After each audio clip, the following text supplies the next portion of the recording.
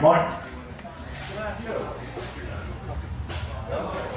Alright, fine, stay there. Stay there. Where?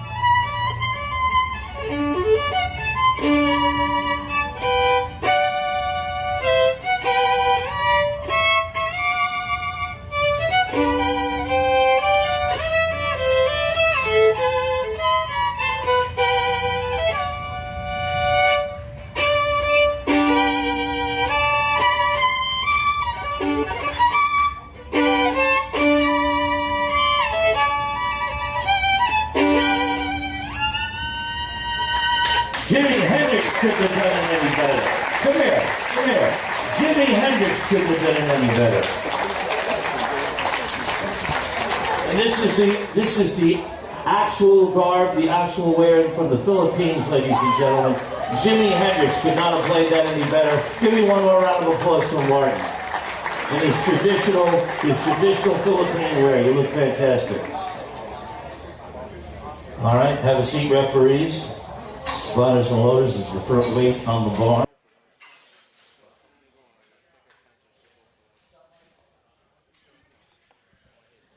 Hello and welcome everyone to the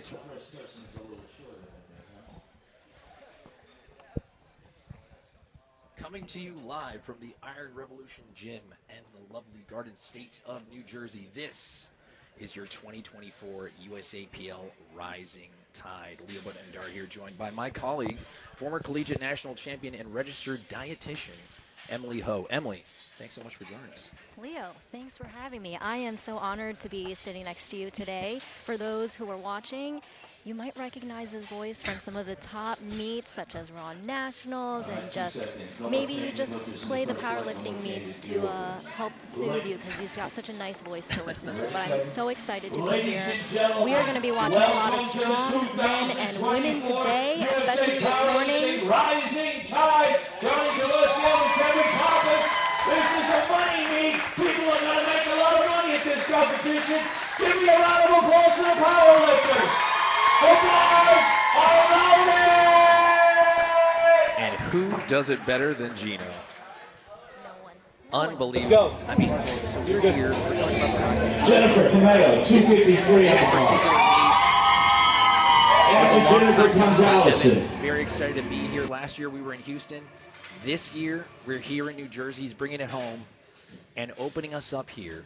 Jennifer Tamayo, opening squat, 115 kilos on the bar.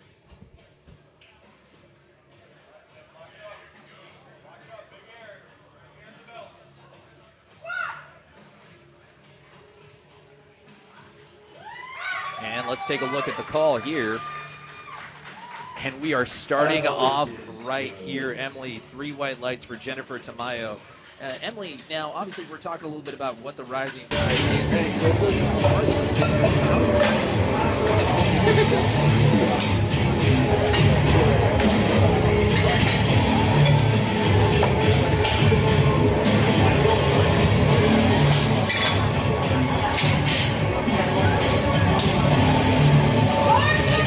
The bar is loaded. Allison Mandel.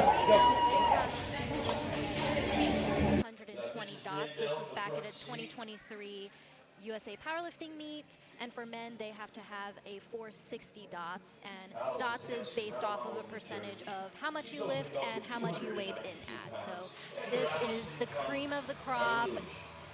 Those who are powerlifters want to try and get into this meet. Here comes Allison Mandel, opening with 132.5 kilos on the bar. He's going for that closer stance. 3 white lights there for Allison Mandel.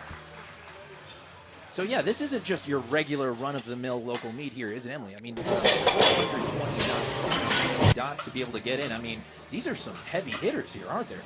Absolutely, and to be at this extreme level, or competition, it takes a lot of mental fortitude as well. There's a lot of pressure here, and we're going to see a lot of really strong competitors. Not just strong people, but you have to also be a great competitor as well, and there's also that mental aspect of it. That's right. Here comes Aruj Aga, opening at 135 kilos. And let's see the call here for Aruj. 2 white lights, no free ads here. Emily, incredible stuff. So, Emily, what are they fighting for here today at the Rising Tide? So, first place, male and female, get to win $3,500. Let's go. As well as second place can win $2,500, and third place wins $1,500. So it's not just the title. Yeah, that's right. Yeah, we're getting paid out here too. So it's not just a regular kind of local meet. We're getting paid. Yeah. Very excited for it. This is some people's rent. That's right. Yeah. Some people's tuition. That's right. This goes a long way. Here comes Riley Nealon, opening up at 137.5 keys on the bar. And if you blink, you missed that one. Let's see the call. 3 white lights. That was a really tough lockout. I kind of, my jaw dropped with that. So that's great. I'm curious to see how her third is. Maybe that's just me getting excited. Right. Maybe that's the 110% Still warming up on the. Hey, there you go. Know. Yeah. Gotta plug one of our title sponsors, 110. Phenomenal supplements they produce out here. And here comes Tiffany Ong, opening at 140 kilos on the bar. Tiffany is actually one of our sponsors today, Trifle. She is a registered dietitian. She's a chef. She's a certified personal trainer. She has her master's degree. There is nothing she cannot do. Next step, world domination. Yes, yes, we're waiting for that, Tiff. Let's see it, Tiffany. All right. Let's see the call. 3 white lights. Nailing these openers. And you'd expect that, wouldn't you, Emily? I mean, in a meet of this caliber, you know, with these kind of lifters, you're probably not going to see too many misses when it comes to opening attempts, right?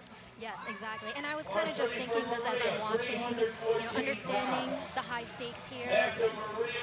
For an opener, let's say it's a smaller local meet, maybe you're a newer power lifter, you really want to get an easy first opener just to stay in the meet. You don't want something that's too challenging. Right. But here, when the stakes are so high, you also want to be able to build the best total. So there's such a fine line, and having a coach, having an objective lens to kind of help you pick those numbers helps out a lot. And not to miss that one, there goes Maria Polikronis, nailing 142.5 kilos squat opener. Maria Polikronis, incredible stuff there. One of my favorite names in this roster, by the way, Maria of Greek origin kind of thing, that last name, so very, very cool. And again, not to be outdone with a very cool last name, Leah Pizzitola, 142.5 kilos on the bar, squat opener for Leah.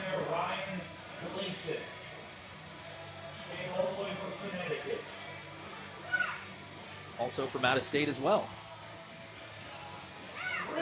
Very speedy. Let's see the call. 3 white lights. Here comes Morgan, 319.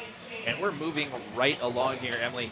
Now, we're looking at our platform, and we have to call out some, not just our lifters, but I'd also like to call out some of our volunteers, our referees. So on the platform, you will see Deborah Matta, who is our chief ref.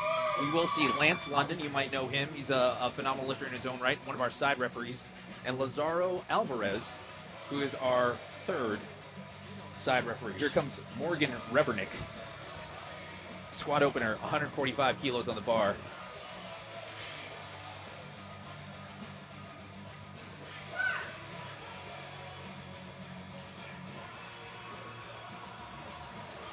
All right, she buries that one. Let's see the call.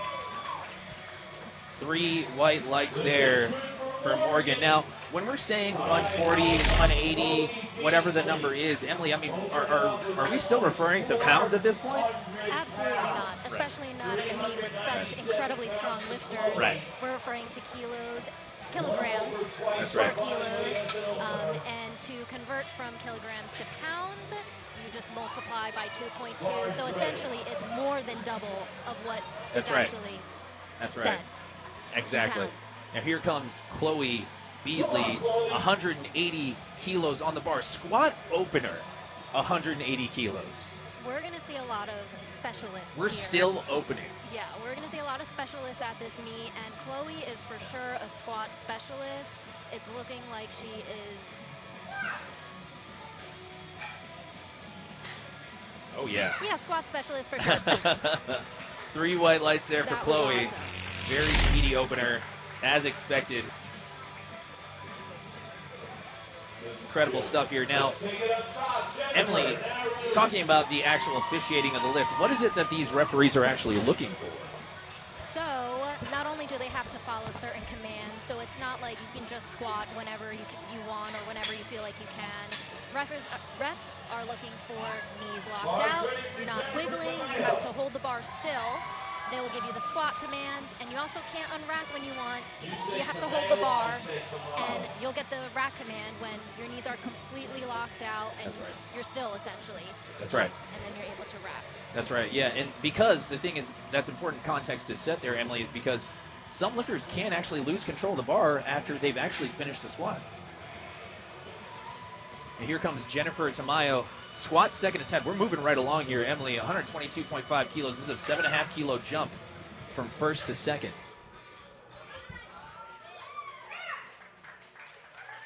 See the call? 3 white lights. Now, sitting next to us, Emily, is the jury. How does the jury work at a meet like this? Great question, because jury tables you wouldn't necessarily find them at a smaller local meet. That's right. They are there if a coach or a lifter deems that a call made by the referees was, Questionable, incorrect maybe, or yeah. questionable. Right. Yeah, they are allowed to go to the jury to essentially fight for their lift and to get that other white light or missing lights. Definitely. Here comes Aruj Uga, jumping 7.5 kilos as well to her second attempt, 142.5 kilos on the bar. Aruj Uga.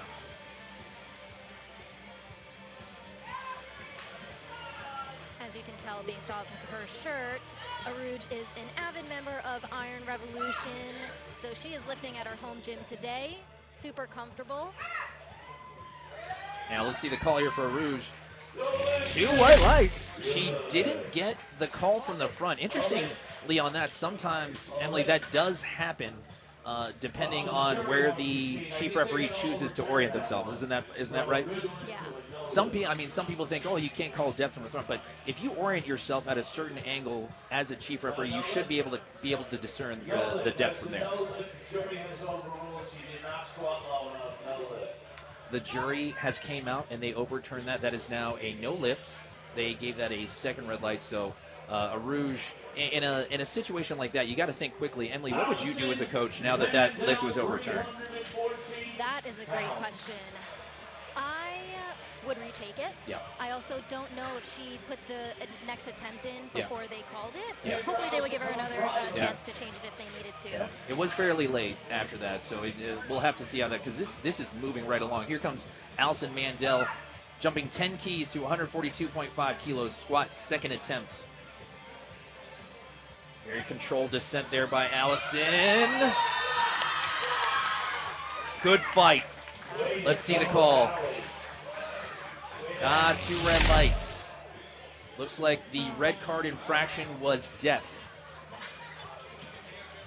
And with that, Emily, we talk about card infraction. So usually when you get a red light, you also get an associated card infraction. What do those card infractions mean? There are different colors for different types of things. Right. You probably would know the colors better than I would, but some of the calls could be either knees not locked out. A simple one is depth, right? On squat at least, right? Yeah, especially with squat. And that could depend, honestly, off of biomechanics as well. Some narrow squatters, some wide squatters. It's difficult to make that call. And Riley Nealon absolutely smoking her second attempt. Up 10 keys, 147.5 kilos. 3 white lights on that one.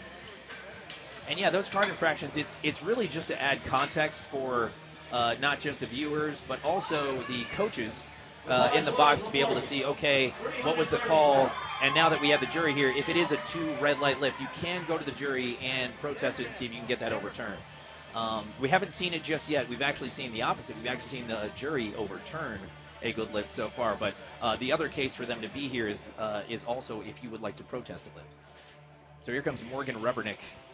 5 kilo jump here to her second. 150 keys on the bar.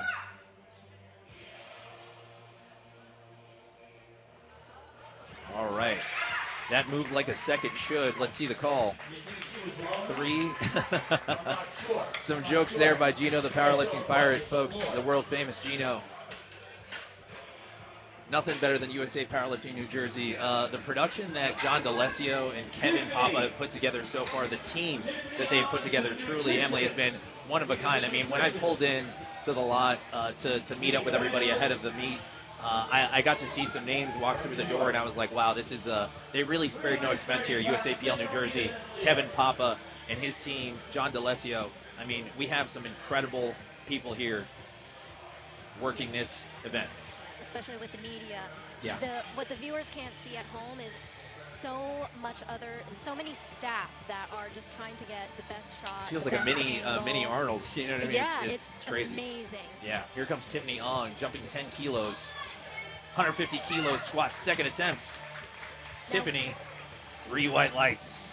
One thing I know about Tiffany is that she can grind out a squat. So I'm curious to see what her third attempt is going to be. Let's see. Tiffany jumped 10 keys there. Safe to say she could go another 10? I think she could. Yeah. She can grind out a squat. All right. So here comes Maria Polikronis. 7.5 kilo jump here for Maria. 150 kilos on the bar.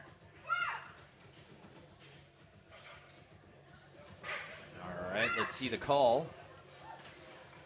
That was a super upright Yeah, squat, very especially much. for a low Yeah, bar. That was impressive. Yeah, very much so. And you can tell, obviously, she's wearing the heels. Now, doesn't hit the requisite depth. That was a red card infraction. So we got the chief referee and the side referee did not give that a pass. What would you do in that situation, Ellie? Would you retake? Conventional wisdom would say so? Based off, it looked like it was relatively easy. I don't want to say easy because squatting is not easy. Maybe like a good 5 kilo jump, maybe? Yeah. I wouldn't take it again, but we'll see what her coach calls. And here comes Leah Pisitola. 7.5 kilo jump as well at 150 kilos. Squat second. She's got a solid lockout. There we go. All right. Let's see the call on this one. 3 white lights. So as we're watching the meet progress and we're seeing different amounts of jumps. So some of these girls have either a 5 kilo jump, 10 kilos. Really goes to show their ability or their coach's ability or theirs, depending who's making the attempt, of how much they can build that total. You know, you don't want to completely hit an RPE 1500 on your third squat because that could potentially gas you out by the time deadlift. That's a great point. There's a huge science behind and strategy behind picking your attempts. Absolutely, and we're definitely going to be talking about it today. Here comes Chloe Beasley, squat second attempt, 187.5 kilos, 7.5 kilo jump here. It seems to be a theme here, Emily, so far, is that 7.5 kilo jump. Squat second attempt, 187.5 for Chloe. And she locks it out. Let's see the call. All right, 3 white lights. Great job there for Chloe. A little bit of that sticking point out of the rebound. Let's watch it on the replay. And that can happen sometimes, Emily. Obviously, when you have that kind of, we'll call it a dive bomb execution, when you hit the hole, and sometimes there comes a point where, hey, if you get that sticking point, it might not come right back up, right? So it's what you would call almost that high risk, high reward kind of execution. Absolutely, and there is a strategy and a certain type of strength that it takes to be able to use that momentum out of the hole and not get stuck behind that sticking point. Yeah. You'll see that some of these lifters are opposite. They are very controlled in their descent. They don't dive bomb essentially. Right. Not to say that it's any better or worse. No, there's no good or bad. No, absolutely not. Exactly. It's just, but it is a technique and it does have its own variables, right? Technique, now here comes 2.5 kilo jump. Jennifer Tamayo squat third attempt. Let's see it. 3 white lights, Jennifer Tamayo. All right, starting off the day hot. 3 for 3. Come on now. Incredible stuff out of Jennifer Tamayo. Her last meet actually was Raw Nationals in 2023. Great stuff. Allison missed her second attempt based off of depth, so her and her coach decided to just retake it. And I think that's a fair call, is it not, Emily? I agree. Yeah.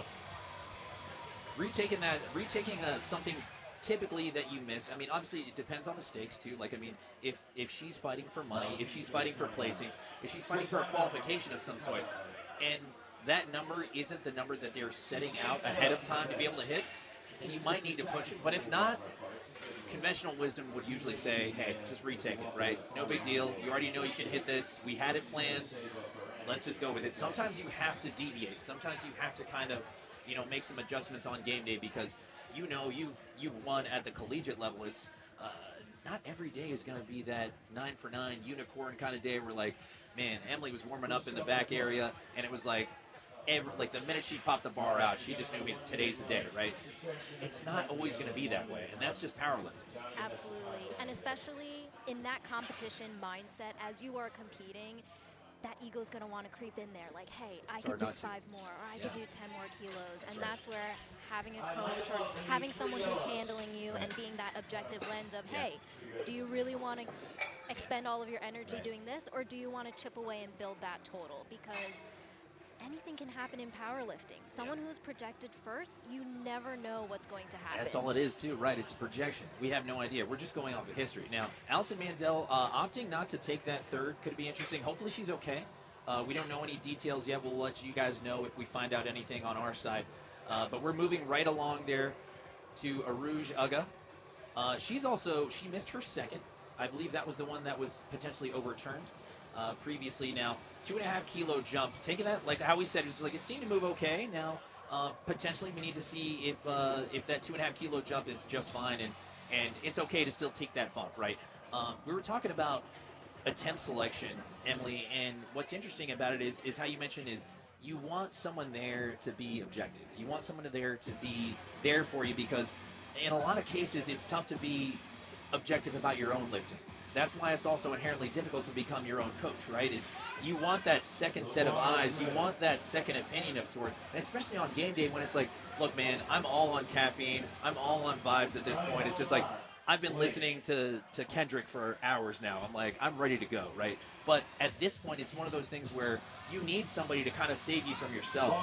And it's not that you're going to defer to them entirely. It's a conversation, isn't it? Yes, absolutely. Communication is key. Yeah, that's right. Communication is key, and you have to be honest. If you're not honest with your coach, and hey, let's say you've tweaked something, but you kind of want to just push through. Your Let him know. Yeah, let him know. Here comes Aruj Uga, taking the 2.5 kilo jump after missing her second at 145. Let's see the call here for Aruj. Doesn't hit it here. Looks like that was a no lift on depth. That was a red card infraction, unfortunately for Aruj. Hopefully she can bounce back. She's got bench press coming up. So, and that's something too. Emily is talking about kind of how to bounce back when you might have missed 1 or 2 attempts, right? Is okay, we didn't start off hot today just yet, but there's still 6 attempts left to go. You have to stay locked in. You got to keep moving. Short-term memory is very important in powerlifting. Here comes Maria Polikronis. Also missed her second, but moving up 2.5 kilos. We talked about it last time. It still moved fairly well. I mean, I think that 2.5 kilos is a safe jump in lieu of retaking the 150. So let's see 152 kilos squat third attempt for Maria Polikronis. Oh, she's got to fight.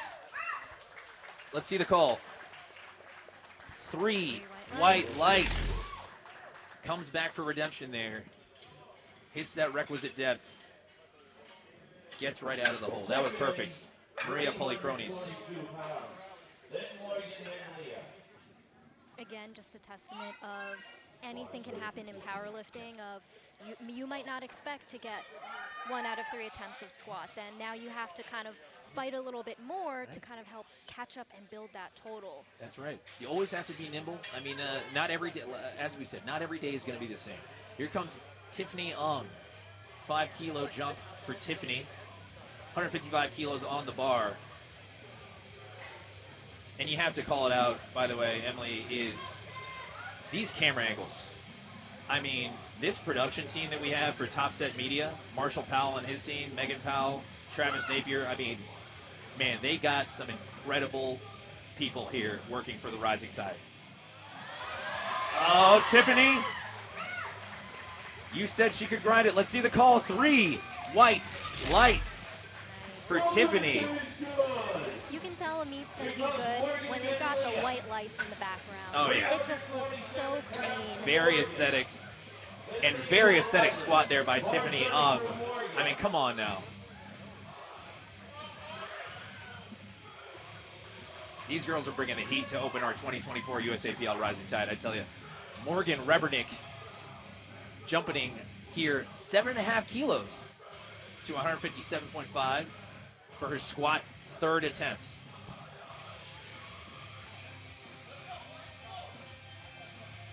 Now, at a smaller, more local meet, or usually any other meet besides this one, typically the flights will go based off of weight class.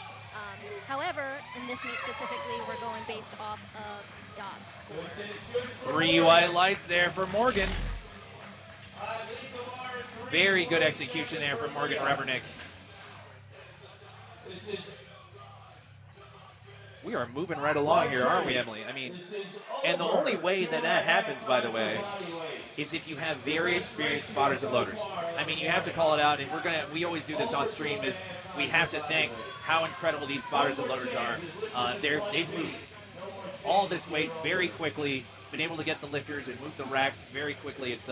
We're just moving right along. It's been a great production. Absolutely. A meet can only move as fast as the spotters and loaders. And today's spotters and loaders are moving incredibly fast. 2 white lights for Leah Pisitola. 157.5 kilos for her. Oh yeah, she knew it. She has a great lockout. Once she gets out of the hole, she knows she can get it. Yeah. Great execution there by Leah.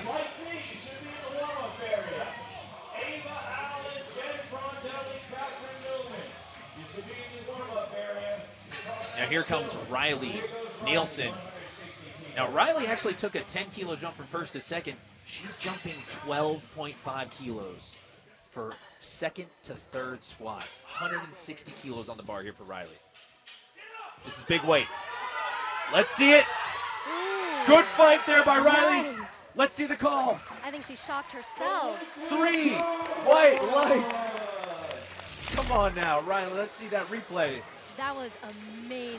Courtesy of our team, Top Set Media. Unbelievable. She For looked a a little 12.5 kilo jump, that is a lot. Great job. Great execution there by Riley. I mean, honestly, the genuine expression of shock there. That was incredible. That's what happens when you exceed your own expectations. Right. 12.5 kilo jump. Wow, that was incredible. Here comes Squat specialist Chloe Beasley. Not to be outdone, 192.5 kilo squat third opener. This is the heaviest squat of this flight. 192.5 keys on the bar here, folks.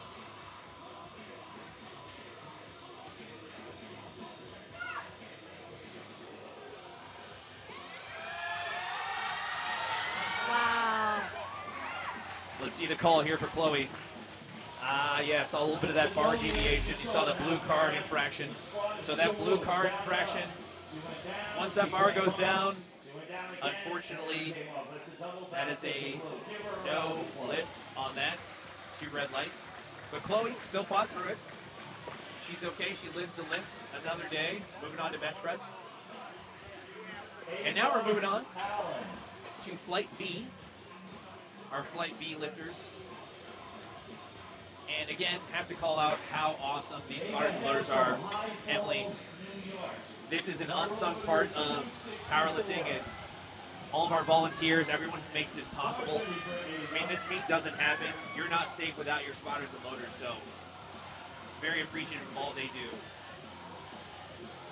Here comes Ava Allen, 120 keys on the bar. Squat opener. Super calm walkout there.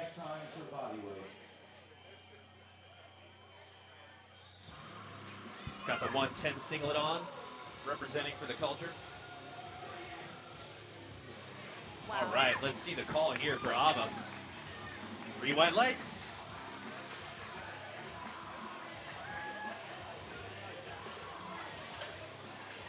Great execution there for Ava Allen.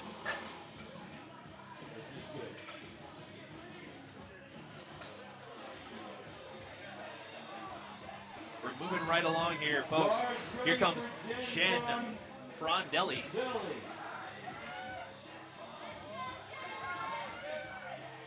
Jen opening up here at 130 keys on the bar. Squat opener. 2.7 times her body weight. That's the best ratio so far. And you heard it right there from Gino. 2.5 times body weight squat opener. This is a 48-kilo lifter here, folks. She's actually opening up with a meat PR herself, so I think we might see some PRs today. I think so. All right, Jen. Smokes that one. Let's see the call. All right. 2 red lights. Now they can take that one to the jury. So we'll see if her coach protests that one. I don't see anyone approaching yet. So we'll see what she puts on for her second. She's moving up anyway, actually. Oh, no, apologies. She is actually retaking that. Again, standard protocol.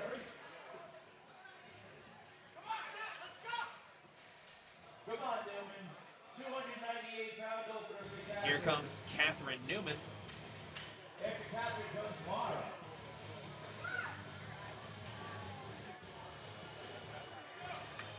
All right. Catherine Newman, 135 kilos on the bar, smokes that one. Squat opener. That looked like a last warm-up. Oh, yeah. That was really easy for Catherine. And the thing is, Emily, when it comes to picking your attempt selections, some people like to phrase it a different way, but everybody's doing the same thing. Is some people like to think of, well, I'm only doing 1 rep today. Is my first attempt is the second to last warm-up, and my second attempt is my last warm-up. I'm doing 1 rep today. However you phrase it is however you phrase it, but the truth is, you're really trying to save everything you got for that 3rd attempt. Now, obviously, again, it's not always going to be that way. The plan might deviate, but you kind of have to move along as you do. Here comes Mara Rosenfeld, 135 keys on the bar here for Mara. Squat opener.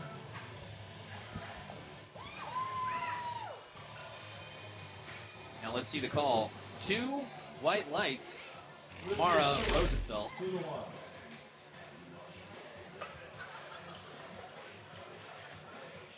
And you said a few key words just before Mara's squat about moving along. Oh, hey, let's say something, let's say the refs gave you lights that you weren't expecting. It is very easy to let that kind of get in your head of like, darn, why didn't I get it? Now I'm kind of being held back of, you just have to move along. Keep going as if you're just helping to build that total again. So That's right. It's that short-term memory, right? Yeah. Got to keep moving. Here comes Danielle Giao. Danielle Giao opening up here, 142.5 kilos. Squat opener. Up next is Paris.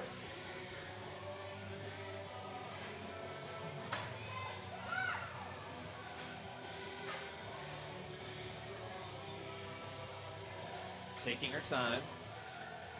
Very controlled descent there for Danielle. All right, let's see the call. 3 white lights. And she really took her time with that. If you had to really look closely to be able to watch her brace, you can kind of see her bring those rib cage down in like the most subtle way. You almost couldn't even tell when she was going to start. Absolutely, but it was great execution. Yeah, no, and that's the thing is what you're going to see here, folks, in powerlifting is there's different ways to skin the cat, truly, right? I mean, when we're talking about executing on the squat, the bench press, and the deadlift, everybody's built differently. We all have different morphology, and in understanding that, you have to know there's different ways to execute on the platform. Here comes Paris Mosley opening up at 167.5 kilos on the bar. People run the gamut when it comes to high bar, low bar, I mean heels versus flats, I mean all the different type of footwear, sleeves, everybody's different. All right, Paris Mosley, squat opener. Let's see the call. 3 white lights. And for those watching, maybe they're scouting out some competition for Ronats in September. What works for someone who is very strong may not work for you. It's all about, especially if you're new into powerlifting, it's all about experimenting, but experimenting maybe on some lighter weights. Maybe don't try on new knee sleeves for your top set. And here comes Rachel Bazura. Love this shot that we got from our top set media team. Really love that our team is able to kind of get a floating camera right by the warm-up room as soon as they enter. It's very cool. Rachel Bazura opening up here at 180 kilos on the bar for her squat opener. Big squat. All right, let's see the call here for Rachel. 3 white lights for Rachel Bazura.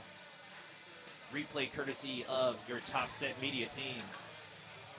Beautiful angles we're getting here.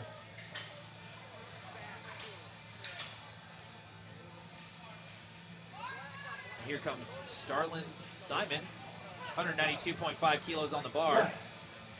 Squat opener. Is this a little rib rest? All right. Now it's getting better. Taking her time, popping that bar out of the rack. Let's see how 192.5 kilos moves for Starlin Simon. Oh yeah, let's see the call. 3 white lights.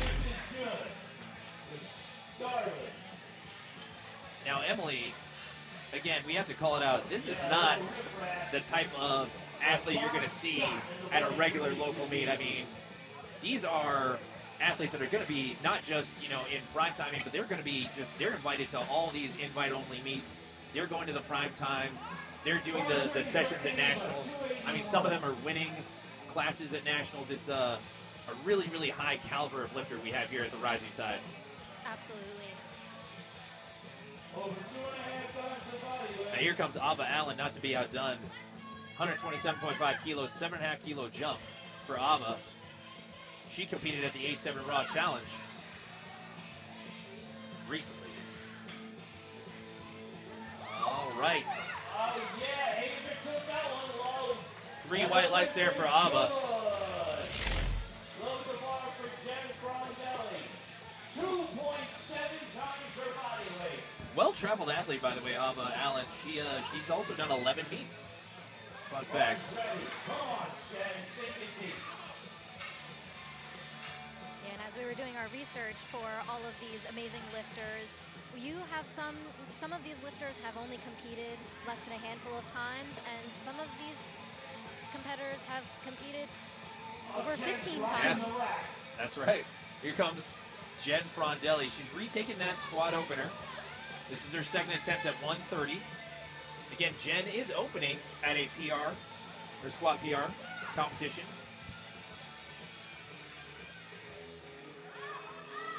All right, let's see the call here for Jen. 3 white lights. She is, as we say, in the meet. Now, when we say in the meet, Emily, what do we mean by that?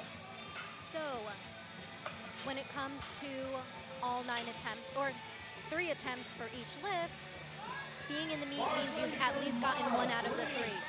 If, let's say, something happened unexpectedly and you weren't able to get 2 out of the 3 lifts and you're on your 3rd, you really have to get that 3rd to stay in the meet. Otherwise, you risk disqualification. Yeah, it's a high pressure moment whenever you're going at a deficit for your 3rd. Here comes Mara Rosenfeld, jumping 5 keys here. Squat second attempt, 140 kilos. All right, Mara. Let's see the call. 3 white lights for Mara Rosenfeld. Great execution. Mara Rosenfeld competing last year in March at the Resurgence Open. Great execution there by Mara. Here comes Catherine Newman. 10 kilo jump for Catherine to 145 kilos on the bar.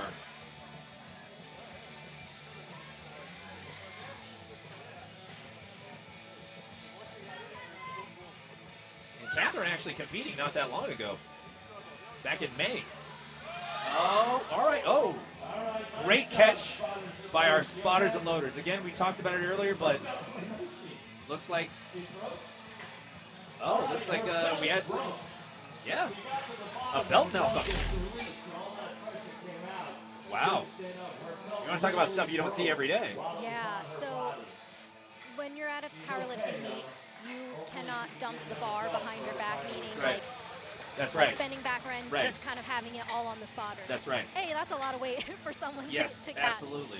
But for instances like that, it was just such There an accidental are, thing. yes, and that's the thing too, is that whenever it comes to dumping the bar, that is an instant disqualification. Having said that, if it's deemed that it was accidental, then typically you're going to be fine. In that case, it was clearly accident. She did not mean to do that. Thankfully, our spotters and loaders are very strong, as you can see. They were able to catch it and keep everyone safe. Here comes Danielle Giao, jumping 5 kilos to 147.5. Squat second attempt for Danielle.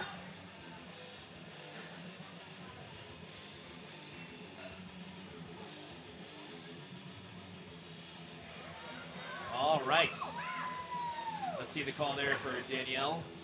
3 white lights. One thing I love about Danielle so far is how expressive she is. She is also one of those. Not during the execution. It's after she finishes the squat is how expressive. Exceeding her own expectations. Clip that one off, guys. Here comes Paris Mosley. 7.5 kilos on the bar there for Paris. For 175 kilos. This is 3 big ones, folks. We are now entering the 3 red territory on the bar. Paris Mosley, 175 kilos on the bar for her second attempt. We are not going back from here, Emily.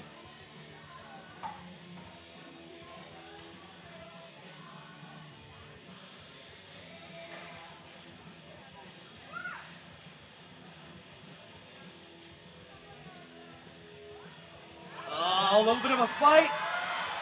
All right, let's see the call. 2 white lights. Now, she did get a red, and it looked like a blue card infraction. Could have been the bar going down, apparently. That was the call by one of the side referees. But all you need is 2. All you need is 2. And there you go. Great execution there. Here comes Rachel Bazura, jumping 10 kilos to 190 kilos on the bar for Rachel. And this meet is moving very fast. Each lifter gets 60 seconds, which some may fall under the pressure and feel like they have to rush, but when you're on the platform, 60 seconds is actually a long time, so to where you can really take your time, set up. If you unrack the bar and it doesn't feel right. Oh, Rachel, let's see it. 10 kilo jump, let's see the call. Oh, she's happy about that one. 3 white lights. And folks, for Rachel, that was a PR on her second attempt. 2.5 kilo PR on her second attempt. After that, we call that house money. Anything after this is just, that's just extra. Great job there by Rachel Bazura. Here comes Starlin Simon, taking a 7.5 kilo jump to an even 200 kilos. This is over 440 pounds in freedom units, folks. These are huge squats we're seeing here at the USAPL Rising Tide. All right, let's see it. And folks, she broke the stream on that one. That was incredible. That looked like an empty bar. Literally. Imagine having over 440 pounds on your back and it moves in the blink of an eye. Wow. That is incredible. This is not going to be an easy fight for these lifters. No. For that, $3,500. No, not at all. Not at all. But that's what our lifters want, isn't it? Is they want to find these meets. They want to go to the invite-only meets. They want to go to the dots-only meets. They want to get these invites. They want to get these profiles to be able to be seen and appreciated. And obviously being able to lift at a rising tide, a primetime level meet, you know, it's definitely a privilege. So we're happy to give them their platform. Here comes Ava Allen. 5 kilo jump to 132.5 kilos. Squat third attempt. Oh, but she fights. All right. That was a good fight. Great save by our spotters and loaders. Great effort by Ava. She moves on to the bench press.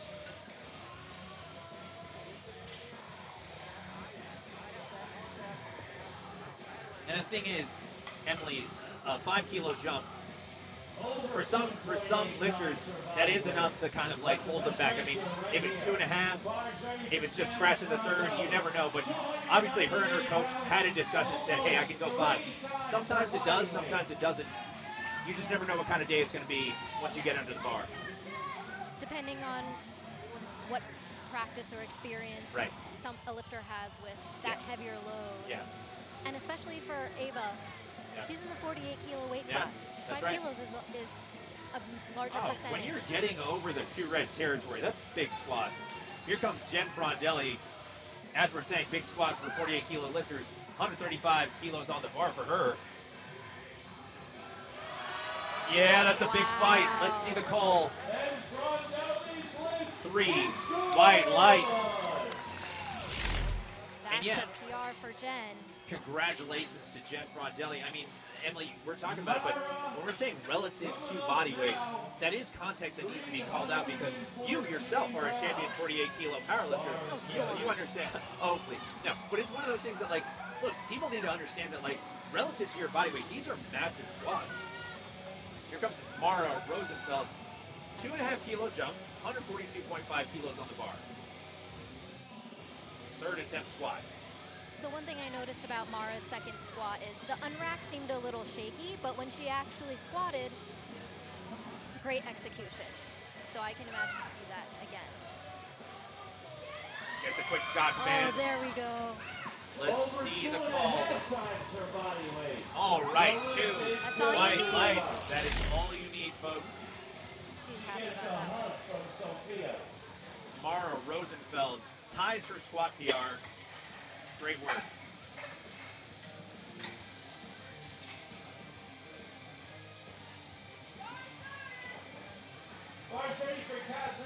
Now here comes Catherine Newman. Catherine Newman missed her second attempt. Now she's on, moving up 2.5 kilos again. If you don't want to retake, 2.5 is always close enough to where it's like, it's not too much of a deviation. You can give that a shot. So she is opting to do the ladder. She was indeed the one who had the belt issues. And as you can see, it looks like she's wearing a different one if I'm not mistaken. Either that or the belt itself seems... She might be squatting without that extra prong. All right, Catherine, nope. And drops that one there. Luckily, spotter splitter's there, great job. Misses that, third attempt. Now let's see this replay. Yeah, so that was a tough one. I mean, so you saw a little bit of there, and it could have been a strength thing, but it also could have been a positioning thing, Emily. So when we're talking about positioning in the squat, I mean, that is really going to matter a lot, especially when we get to those, RPE 8, RPE 9 categories. You're going for new PRs. Positioning is going to be king. Absolutely. And when you've got one shot, that's where competing in a powerlifting meet, visualization is key of going up, practicing the lift in your head at least a few times because anything can happen. Maybe the bar unracks a little bit weird. Maybe your hand was slightly different. Taking the time re-racking. Visualization is absolutely wonderful. Here comes Danielle Giao, 152.5 kilos on the bar, 5 kilo jump to her third attempt squat. All right. Oh my! I love this woman. Let's see the call. So Danielle misses this one. It looks like she knew.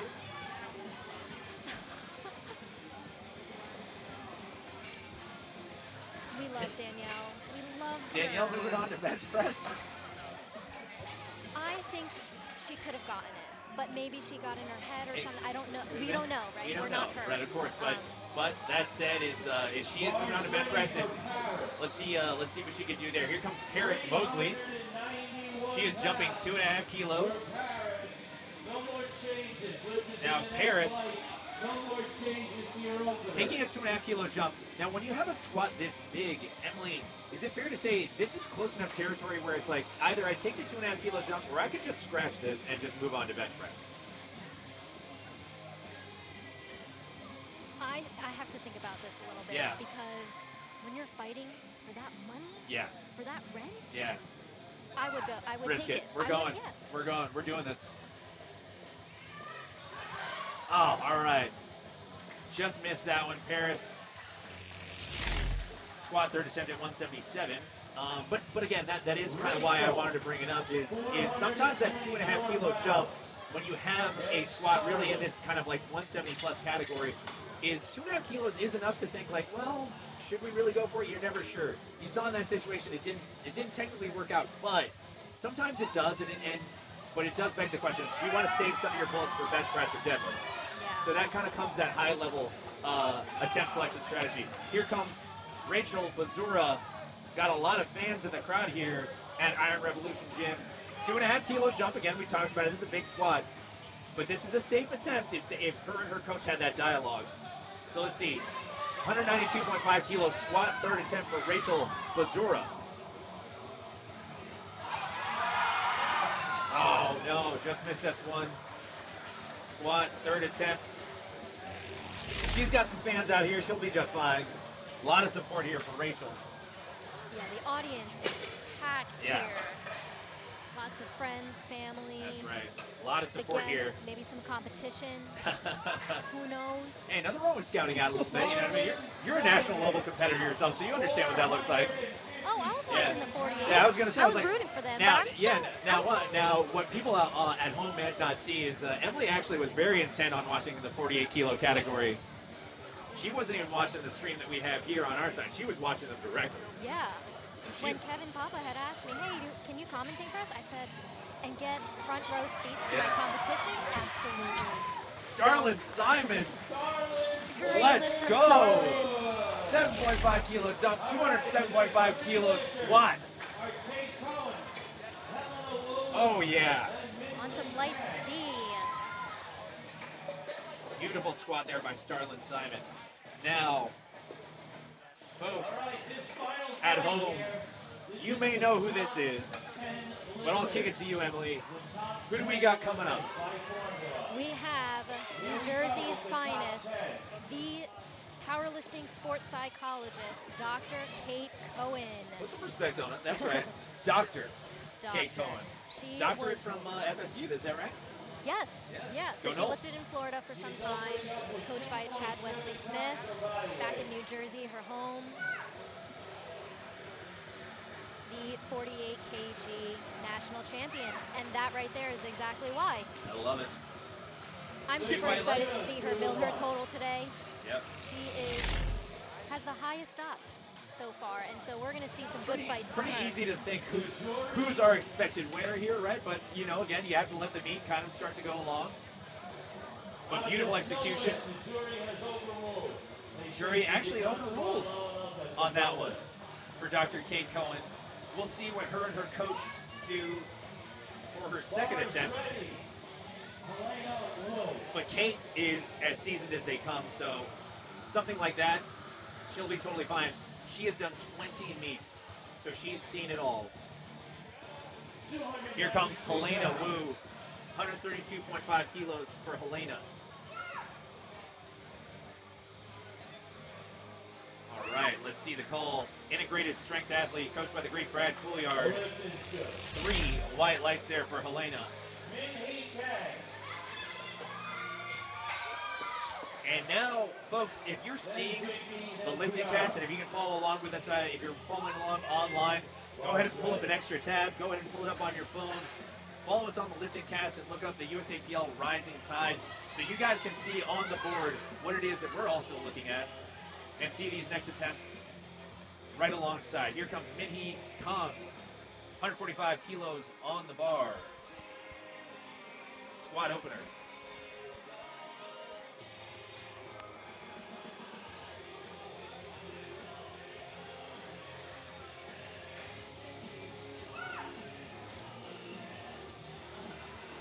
Oh yes, Minhee Kong. Let's see the call.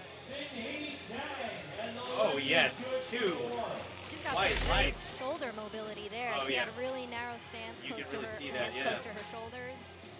Now, we're starting to enter some of this more brand name territory here, Emily. I mean, Flight C, this was by design, actually. So this is something Kevin Papa was telling me, is he wanted to make sure that Flight C, in both the men's and women's session, featured some of the best lifters that they have here.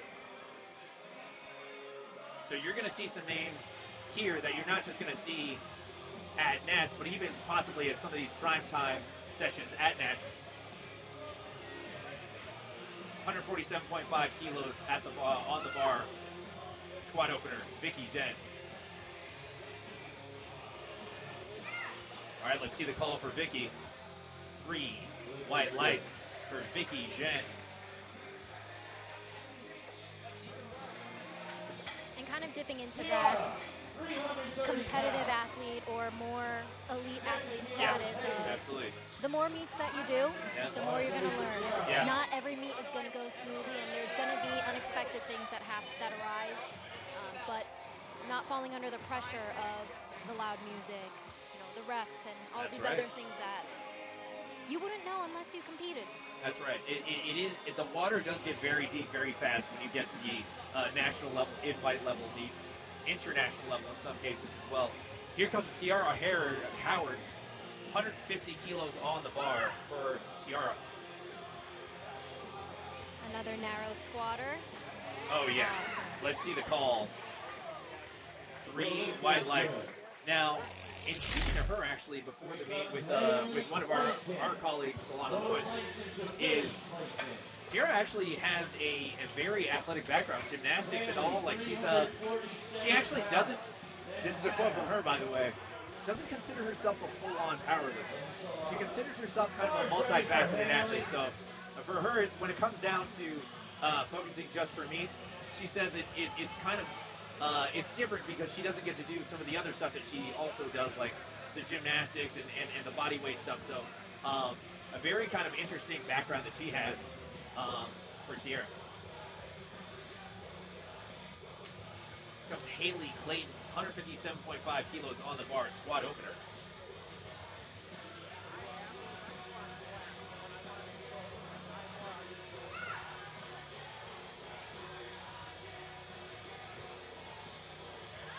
All right. Super controlled. Yep. Now the camera can't pick up, but she does have her dogs on her socks. So I'm thinking she's really powered by that. I would be. 3 white lights there. I did not see that. That's incredible. Okay, I love that. That was a really wide squat. That's impressive. Yeah. And deep. That's right, yeah. And you should expect that too. When it comes to the heeled squats, Emily, I mean, why would a lifter wear heels on the platform? So many reasons, but the main reason would be maybe someone doesn't have as much ankle mobility, and sometimes people can squat deeper, especially the wider you go or more narrow. There's 2 extremes, right? But typically it's for ankle mobility. You can get more ankle flexion out of that. And definitely helps with that dorsiflexion, right? Yeah. Absolutely. Here comes Hannah Jenny opening on 162.5 kilos on the bar.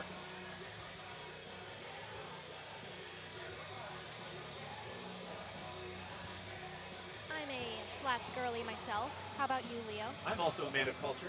Yeah, that's right. Also a flats guy.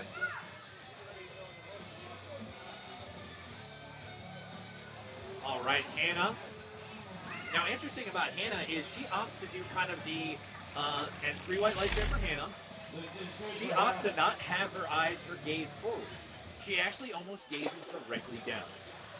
Now that's interesting too, because there's always a school of thought of, okay, my back is always going to be aligned with where my gaze is, so I'm going to try to either look up, I'll look 10 feet forward, whatever. It'll try to kind of keep your spine aligned, right? But some people, they can look directly down. And folks, if you know anything about live streams and powerlifting, you already know who this is, but let's bury the lead. This is Solana Lewis. I'm not going to drop her entire resume because I think most people already know it. The meet would be over. She's got an extensive resume. That's right. Solana Lewis, a very highly touted powerlifter, easily in the top 3 ranks coming into this meet. 167.5 kilos, coached by the great Brad Couliard. Oh, yes. I remember watching her live 3 white during lights. prime time at Raw Nats, and man, did she put up a good fight. She definitely earns all of her ranks and stuff. When she needs to grind, she can grind. So I'm curious to see how much she does today. And Solana, I mean, like, she's very well rounded, but I mean, when it comes to Solana, I think a lot of people think about the squat, right? So she has a New Jersey state record at 187.5 kilos, and you are able to set state records here at the USAPL Rising Tide. So it will be interesting to see if she breaks that today. She's close. If you are following Lifting Cast at home, she did put a 12.5 kilo jump, so she's not too far off. But based off of how her first looked, it's pretty easy. And she's comfortable. She is also a Jersey native as well, so this is not too far for her. Here comes Stephanie Scoville, 177.5 kilos on the bar, squat opener for Stephanie.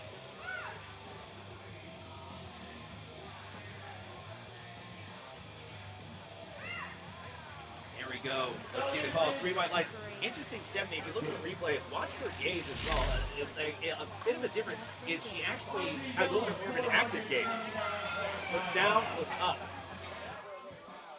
And again, folks at home, there are multiple ways to be able to execute a squat, a bench press, and a deadlift, and that's what's beautiful about powerlifting, is there's multiple different ways to be able to get your white lights. Whatever works for you is what works for you. I mean, I think something that I'd always heard from some great coaches is, if you want to look at anybody, try to look at some lifters that have a very similar body type and limb lengths to you, and that could be a good way to kind of see some clues for success. Now, folks, this is another brand name, and somebody who I actually have potentially winning today, Audrey Miller. Maybe you've heard of her. 110 athlete, 195 kilos on bar, squat opener.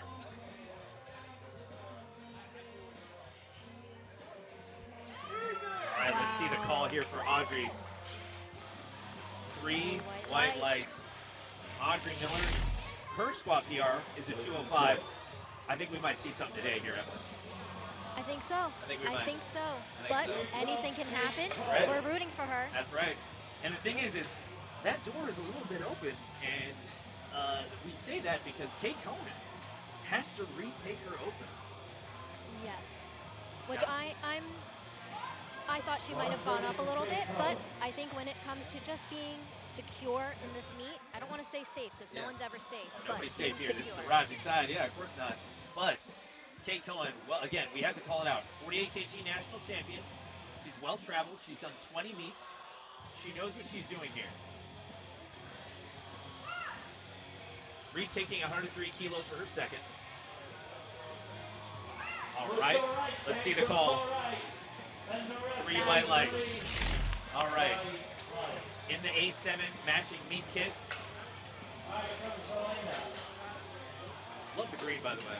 Not sure if that's a Garden State thing, by the way, but if it is, I see it. I think this is where I'm obligated to say, Jersey! Yeah. Now here comes Helena Wu. 7.5 kilo jump for the integrated strength athlete. You can see her coach, Brad Couliard, in the back. Big shout out to Brad. Golf enthusiast. 140 kilos on the bar here for Helena Wu.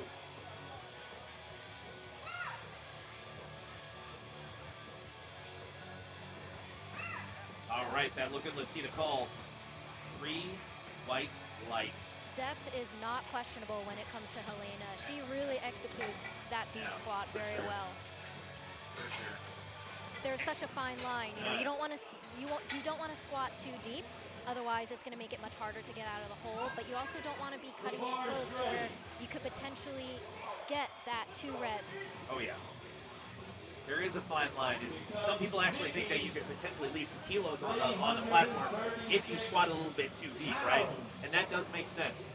So here comes Vicky Zhen, jumping 5 kilos to 152.5 kilos on the bar for Vicky.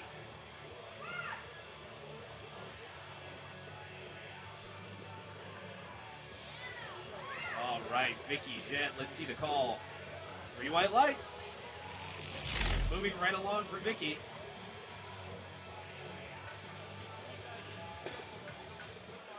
And for the folks who are just tuning in, you are watching USA Powerlifting's 2nd annual Rising Tide meet, where lifters, first place specifically, wins based off of dots, $3,500.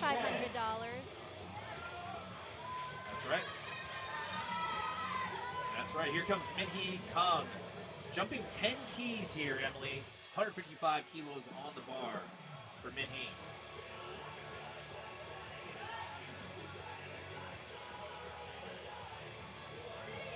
Love these camera angles by our Top Set Media team.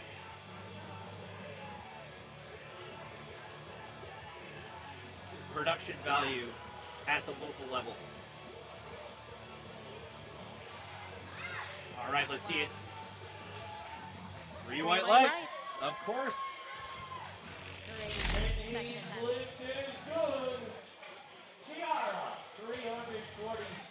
And if you're following along at home, guys, this flight C is moving right along, but more than anything, if you're looking at the lifting cast, there's not a lot of red in this flight C right now.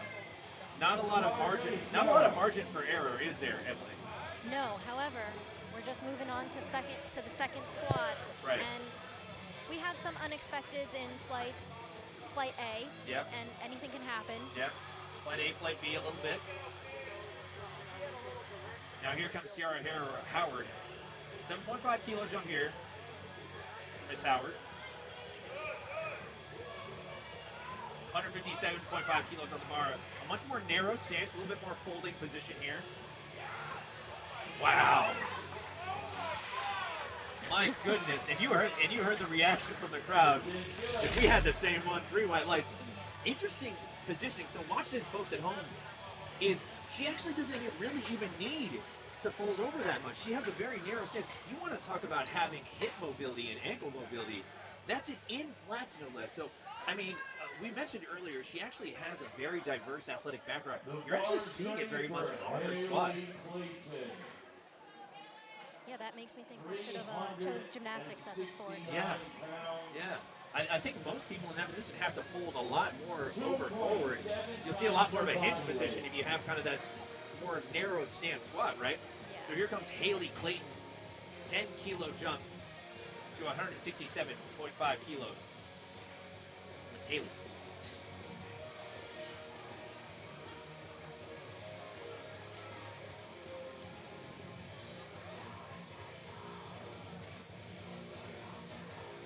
In the heeled shoes for Haley Clayton. Very controlled descent. A little bit of a fight in that sticking point. Let's see the call. Okay, 2-1. We got a depth call from the front, it looks like. Red card infraction. And if you guys are wondering, off to the right there, you guys can see on screen, that's Lance London. That's also one of our high-level competitors here out of the great state of New Jersey. He is also a referee, and what he's doing there is he's trying to make sure that he's seeing that hip crease drop below the top of the knee. That is that requisite depth that you're trying to hit in powerlifting. Here comes Hannah Jenny. This is a 10 kilo jump to 172.5 kilos for Hannah. This is only 7.5 kilos away from her squat PR. So Emily, she is within reach of either tying or potentially even going through and setting a new PR today. This is usually what it tells you. It tells you the story of how today is going to go, is that second attempt. For some people, they think about it as like it's just the one in between this and the third. But really, it's going to tell you, okay, am I even going to take that third today?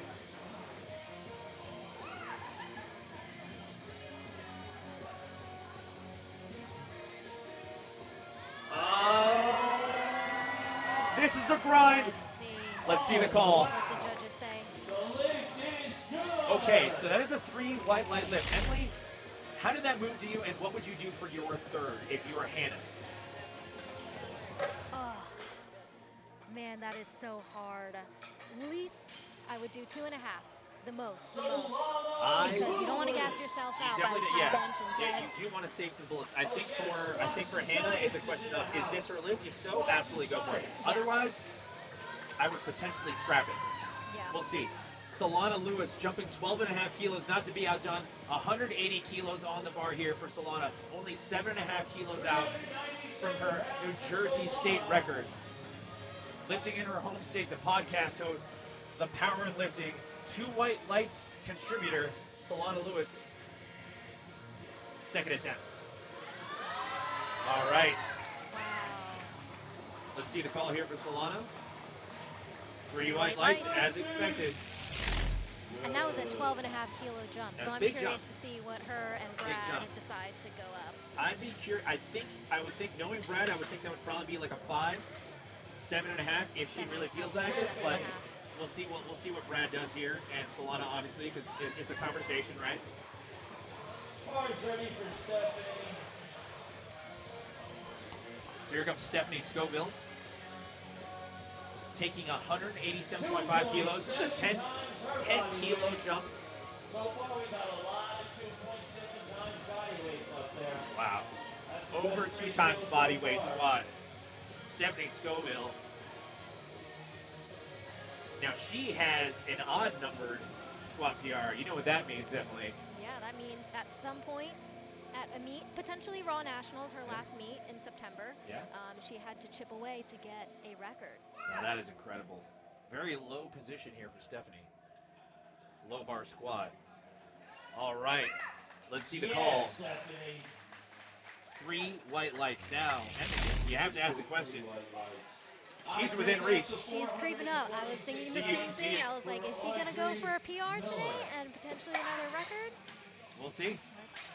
Let's see. Tune in and find out here. The 2024 USAPL Rising Tide. Guys, you know who she is. It's Miller time. That's right. Miller time. Textbook breathing fire. Audrey Miller coming out hot. 202.5 kilos on the bar. 7.5 kilo jump for Audrey. Big squat. We are over 200 kilos now here, folks, and it is only second attempts. Let's see it, Audrey. Oh, yeah. Let's see the call. 3 white lights. White lights. Oh, she's fighting for that first place. She's love gonna watching be... Audrey. I'm actually just a fan here. Somehow they let me back here, but Audrey Miller, incredible lifter. Always fun to watch her. All the way across. It's not just squat. It's also bench and deadlift. Really, really fun. So. I believe she's an art teacher. And she is? Yeah. She is. Imagine that, by the way. Your squat teacher. She can also squat your car, by the way, so if you need help. And guys, Kate Cohen trying to rebound from missing that opener, retaking it on her second. So the story of the meet is starting to write itself here, Emily. Kate Cohen taking a 7.5 kilo jump from her second. It's 137.5 kilos on the bar for Kate. 48 kilo national champion. Let's see the call. A lot of control. And that's a 2 red light lift. Now, her coach can protest it, but I'm not seeing him approach the jury, so it looks like she's not going to walk away with this one. And Emily, we did say it, is the door is now left open for some lifters to sneak in. And you can see the likes of an Audrey Miller come in here. You can see the likes of a Solana Lewis sneak in here, and that is why you can't go off projections. Isn't that right? Absolutely. Especially for, it kind of makes me think of some of the prospective powerlifters or those who are hesitant to get into powerlifting saying, hey, I'll compete when I can squat this much. Anything can happen. Elena Wu, squat third attempt. 7.5 kilo jump. Let's see the call. 3 white lights. And like you said, Emily, she does not get cheated on depth. Not at all. You see it from every angle. Shout out to our replay, Top Set Media. Vicky, 342 pounds. Oh, yeah. Helena Wu.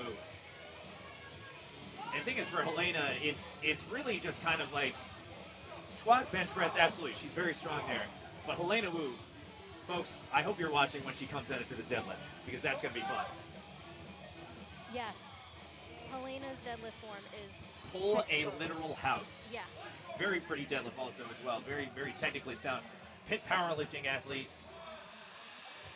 Go Panthers. Here comes Vicky Zhen. 2.5 kilo jump for Vicky. Oh, yes. 2 white light lift. There you go. So she got a red card for depth here for the front, but still a good lift.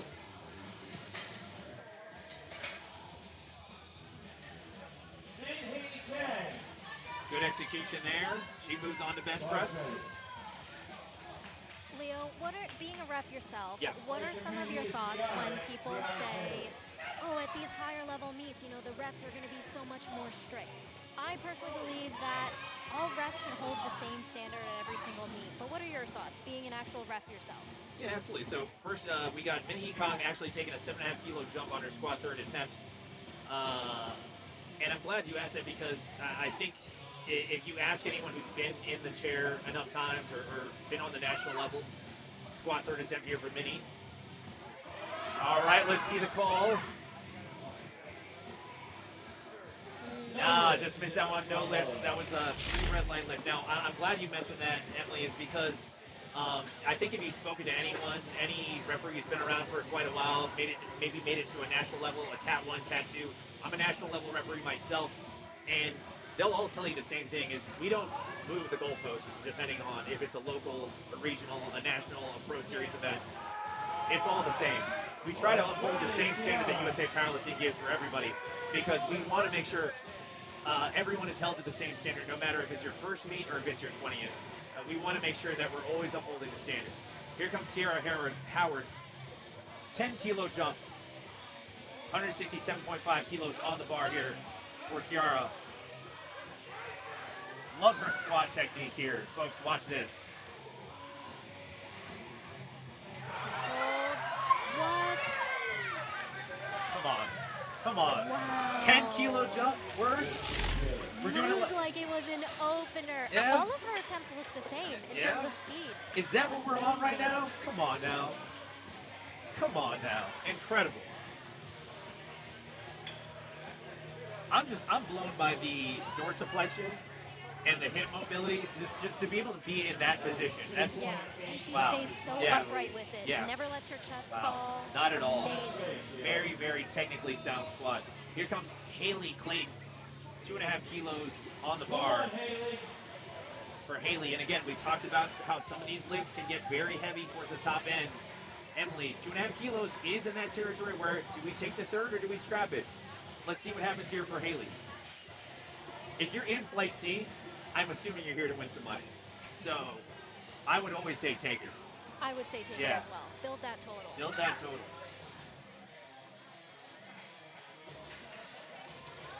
Let's see it. Come on, let's see a fight. Nice. Come on now, Haley. Okay, let's see what the judges say. 2 white lights. That's all you 2 need. to 1. That's right. I saw the bar kind of roll back a little bit. Ever It's so kind of hard to slightly. see from the angle on That's the right. live stream, but Ever so she slightly. caught it. Yep. She got some strong wrists. That's right. Hey, man. Good for you, buddy. That was awesome. Good for you. Great job, Haley.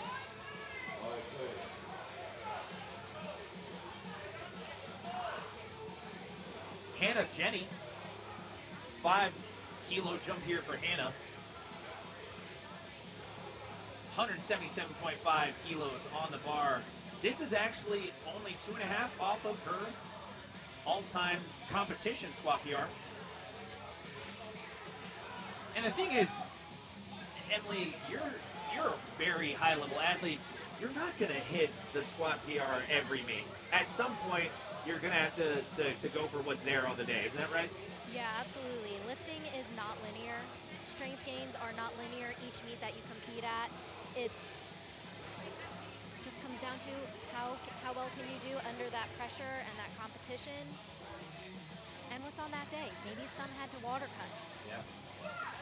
Here comes Hannah Jenny, squat third attempt, 177.5 kilos.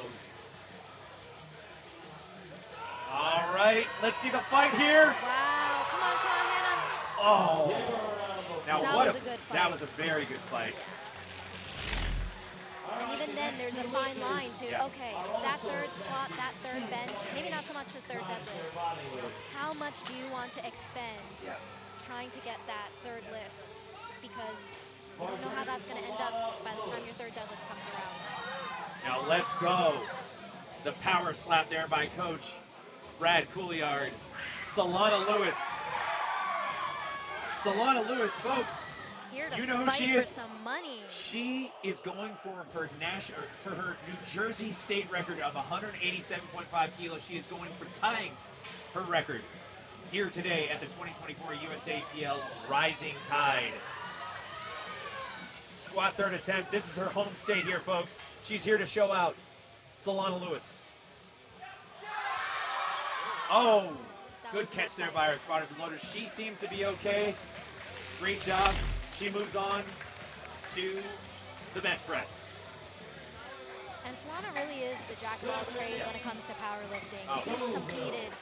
This is her 18th meet, so she's been doing this for years. She's a ref. Yeah. She commentates. Yeah. She Does really podcasts. gives back to Yeah. the sport. She's incredible. I mean, I would say she's the Renaissance woman of powerlifting. Yes. It's incredible what she does.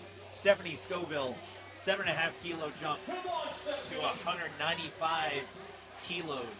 Stephanie Scoville, very low bar position, right? Some may say French. 7.5 kilo jump, 195 kilos on the bar. That active gaze you were talking about. Yeah. Looks up. Yeah. There we go. And interesting enough, didn't change that much on squat third attempt.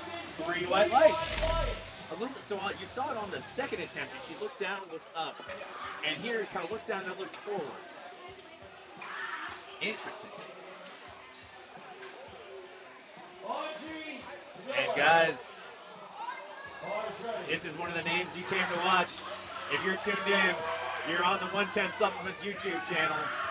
You're live at the 2024 USAPL Rising Tide. This is a 110 athlete herself. This is her home state. This is her bar. Guys, Audrey Miller taking 205 for a ride on her squat third attempt. This is the biggest squat of the day. Let's see it.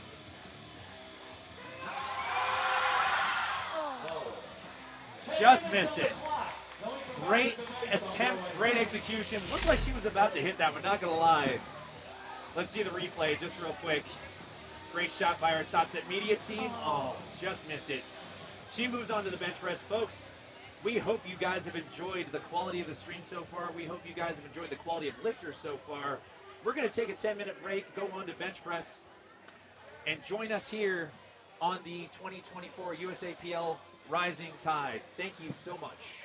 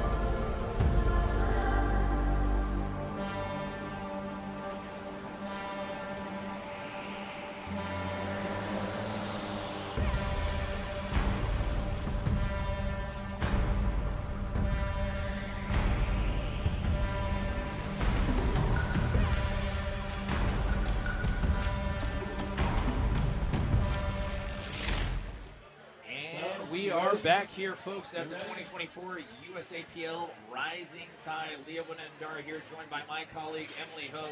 Emily, we're on to the bench press.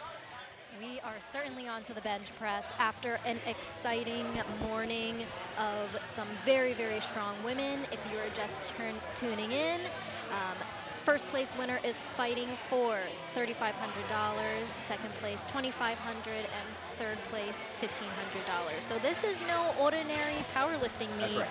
We're winning for some monies here. That's right. And we're going to open here with Riley Nealon, opening at 62.5 keys on the bar for our athlete, Riley Nealon.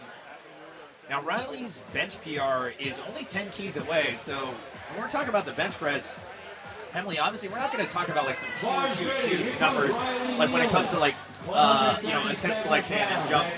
Now, obviously that's different if you're talking about like a male that has a 200 plus bench press. Now, but as a female, those 5 kilo jumps, those can get bigger. It's more safe usually to stay within that 2.5, 5. Those 7.5 plus kilo jumps, those are big. Now let's see it here, 62.5 kilos for Riley Nealon. And okay, so I see, nope, 2 red lights. I saw a yellow card. So, and I see a yellow card, and it could have been. Now the thing about the yellow card on bench press is I love to tell some referees that I'm training every once in a while is there's a lot of different infractions that yellow does, okay? And sometimes it could be your butt popped up. Sometimes it could be that your head moved. Now that we got rid of that one, but like sometimes you could have jumped the command. And then I also saw red. And weirdly enough, red on bench press, one that you almost never see, by the way. That means that sometimes it's that they didn't touch their chest. So interesting. Not sure entirely what it was, but that's what I'm surmising off of the card infractions. Here comes Maria Polichronis, 67.5 kilos. Bench opener, 3 white lights. That's our first one. We are in the meet. And with the bench press, there are so many technical things that we have to focus on. Are my elbows locked out? Is my whole foot touching the floor? Is my butt touching them? So many other things. When do I get to deadlift? I guess. All of these. Aruj Aga going to 75 kilos on the bar. Aruj, our first lifter to now foray into the red category. We got red plates on the bar early. Safety rack's got to be the same height. Minimum of 3. And they got to fix the rack there. So those face savers there, Emily, I mean, if this isn't obvious what those do, right? They protect our athletes. Whether you're in competition or not, just use the safeties. I've learned my lesson. You'll have to tell us about it sometime. Aruj Aga, 75 keys on the bars. Bench opener. Way to go, Rouge. And our first self-lift offer there. So those competing, they can either opt for the spotter to give them a lift off, or they can lift off the bar themselves. And it's interesting, Emily, because when it comes to opting to not do it, I've heard athletes say that it's usually just to get rid of that variable. Because sometimes you won't get the best handoff, and you want to eliminate that variable of the bench press. Yeah. It's also quicker. You get a quicker start command that way. You don't have to wait for the spotter to get the person to get out of the way. The person handing off to you. So, interesting strategy. Obviously, some people also believe that sometimes that'll hold you back from what you can actually maybe bench press. Come on, Jen. I think it depends on the lifter, truly, because you do see some really great bench presses that are also selfies. Here comes Jennifer Tamayo opening at 75 kilos on the bar.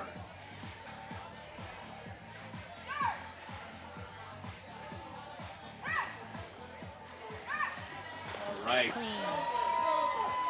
Now, 3 white lights there for Jen. So, Emily, I heard multiple different commands there. What's going on the bench press?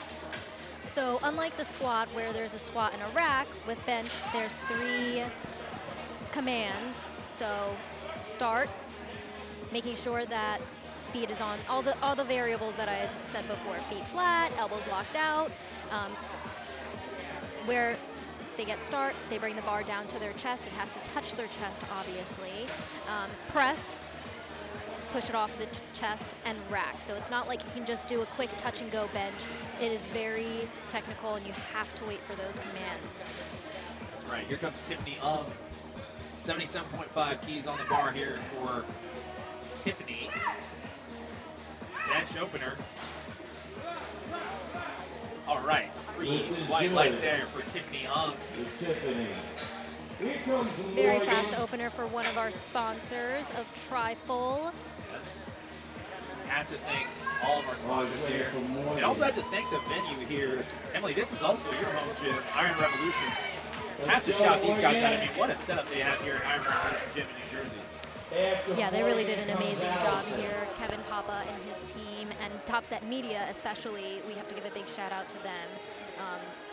For those who are just tuning in, what you can't see is the amount of people who are actually putting all of this magic together, right? This is an incredible live stream for such, giving these athletes their praise. Absolutely. Morgan Remernick landing the plane on 80 kilos.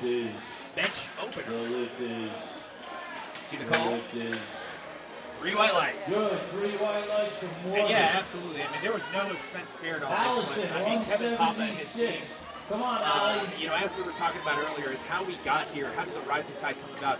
Well, I mean, Kevin had always been a big fan of these kind of local level, prime time level meets where you could do, prime time level production quality at the local level. Obviously, having a dodge requirement, making sure you do have some elite lifters here.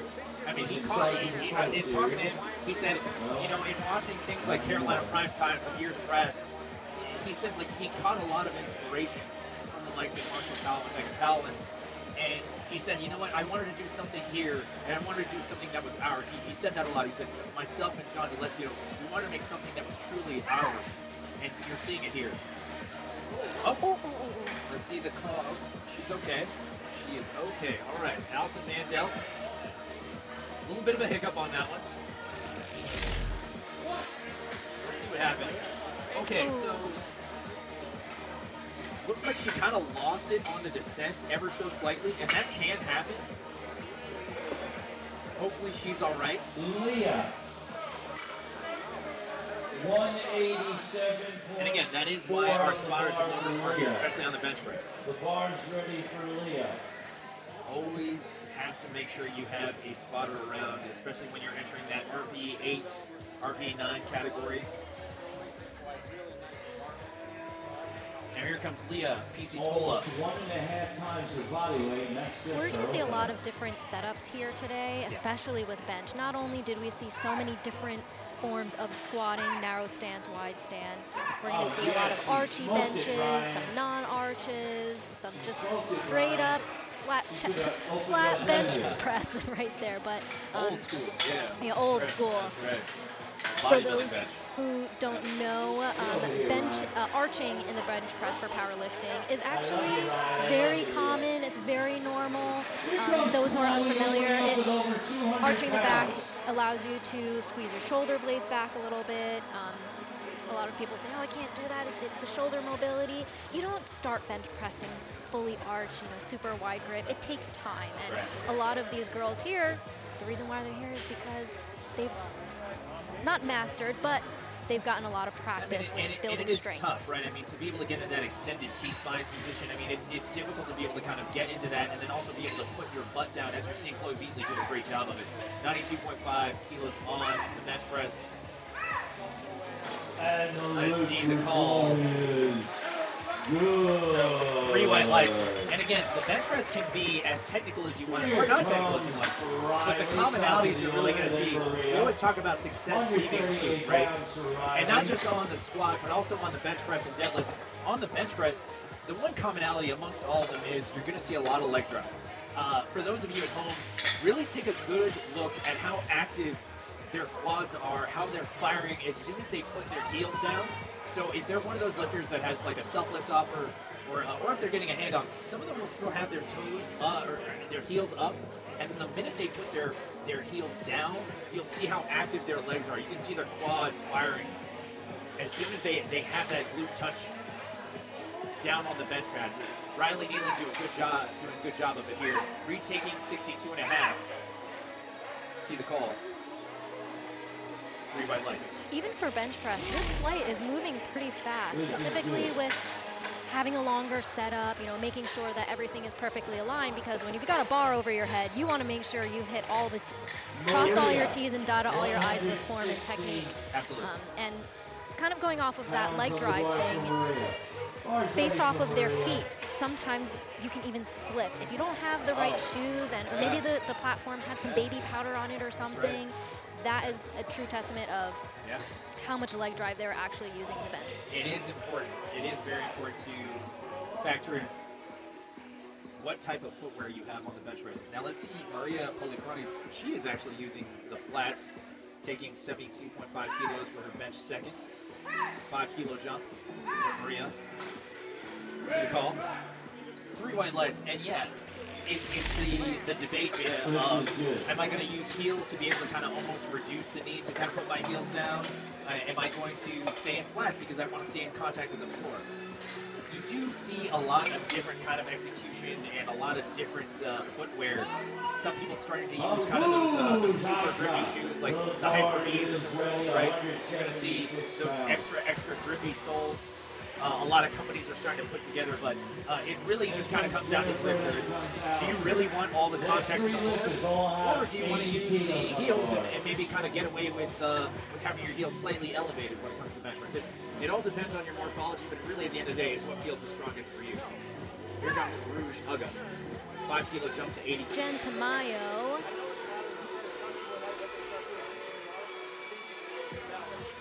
Taking 80 kilos on the bar. Looks like it's a Rouge, if I'm not mistaken. Apologies. Is that right? Or is this Jen? A Rouge went. She got the lift. Okay. Oh, yeah. It's Jen now. Thank you for updating that, team. Apologies.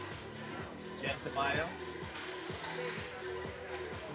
5 kilo jump to 80 keys. All right. There we go. Jen.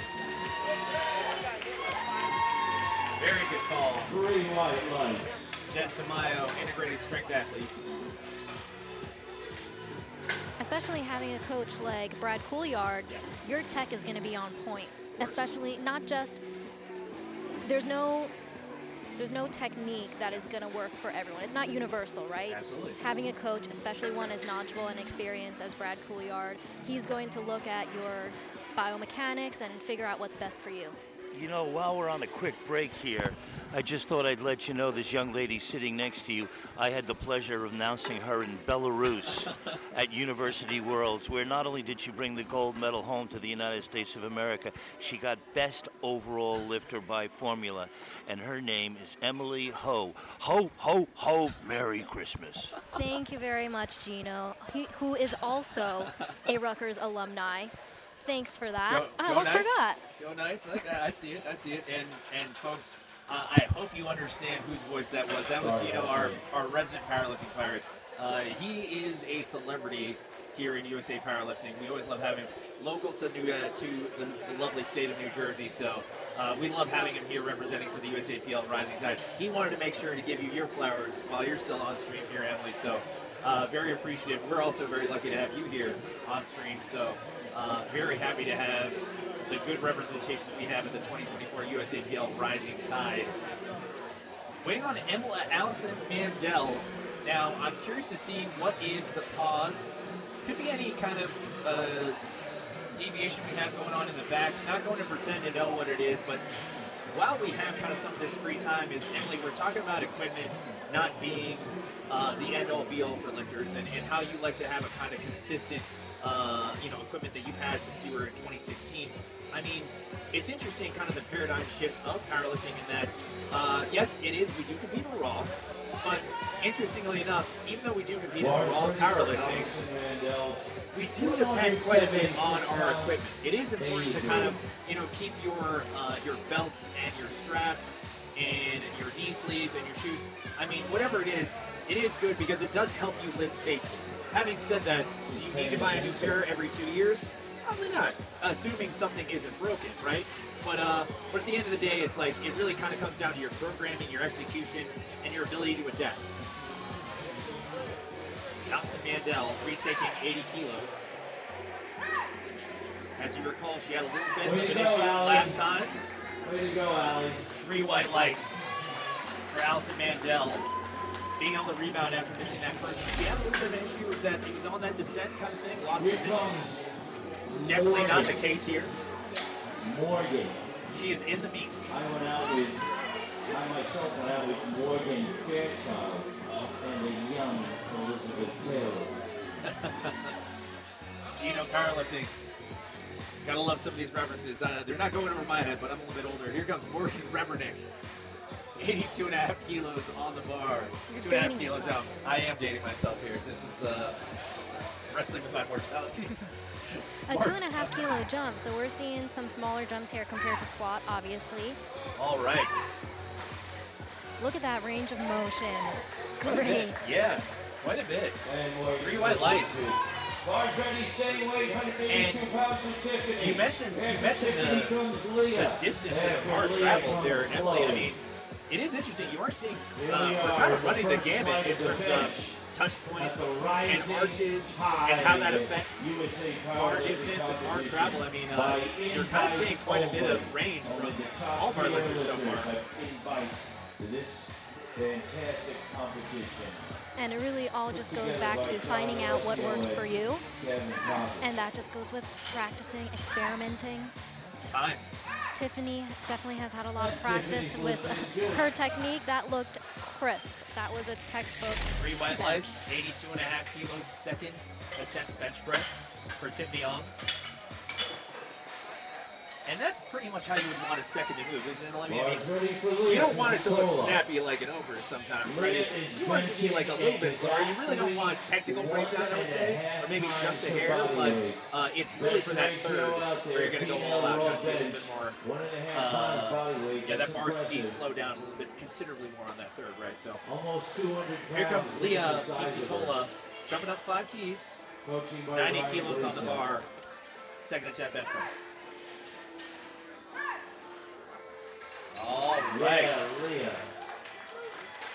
And I also just want to note 3 white that lights. the unrack is never a dictation of how the lift is going to go. Oh, yeah. Sometimes you unrack a squat or unrack a bench, and oh my gosh, it feels heavy, not letting it get to your head. And all of these girls are doing a great job. You know, they're at this invitation-only meet for a reason because they've gotten the practice. They know what a heavy load feels like, and it's the ability to push through that and not let certain sports psychology things kind of overcome your actual strength potential. Absolutely, and I'll love to talk about that in a second, actually, because you brought up something very interesting. Chloe Beasley jumping 5 kilos, which again seems to be the theme so far, is that 5 kilo jump seems to be safe for a lot of our athletes. 97.5 kilos, bench press second attempt. All right, let's see the call. 3 white lights. Now, Emily, you mentioned something about the sports psychology of it. Is you competed at a national, you know what it's like to be under the bright lights. We've seen your face on the jumbotrons at Memphis, right? So I mean, what is it like when it comes to like doing a local meet, say like this, right? Or maybe not even this, even a smaller one, and then going to something like a Memphis, a Salt Lake City club. If you want to kind of like, what is that like when you get there, and how do you wrestle with it mentally? That is a great question. Thanks for asking. Stage fright is real in all aspects, whether you're in your high school musical or you're competing at a national level powerlifting meet. Riley Nealon, 67.5 kilos, bench third attempt. All right, let's see it, Riley. I was going to say, that was a technicolor lift. All right, so a few things went wrong there, apparently. The bar apparently could have went down. She might have popped her butt up. But sorry, you were actually saying about kind of the psychology of lifting at the high level. Yeah, so where there's really loud music, there's a huge crowd. It is very easy to fall under that pressure. Competing at 2018 IPF Worlds, I for sure fell under the pressure, and I forgot how to lift. It takes practice of just almost blacking out and just focusing on being on the platform, and that just comes with competing more. Now here comes Maria Polifronis, taking a 5 kilo jump again, seems to be the theme so far. 77.5 kilos. Bench press third attempt. All right, let's see it, Maria. 3 white lights for Maria Polifronis. Great execution there for Maria. And let me confirm there, that is well over a PR for Maria Polifronis. She ends up walking away with a 7.5 kilo bench PR. Wow, setting some new records. For bench press, that is a lot. That's we were huge. Talking about, sometimes 2.5 kilos can feel like a brick. So sometimes congrats to her. sometimes 2.5 feels like a brick, depending on the day. Arouge, then Jennifer. Now here comes Arouge Uga. 2.5 kilos. Again, we're talking about kind of some of those safe attempts. 2.5 kilos, safe attempt. 82.5 on the bar. Bench press, third attempt for Rouge. Opting for the cell phone rack. All right. Yeah, Rouge! Let's go. Great. 3 white lights. Did you see that? 2.5 And bench again, PR. we talked about that, Emily, but yeah, those third attempts, that bar speed is going to slow down a little bit, is it not? Absolutely, especially coming off of the chest. Hoping not to see anyone get stuck at the hole, but so far I've noticed a lot of soft touch benches, and by soft touch I mean not letting the bar just let gravity essentially pull the bar down, of just really controlling it, and that reduces the risk of potentially the bar falling on your rib cage somewhere where you're not used to pressing it. So really taking the time to have a controlled descent, and also from the ref standpoint, you get a faster, or from my experience, it's easier to get a press command, right? yes. Absolutely. When it's a softer touch. Jen Tamayo, 2.5 kilo jump again, safe call. 82.5 kilos on the bar for her bench press third attempt. Look at that soft unrack. Yeah. That was great. Oh yeah, no, very clean, very technically sound. Let's see the call. And the lift is. Oh, Yeah, no, it did look like a little bit of that bar kind of up and down She beat the movement. rack command. She did Yeah, not wait. and also apparently beat the press command a bit. No You lift. saw, so that was what that yellow card infraction was for, folks, and Allison the blue card also the same thing for that up and down. 2 pounds. Come on, Allie. Allison Mandel, After Allie comes another Morgan. one of our integrated strength athletes, well represented here, Brad Couillard. One of the cooler logos that I've seen in powerlifting, by the way. Yeah. I'm a huge fan of simple design, so love to see that logo whenever we see it on the platform. 82.5 kilos on the bar for Allison Mandel. See the call on bench press third attempt. Bit of a fight. Oh, that was a good fight. Good fight. We'll see her in She was deadlift. in that last third of the bench press almost. Yeah. Let's see that replay. And that is all triceps right there. Yeah. That last part, Oh, blocking man. out that elbow. Have you ever missed a bench press that close? I'm sorry? Have you ever missed a bench press that close? No, my problem is off of the chest. Off the chest, okay. Once it's not that first third, Yeah. it's not going up. I tell you, that is a real heartbreaker. Speaking from experience, I think it was at my first meet, I missed one, literally elbow extension. That was it. Man. Yeah, just ran out of gas. Here comes Morgan Rebernick, 2.5 kilos. Jump to 85 kilos, bench press third attempt. For Morgan, pops off the chest well. Let's see what the judges say. And that is a no lift. The bar was a little bit lower before it locked That was a good out. fight That's from Morgan, 3 though. blues, See that no lift. replay. Yeah. No Yeah, that more looks You like can see like the slightest second of the elbows kind of flare and get out of position. And the thing is, Emily, is that is powerlifting. Is the bar has to go up. It can stop, but if it takes any bit of downward motion, you have to red light that, give it a blue card. Unfortunately. Now here comes Tiffany on, taking that 5 kilo jump to 87.5 kilos, bench press third attempts.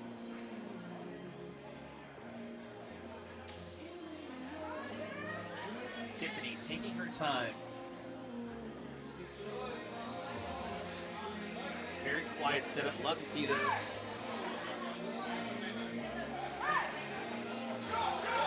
Wow. All right, Okay, let's see the let's call.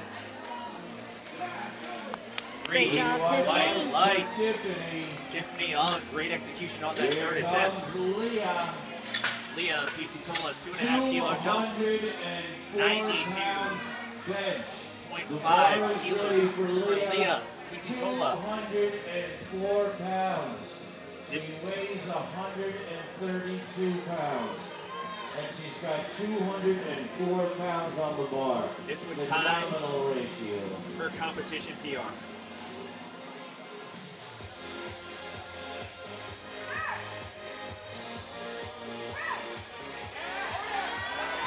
And folks, the beat did not have to drop that hard, I tell you. Leah Pisitola. 3 white lights. 3 white lights. I tell you.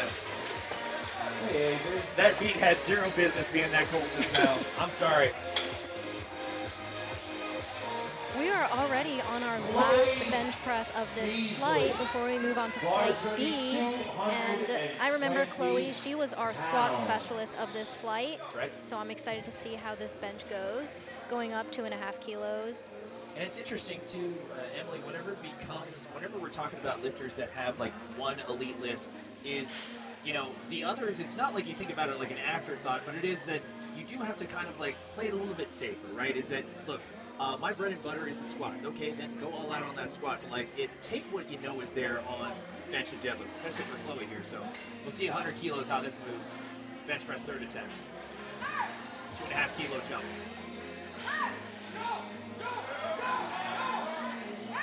Wow. And Beasley. Look at that arch.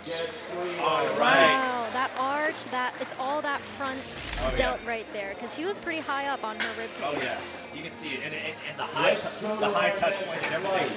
Yeah. Chloe Beasley, great execution there. And fun fact for Chloe, that is a competition PR. So we are setting PRs out here, folks.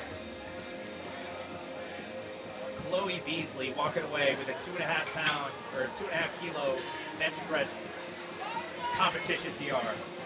Boards ready for Ava.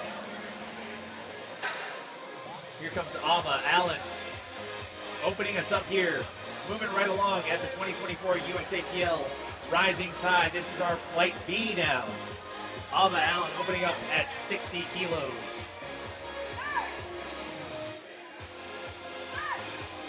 Oh, Nice lockdown, Ava. Wow. the reaction we just had just now. Yeah. Ava That Allen. You want to know what her PR is, by the way? 67.5. Oh, You think she's got it today? I hope she does. I'm rooting for her. Suffice to say, I am rooting for her. I think she's absolutely got something today. So The wouldn't be boards shocked to ready see for 70 Catherine after Newman. if 60 moved that fast. 143 pounds. Very exciting.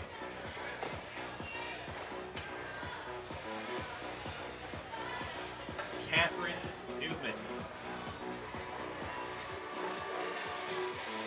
She is opening up at 65 kilos on the bench press. That's only 10 keys away from her competition bench PR.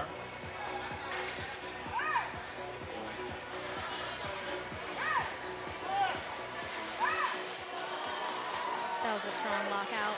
All right. So Three white lights. Catherine, before she Another had is good for Catherine gotten Newman. one squat, Here her comes Jen opener, and missed her second or third, so she has a lot of room to 143 catch pounds. up on. Boards ready. But I have no doubt that maybe her deadlift's going to pull through. Here comes Jen Frondelli. Opening up at 65 kilos for this one. Now, folks, if you can believe it, Jen Frondelli is opening up, tying her bench press PR. Must be nice. Right? Must be And nice. she's going to make it look Yeah. easy. Must be nice. Let's see it, Jen. Bench press opener.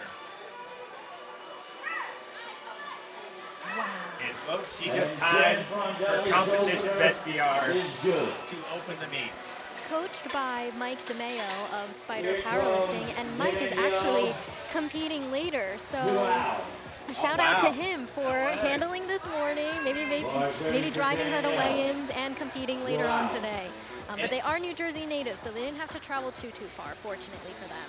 And actually, I'm going to ask you something about that right after this, Emily. So, Daniel Biao giving the spotter instructions on how she wants her Good handle job, specifically. Danielle.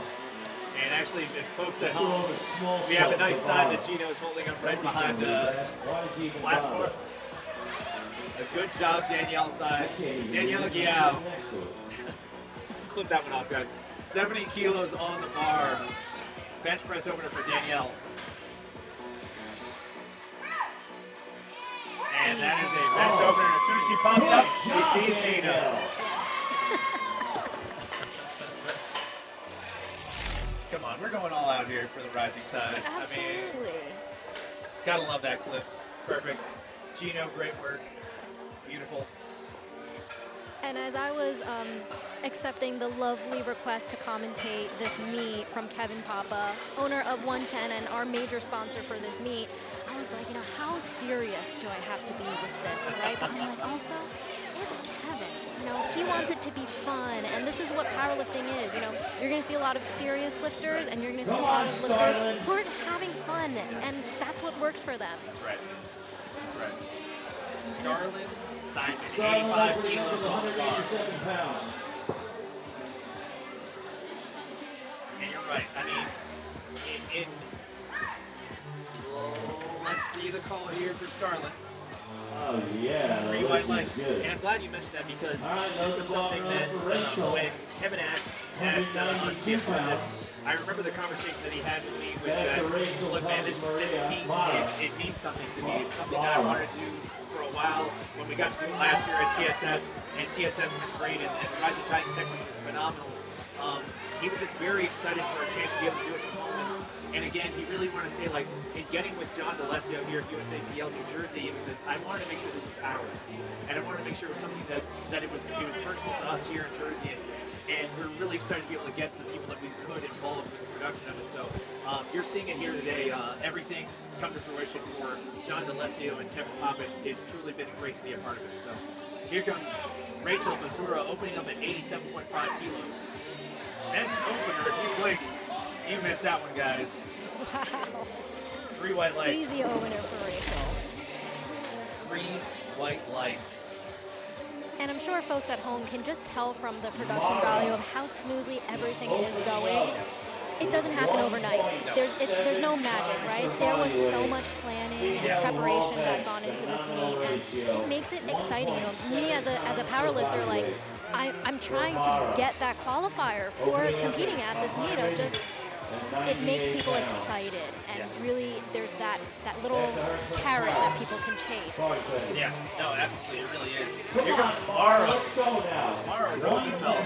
1.7 So Mara Rosenfeld actually holds the New Jersey state record in the bench press, and it's 95 kilos, and she's opening up just under that at 90 kilos on the bench press.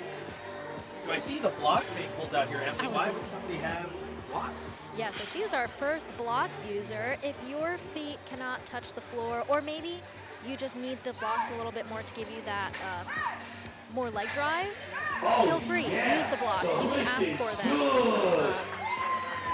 3 white lights.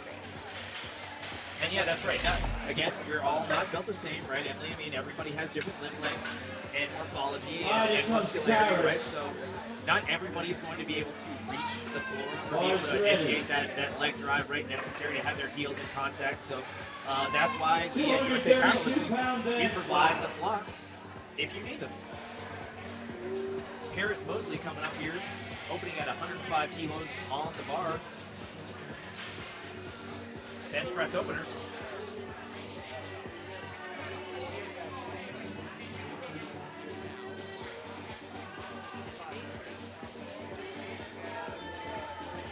Now Paris also owns a bench press PR in her class in New Jersey. And that's 110. No free ads. 5 kilos away here. She's at 105 for her opener. And if you're going off of that, we'll see what the call is. 3 white lights. Paris gets 3 white lights. We might see it. We might see it. We might see it We're today. rooting for her. Yeah, we might see it. Now we're talking about some of the meets that you've done, Emily. What meet do you have coming up next for your career? You can catch me on the live stream at the Mid-Atlantic Regionals coming up in July. Regionals, which is a tri-state meet.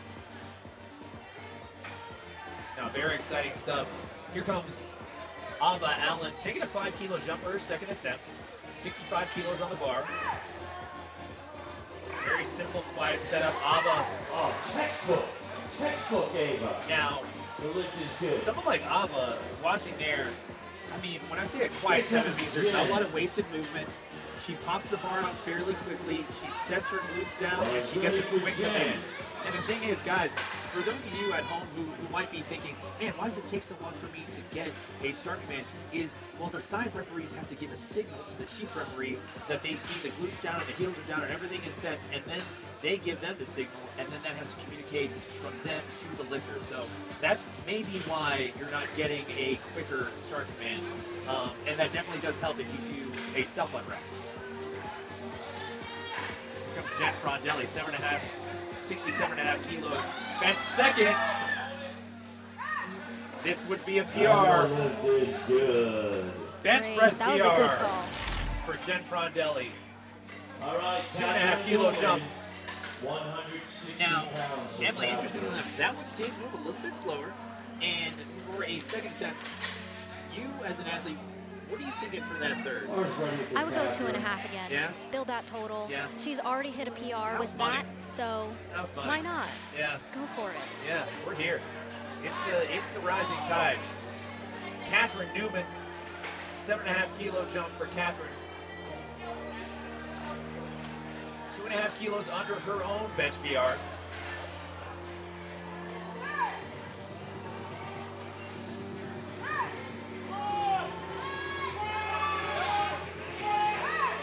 Hard luck out there. Let's see the call. All right, 3 Nice. white lights. Talk about a range of motion. Oh man. She does not get cheated there, does she?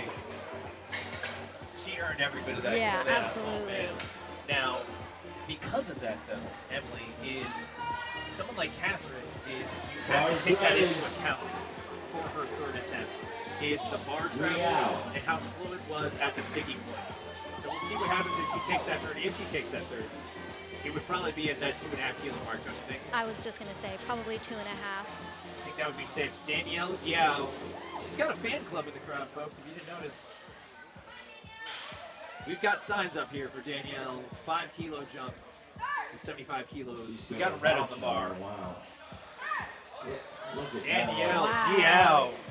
Whoa. See the call. Way to go, Danielle, and the lift is good. 3 white lights for Danielle. Now Danielle's she's motor good. is Nice. close. Danielle. Yeah, but we'll see. We'll see what happens here. Gotta love the support, by the way. The family and friends in the crowd. I mean, that's it doesn't get better than that, does it? Yeah, we have a packed audience here today Dude. at Iron Revolution Gym in Howell, New Jersey. My home gym. I highly recommend you check it out. It's a great facility. If you're in New Jersey, definitely worth checking out. Absolutely. Here comes Rachel Bazura. 5 kilo jump for 92.5 kilos. Bench press second attempt. Oh, no. Okay, so for Rachel, she was, as you mentioned before, Emily's, you know, some school of thought is that instead of the sink, you go for the, kind of that soft touch, right? And soft touch is great, obviously, because you have more control over the bar, and in some cases, you can actually get even a faster press command, right? Because the chief referee is actually looking to see that that bar is motionless, and the quicker you can show that it's on your chest and motionless, the better, right? If you're sinking, you inherently have to let that bar travel fairly deep into your chest. She was obviously doing a little bit more of that soft touch, but that also inherently means that you might fail off the chest. Starlin Simon, 10 kilo jump. All right, so misses that one. So 10 kilos, from 85 to 95, relative to that opener. That's a pretty big jump, is it not? That's a huge jump there. Yeah. I would take it again. Yeah. Oh, yeah. I mean, of course, right? Yeah. I think that's a safe play. It's just that is a big jump between first and second on a bench press, is it not? That's big. Now Mara Rosenfeld. 5 kilo jump here by Mara. 95 keys on the bar for Mara Rosenfeld.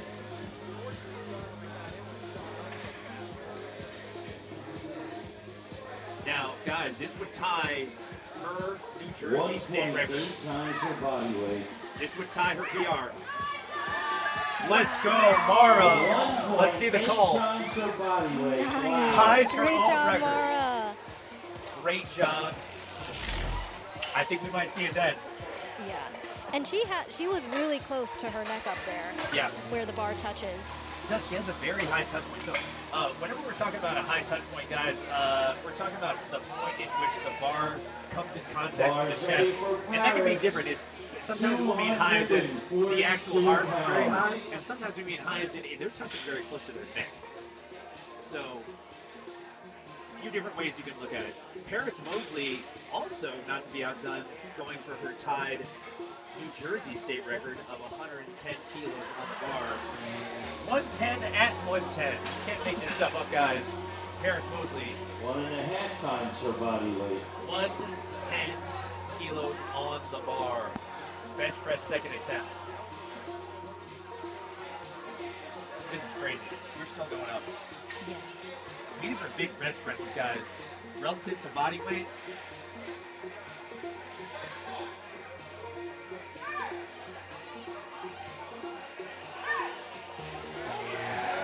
All right, good pop off the chest.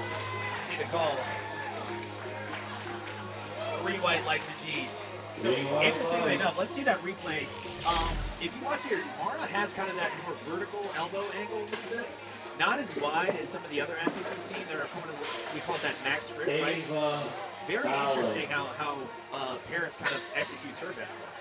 Yeah, and one thing to note about her setup is, you can see her kind of like fidgeting a little bit, but that's really just to find where she's most comfortable and had the most practice of, don't just go rushing into it. You have to make sure every point is dotted. Absolutely. I like watching the B-roll for Ava because she's just having fun. Yeah. Yeah. And lifting a lot. Yeah. No, Ava's she's very well traveled, and she's going for a competition PR here. This would be a PR attempt. Easy. 70 kilos, 2.5 kilo PR attempt. Bench press. Oh. Sometimes it screws your chest, isn't it, Emily? Yeah. I tell you. Moving on to deadlift there for Ava.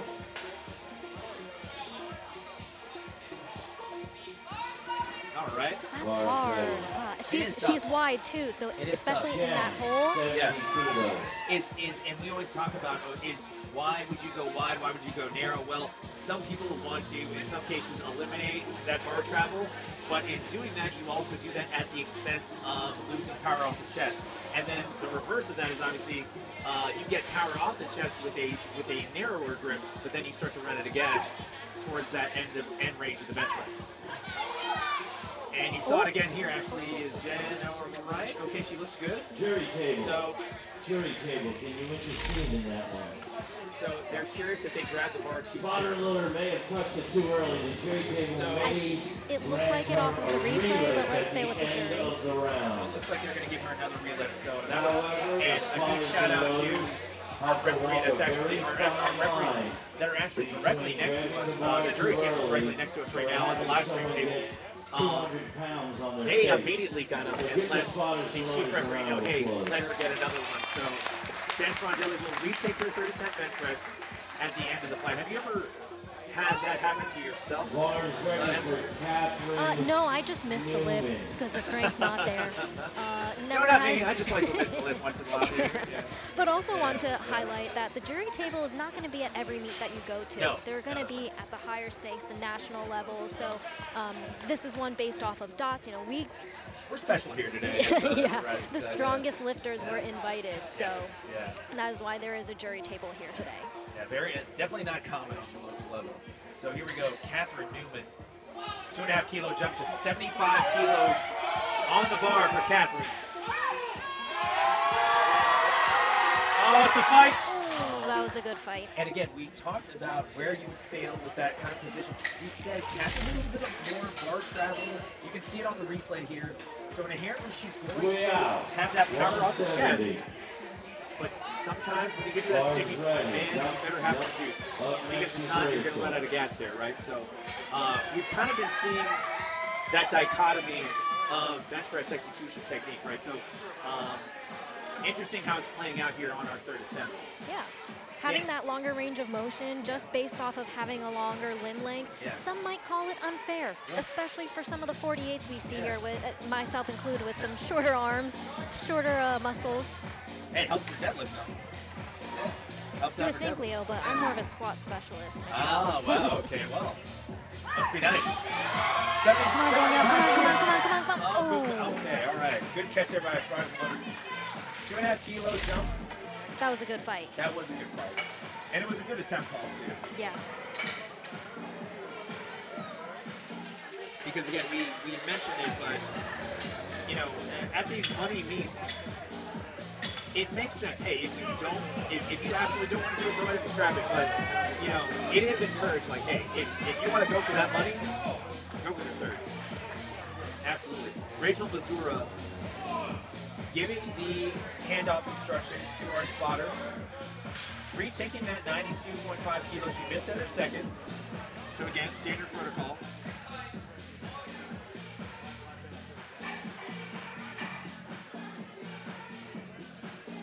So let's see if Rachel, 92.5 kilo bench press third attempt. This would tie her own PR. Oh, nice comeback. Nice Rachel comeback, Mazura. Rachel. The Redemption. lead is good. Thy You can hear name the is audience Rachel. Let's going go. crazy. That was a great And fight. doesn't it give you a little bit of like juice too on the platform when you can hear everybody going crazy for you, right? Like, Oh, absolutely. yeah. Every time. Every time. I always feel like you get like just that added little extra bit of adrenaline when you can hear the entire crowd behind you. That's the great thing about powerlifting, right? You don't know some of these people, and they're rooting for you. You know, the excitement is there, the adrenaline is there, the chalk is flying. Yeah. Chalk is flying. There's candy everywhere. Yeah. It's the best. Love powerlifting meets. Here comes Starlin Simon, retaking 95 kilos on the bar. This would be a PR attempt. Oh, just running out of gas there. Now she moves on to bench press for Starlin. Or sorry, she moves on to deadlift for Starlin. And no worries there because Starlin has a massive pull. So 8 times her body weight. nothing lost here for Starlin. She'll be just fine. And that is where anything can happen in powerlifting. I'm going to repeat that until I get sick of it. So sorry for the folks listening at home, but hey, maybe your squat and your bench aren't the best compared to some others in your flight or in your competition, but you've got a really strong deadlift that could potentially pull you from a 6th place to a 3rd, you know? You never know. Yeah. Now here comes Mara Rosenfeld. She is going for a PR attempt. Come on, come on. Mara Rosenfeld, let's see the call. Oh, yeah! Three white lights. Great fight from Mara. Brand new PR. That is a new New Jersey state record for that class, by the way. Mara Rosenfeld. That's resetting the record, 97.5 kilos on the bench press for Mara. 1.5 times her body weight. 248 pounds for Paris. Paris Mosley. And has to make sure she has. No more changes. Yeah, In the next that's the thing is you cannot be putting on you can't have the thumb loops or anything. You already have to have everything. You cannot be adjusting your wrist wraps on the platform. That has to be done already. Good catch there by Lance London, our side referee. Paris Mosley, 2.5 kilo jump. To 112.5. Bench press 3rd attempt for Paris. This would be a PR attempt for Paris Mosley.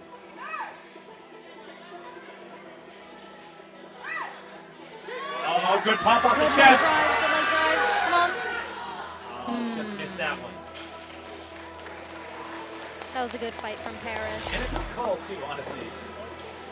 Still, again, you want to go. This is the place where you're going to go. Then we go into our next flight. All right, for our last bench of this flight, we have Jen Frondelli retaking that 3rd. The spotter had taken the bar a little too soon, so the jury table allowed her to retake it. So we're going to see her really fight for this one here. And that's right, Emily. I mean, she's playing with house money already. She already walked away with the PR. So, I mean, anything after this is just a plus. Now, this is always interesting. This is a bit of a mind game for a lifter because you have to retake something that you just did only a few minutes ago. Yeah. So let's see if Jen can make it work in unideal circumstances. Tough. And the thing is great effort is for Jen is understanding that she wasn't handed a very ideal circumstance. I mean, you're looking back, like, sometimes that does happen at a meet is a spotter and loader are human. They'll sometimes grab it a little bit too soon. It's a judgment call. And in doing so, that does sometimes put you at a disadvantage because now you have to relift at the end of the flight when otherwise you would have been wrapped and ready to start going for deadlift. So, the good thing is obviously we mentioned Jen Frondelli already walking away with the bench press PR, so the miss, not that big of a deal. She'll be fine on to deadlift. Here comes Tiara Howard, 65 kilos on the bar. Opening, we are now in our C flight at the USAPL Rising Tide. Fast off the Oh, chest. yes. Three white Three lights. white lights. Of course. Come on. And I just want to highlight how retaking a lift or getting it from the jury table, that doesn't happen every time. You know, just because you missed a lift, you can't fight to retake it every time. It's very circumstantial. Yeah. And even from a physiological standpoint of, okay, you've built up all of this adrenaline for a last attempt on an exercise. And it's really a 50-50 chance of, okay, did I gas myself out yet or not? Here comes the reigning national champion, Kate Cohen, opening at 70 kilos. Very wide bench press setup. But also conversely, let's see the call. Three white lights. Conversely, wide bench press setup, but also a very long bar distance travel, is it not? Yes. It's kind of almost an antithesis, really. Yeah. Bars ready Again, for definitely helps on that mid-heat. deadlift. I was going to say, Definitely helps on that deadlift. we've got the deadlift queen over here, so we're going to see some pretty gnarly pulls with those 160 long arms. Yeah. And the thing is, for Kate, it's all about, again, setting up for that deadlift. Is making sure, hey, bench press, just don't miss. That's it. And it becomes a little bit more important. We were talking about the story of the meet is starting to write itself. Kate, leave the door open a little bit after that squat session, so bench press becomes a lot more important now. Yeah. Here comes mid-heat Kong. 72.5 kilos on the bar for mid-heat. Good pop off the chest. And the lift is good. Three white lights. And at this meet, there's no first place winner for each weight class. This is based off of a dots score. So you'll see we only have 348s in this flight, a few 52s and all of that. So it really plays into building up that total, catching up, and building up that dots. It is, yeah, and I'm glad you said it here, Emily, and now we got Helena Wu opening up at 77.5 kilos bench press, is talking with our friend Red Couliard just in between sessions just now. I actually saw him bust out the dots calculator online to make sure that his athletes were still tracking, and I was like, this isn't very common, is it? He said, not at all. Really putting Brad to work here today, folks. Yeah, really challenging his math skills. Yeah. And how fast his thumbs can move and calculate. That's right. Helena Wu, three white lights on that one. Vicky Jen. For Vicky. Vicky opening up at 85 kilos. Making sure to give those very specific instructions. So Emily, when you're giving these instructions, what does it sound like? Like, what are you usually going to tell these spotters? Sorry, I couldn't hear you. What did you say? I was saying, so when you walk up to these spotters, as Vicky did just there, what would you usually say? What kind of cues would you give them? To a spotter? Yeah. Oh, for a liftoff? Yes. Oh, I usually do a self liftoff, but back when I would use a liftoff is pointing to where you want them to bring the bar over your chest, as well as how are they going to release the bar. Sometimes if you are not communicating, hey, can you just slowly release it? Sometimes the bar can kind of dump and feel like it's falling into your hands. So being very communicative. What exactly do you want? You've got 60 seconds. Take the time to explain. Be very specific, right? I mean, we're talking about if you're going to walk out, I know a lot of people, they say, hey, on three, hey, on one, hey, I want up and out, 1, 2, 3, up and out, or 1, 2, 3, just up. Not too much, right?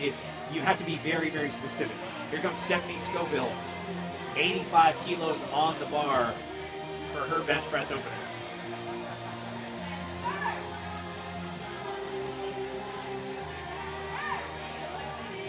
Good pop off the chest.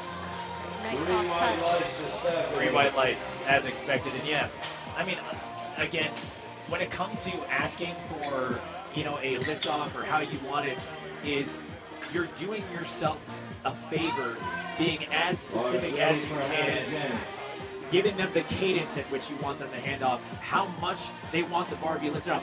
I've actually seen some lifters ask like, hey, I want you to take all of the weight of the bar, right? I mean, these are like some lighter lifters typically, but they're like, hey, I want you to do as much as you can because I just want to feel it in my hands the minute it goes over my chest. Yeah, and that's a big reason as to why some people don't want to do a self lift off, because they want to save that little bit of energy just to really put it all into their bench press, which there's no right or wrong way. It's just whatever is going to get you the biggest total. That's right. Here comes bench. Hannah Jenny, 92.5 kilos. Nice. 3 white lights. From my angle, it looks like she started off really close to where the racks are, and that's another thing to highlight. Okay, when you're benching, are you going to hit the hooks? Or, you know, you have to make sure you're not starting too far up the bench, so that way you don't all of a sudden knock the hook, and you have to kind of stabilize that. So that's another. I've seen that happen in so many meets, and sometimes that can actually kind of like frighten the lifter a bit, or take them out of their game a little bit. It's enough to kind of mess with you a little bit. Especially on a third attempt too, right? I mean, and on a bench, you feel all the muscles you never felt before. Oh yeah, absolutely. So here comes Solana Lewis, opening at 95 kilos, bench press opener. Good pop off the chest there for Solana. 3 white lights, and you guys can see at home, another one of our sponsors, Basement Barbell. Basement Barbell, Brandon Campbell Fitness. If you guys, any of the OG YouTube people know who Brandon Campbell is, also based out of Northern Virginia, shout out to Brandon for being one of our sponsors, Basement Barbell.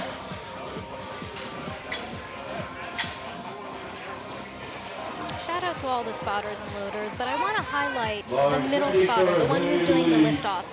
I have seen him at every single New Jersey meet. He is spotting and loading typically most of the day. So he is a great contributor to the sport. There's no meet without spotters and loaders, and him specifically, he's expert lift offerer. Yes. Clip that one off, guys. I love it.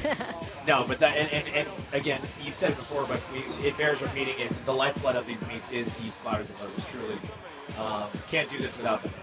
Haley Clayton, opening up at 102.5 kilos. We are already breaking the 100-kilo territory in these openers. Way to go, Haley. Wow. Over 1.5 times. 3 white lights. And like we said, we are cracking into the 100-kilo bench territory. Audrey Miller. Emily, we're clearly in flight C now. These are openers. Crazy. 237 pounds for Audrey. Audrey Miller. Bars ready. Coming out with the textbook energy every time. I get chills watching her because it just gets you so hyped up for Audrey her too. Miller, it's Miller time. Audrey Miller is your favorite lifter's favorite lifter, truly. Yeah, that's a great way to put it. 107.5 kilos on the bar here for Audrey.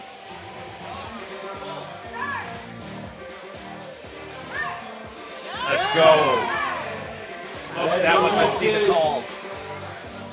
Good for Audrey. Now, interestingly enough, talking about technique on the bench press, because again, we could do this ad nauseum, but it's because the bench press is so technical in nature, is I noticed Audrey had a little bit more of a forward shin angle. What does that do, Emily? Leg drive. Leg drive, leg drive, leg drive. It turns the bench press from an upper body lift into a full power lift. You know, some people go into powerlifting thinking, oh, it's just on my chest, right? Not in powerlifting. No, you don't want to spare a single pound or kilo. Yeah. And the thing is, you'll see some people with more tucked feet, and you'll see that kind of negative shin angle, but that positive shin angle and that negative shin angle versus like you'll see like how Audrey had. So it's very interesting how they'll change from lifter to lifter. Tiara Howard, 70 kilos on the bar. Let's see the call. 3 white lights.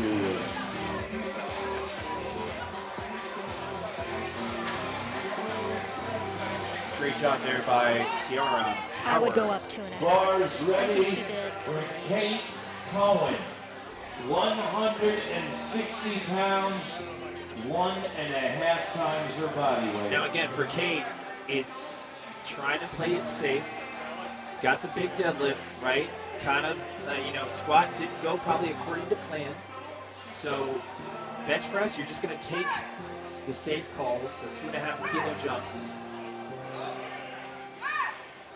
All right. Yes. And 3 white lights this is good for Kate. for Kate. Now this is going to be, this makes things very interesting. It's a PR attempt for context. Yeah. So I would definitely retake it if I was her. Yeah. And the thing is, I think if you're on the fence and you're in, say, I don't know, flight A or flight B maybe, you can scratch it maybe if you feel like, you know what, man, I wanted to be here, I wanted to be on like a bigger production meet, but do I think I'm going to win? Maybe, maybe not, we'll see. But if you're in flight C, you're already inherently with a lot of the lifters that have the higher dots in this meet. It really does behoove you to go to that tournament, regardless. If you're healthy enough to do so, right? I mean, Yeah, assuming that yeah. you didn't tweak anything, because that does happen. This is Bars marathon. ready. Injuries are part of the game. Tweaks are part of this game, especially even at a meet. Because if you ask these lifters how they're doing after the meet today, well, it doesn't really give them the context of how they're going to feel 2 weeks. Sometimes it feels like a truck just taking it. Oh yeah, and especially lifting as much as these lifters do. Yeah. Helena Wu taking 85 kilos bench press second attempt. Beautiful. See the call? 3 white lights. Emily. This is good for Helena. How Here many comes Vicky. do you have like a typical 198 amount of days pounds. you take off after you've competed? And what do you do? What does that week look like after you've just competed? Or do you go right back into it? Well, I go based off of what's going on in my life right now, and does it make sense for me to dedicate 2.5, 3 hours at the gym? So 1.6 you notice with a lot of times the these body weight. stronger, more competitive lifters that they don't compete 3, 4 times a year. You know, they're saving their energy and they're really taking a long off season to build up that strength or muscle or whatever it is. So Save those bullets, man. yeah, there's a fine line between, okay, getting some meet experience, but also preserving that true 1 rep max exposure.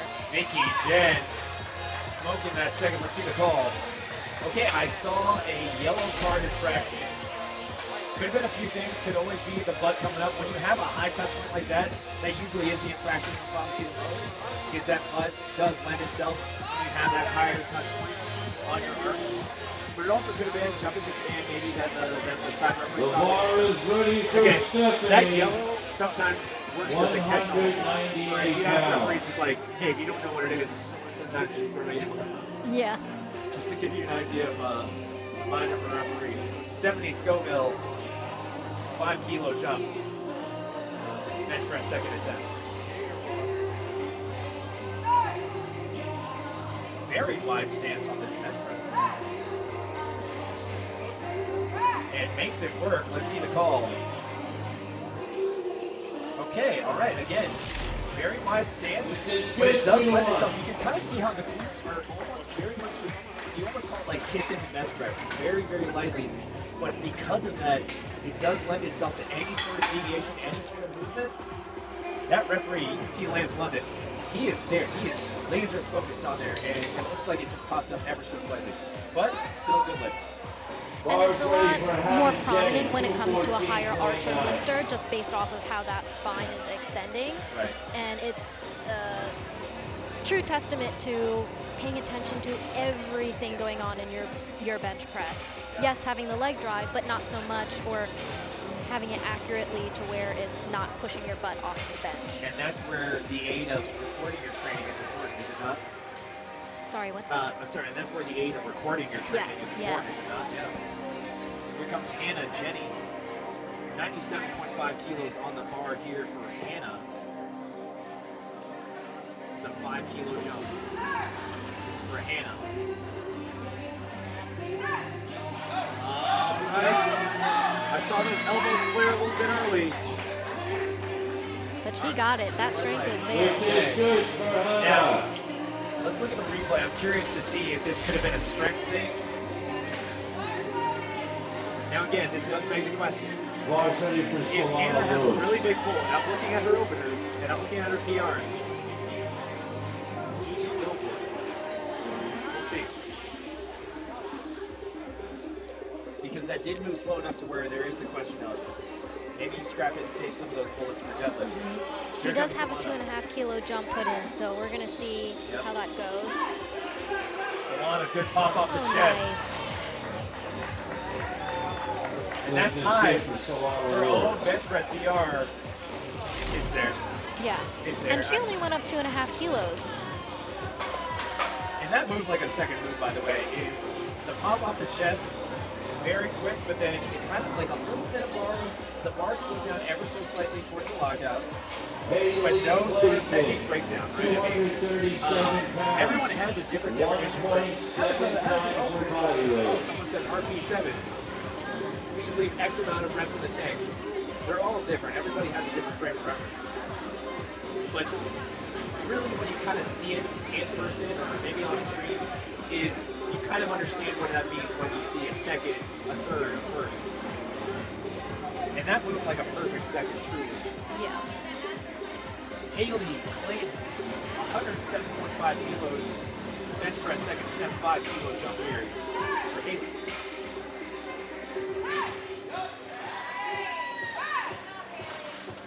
Let's see the call. Haley's lift is good. Gotta love it. And that goes to the conversation Audrey of Miller, being a 248 higher pounds on dots the bar. lifter. You're more exposed to heavier lifts, and it's increasing that exposure to, okay, it's heavy, but can I push through? And folks, if you heard that scream, you know exactly who it is. It's Miller time.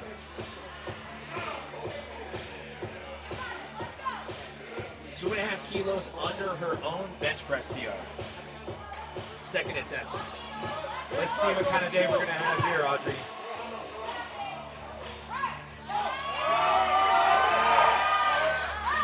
Wow. Lift is good for Great, Audrey. great, great Black bench. I lights. cannot wait to see her third. Yeah. You can see her setup. She really digs her traps. Oh yeah. Really I digs think, her I think traps. she's definitely gonna go for that 2.5. What do you think, Emily? Yeah, I agree. She's got it. So that would definitely be a bench press PR tie. I don't know if they would go for the Tiara. PR. With how close she is, Well, how much she wants to fight for it, she's gonna fight for it. she's going to fight, and it looks like they are going to try to go for the tie, which I think is a safe bet. Because again, that bar slowed down just a bit enough for you to have a little bit of the doubt where, well, I don't know.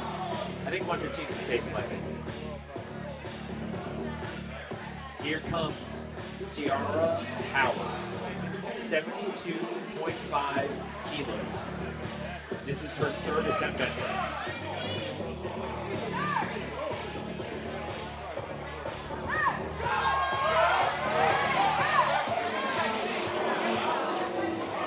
There we go, 3 white lights for Tiara.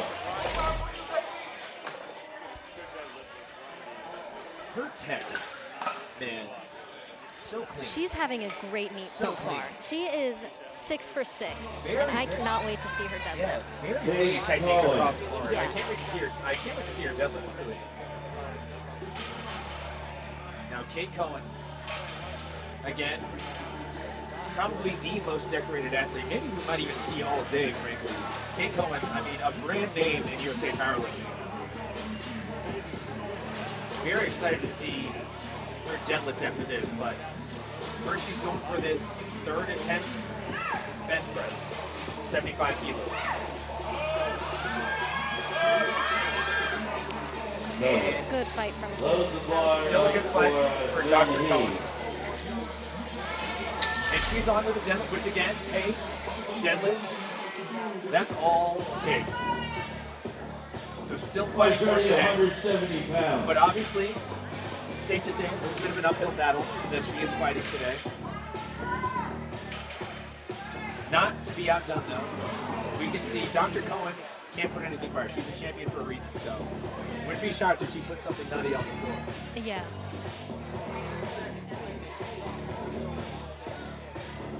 Minhee retaking her second.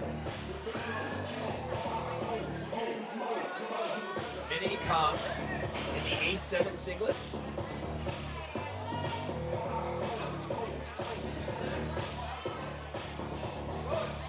taking her time.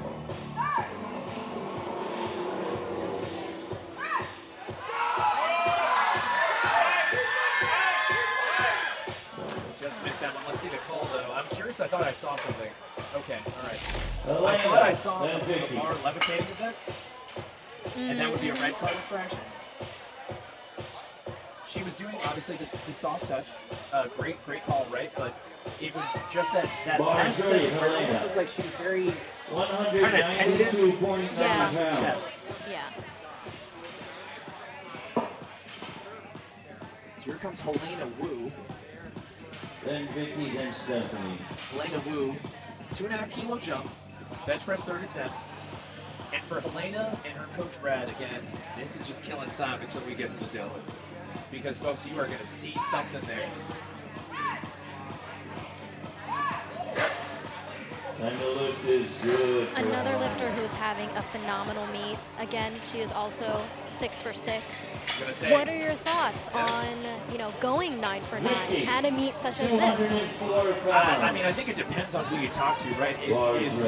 There is the school of thought where they say, well, it's like you left something in the tank, right? Yeah. And then there is the school of thought of, well, I mean, hey, if I had a plan and I set up, then I already know that the plan was always to go 9 for 9 and build that total regardless. Now, if you're in a place where you're in a podium spot position, I'd be shocked if you truly do get a 9 for 9 kind of thing. If that's the day, then more power to you. Yeah. But I think usually you'll see in those positions a 7 for 9, 8 for 9 kind of day when you're going for the win. Vicky Zhen, 92.5 keys. Oh, see the call. Yeah, Vicky, the low. So I'm curious. I thought I saw something. She beat the press command. She Yeah. beat the press command. I thought I didn't want to. So. Oh, they're going to the jury table on that. I saw. Bars loaded. I saw the movements of the stars. And then the press, and I saw the movement on the press of the chief referee's arms. And it looks like she jumped it ever so Stephanie. So her coach actually just walked over to the jury's table. And they didn't allow it because sure enough they saw the same thing I saw. Here comes Stephanie Scoville.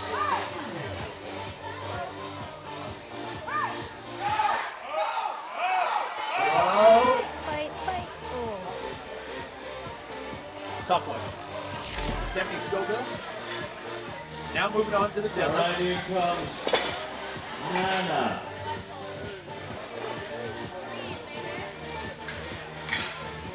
Now here comes. After Hannah comes Solana.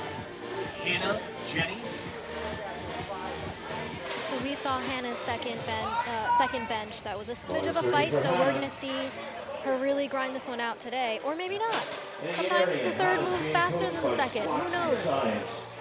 Depends on how much hype you have. Come on, right? Hannah, this is lightweight for you. This would Let's be go 3 for 3, Hannah. a relative term, lightweight by our buddy Gino, by the way, because this would be her PR. This her is her time PR, 220 yeah. pounds. Yes, this is technically tying for PR.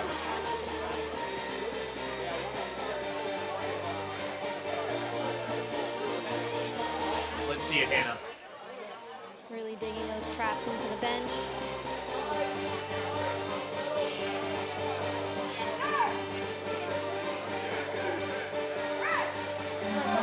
Give Hannah a round of applause. All right, hey, you know what? Again, we said earlier it was either scrap the third or go for the 2.5.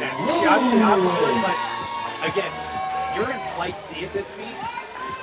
You're up for money at this point. You got to go for it. So all respect there on the call for Hannah. Moving on to deadlift now. Solana Lewis. Guys, 100 kilos on the bar here for Solana. And if you know anything about her training, this would be a PR attempt. 100 kilos.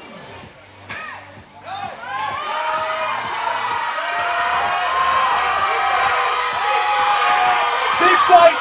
Solana Lewis, let's see the call.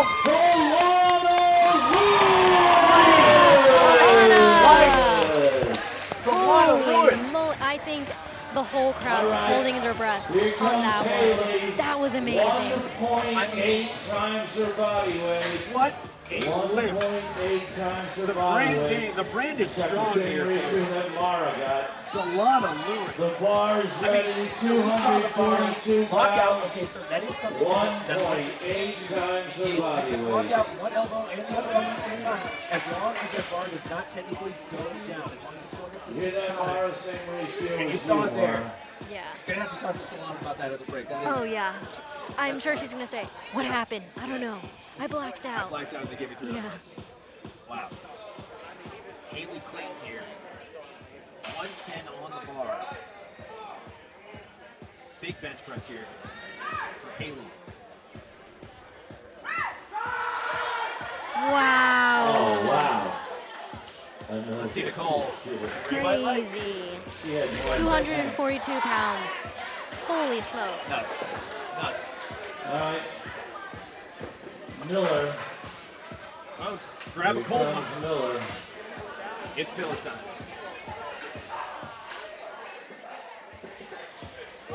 Haley. Bar's ready. Here comes Audrey Miller. Now again, that 112 was a little bit slower. This is the last bench press in our female session. It's the biggest one here. 115 on the bar. This would tie her bench press PR for Audrey Miller. Let's see it, Audrey.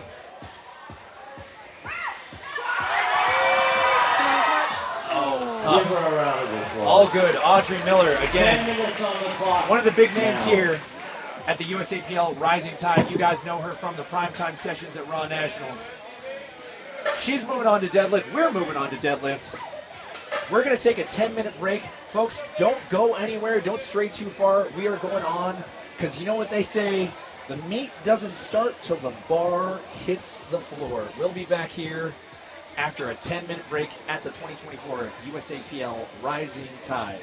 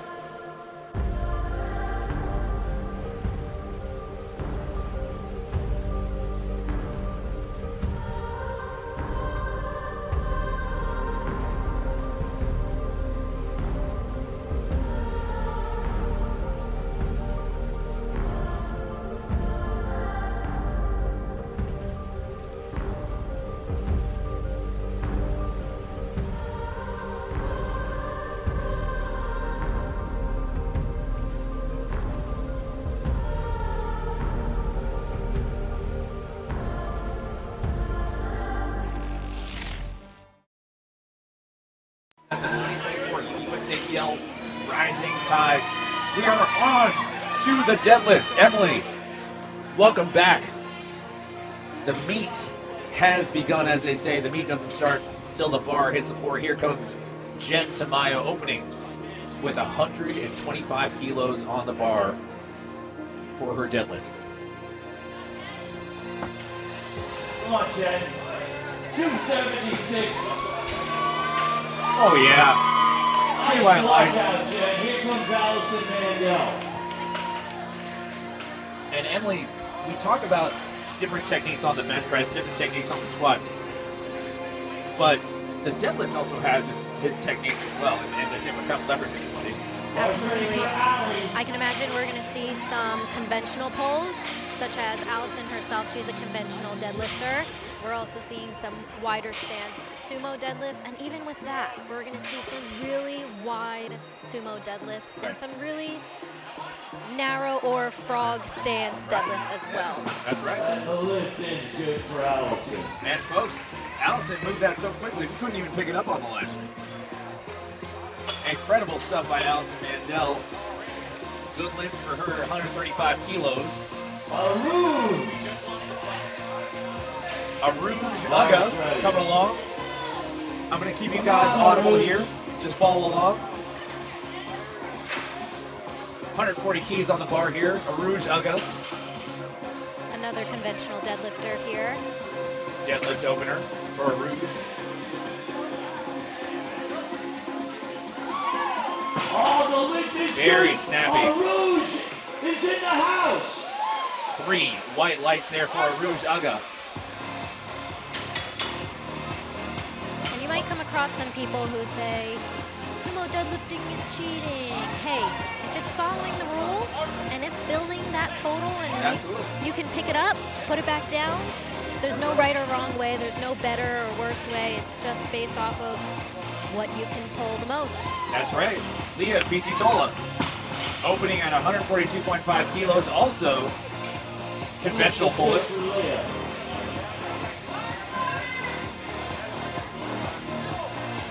And you're right, Emily, there is no one way to do the deadlift here. I mean, you'll see the sumo, you'll see the different iterations of the sumo, more of a hybrid, sometimes a frog stance.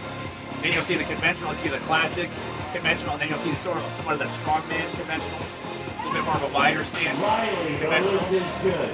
Riley Nealon, 142.5 kilos opener. Now Riley, more of a standard sumo kind of thing. You'll just see her feet probably right around the ribs. It's always interesting to kind of see deadlift set up and how people try to best leverage their body. And some people, you know, I mean, it's not a one-to-one, but more often than not, you see some of your heavier lifters, your heavier men, your heavier women tend to pull conventional. Some of your lighter lifters tend to opt for the sumo deadlift. So here comes Maria Polikronis, opening at 152.5 kilos for her deadlift. Oh, yeah, nice pull, Maria. 336 pounds. 3 white lights. Here comes Chloe. For Maria. 160 kilos, then Tiffany, then Morgan. So unlike the squat and the bench where you are given a command to start the lift for deadlift specifically, you can start anytime you want, but you have to hold the bar until you get the down command. And what refs are looking for is the knees are locked out. You didn't hitch the bar on your knees to be able to help you get it up. And your shoulders are back. That's a pretty important cue as well. 116 kilos on the bar here for Chloe Beasley. Moves out well. Three white lights. Three white lights. Yeah, so you're seeing it already. I mean, so some of our lifters are A and B. And for the folks at home, if you're following on liftingcast.com, make sure you look up the 2024 USAPL Rising Tide. Something interesting to watch is our A and B flights. You see a little bit more red on the screen.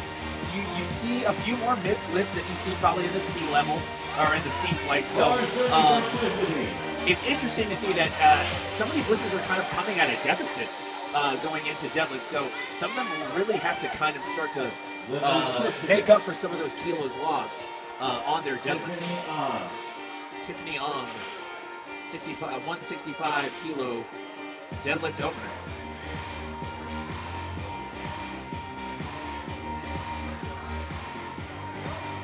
Oh yeah, Tiffany. Where you go, avocado girl? Very snappy. There we go. 3 white lights. Tiffany on. Here comes Morgan. 2.7 times her body weight. That's We're going to see a lot of bigger jumps here today. This is where some people can pull for the win. Yes. Some people really are going to highlight that deadlift is their lift and potentially get themselves out of a 6th place position to a 3rd or a 2nd. So always begs the question of somebody, are they pulling for the lead or are they pulling for the win? Absolutely. Big shout out to Angelo Fortino on that one. Here comes Morgan Rebernick. 185 kilos on the bar for Morgan. Deadlift opener. Wedges into place hard. Let's see the call here. Lift is good for Morgan Rebernick.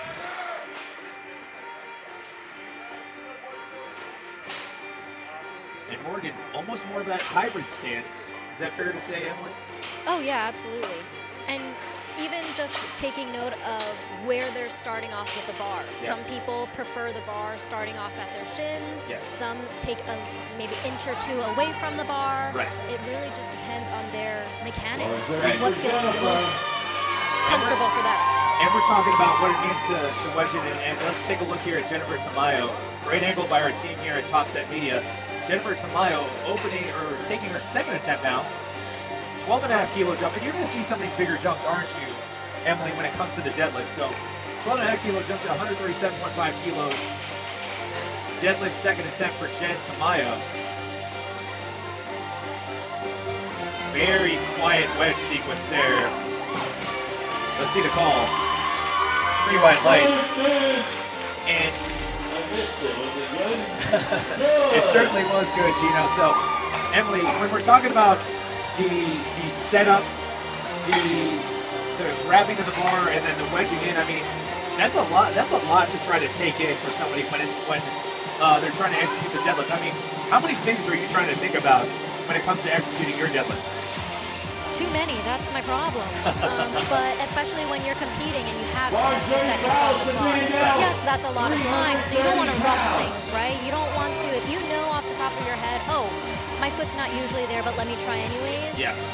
In a meet where you're trying to win $3,500, Fix that. take your time. Take your time. And Allison Mandel, 15 kilo jump, smokes that with 3 white lights. But yeah, it's very interesting you say that, Emily, because obviously, and here comes Leah Pizzatola taking a 7.5 kilo jump to 150. And when it comes to the deadlift, we always think about the bench press as the most technical lift, but the deadlift is also needs its respect in terms of technicality. And the lift is 3 white lights now, and that varies from variation to variation too, right? I mean, the conventional might not be as technical maybe as the sumo deadlift, would you say? Oh, yes, absolutely. Rouge. There's a misconception that conventional deadlift is all lower back. No, Oh, it's no. not. You've got to be able to push off the floor. For some, How does it you get have. off the floor? Yeah. Yeah, you got to stand up. Yeah.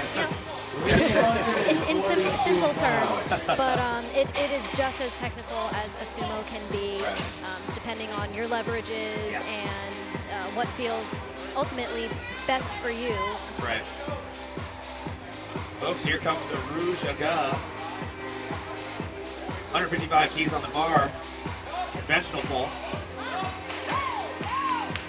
Now let's see the call here for Rouge. 3 white lights. 3 white lights for Rouge. I noticed the over-under grip there, Emily, but that isn't the only way you could grip a barbell, right? I mean, for the deadlift?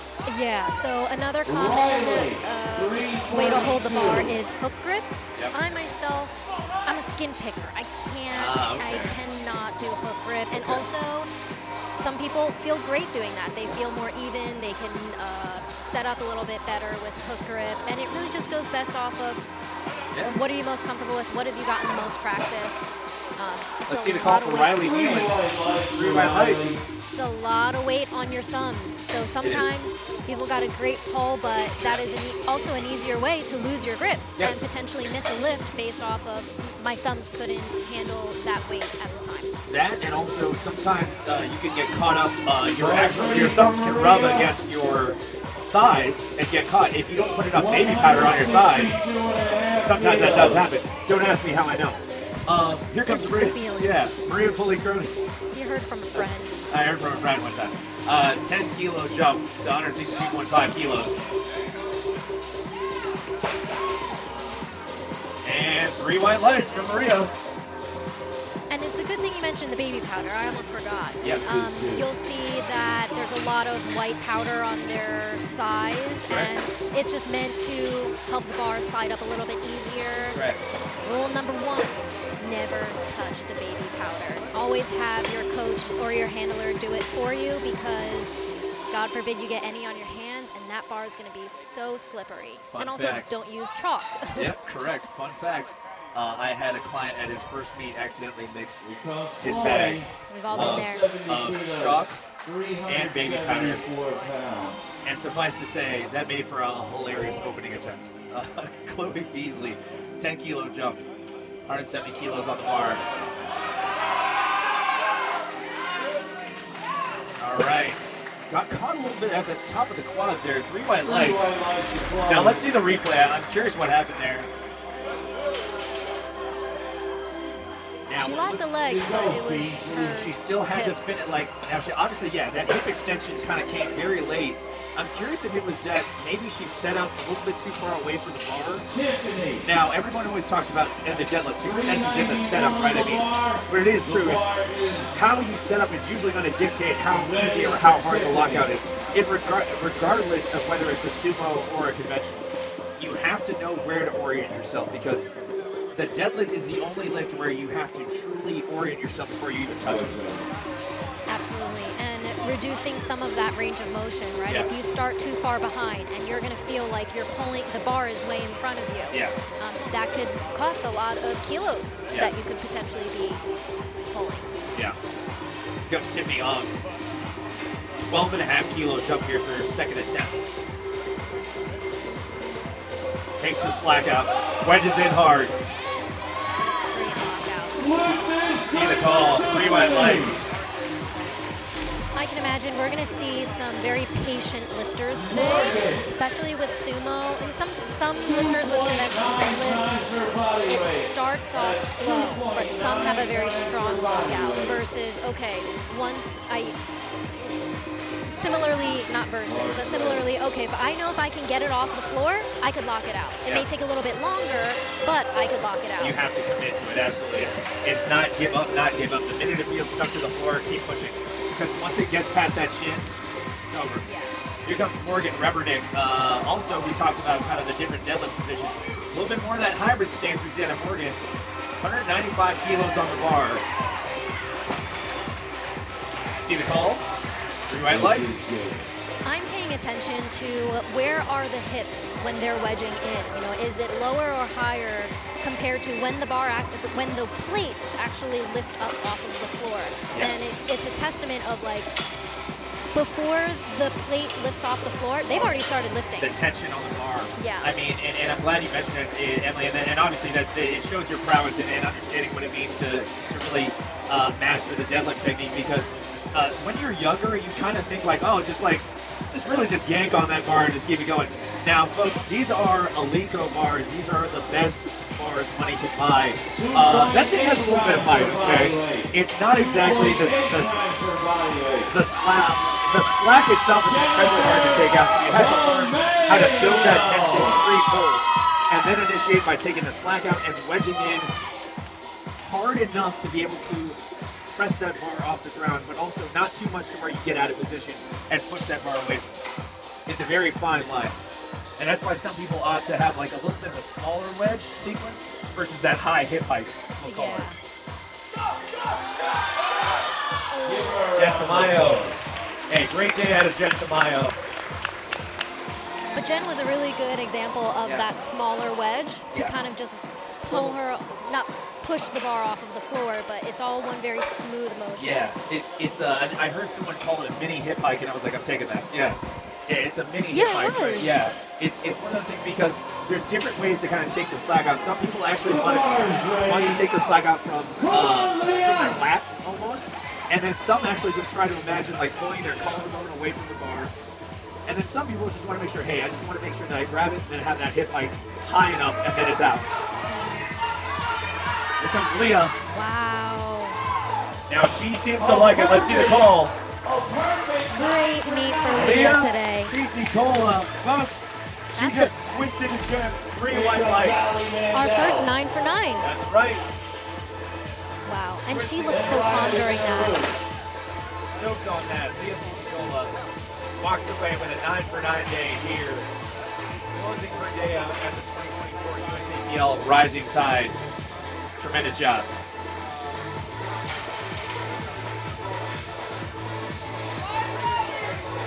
Allison Mandel.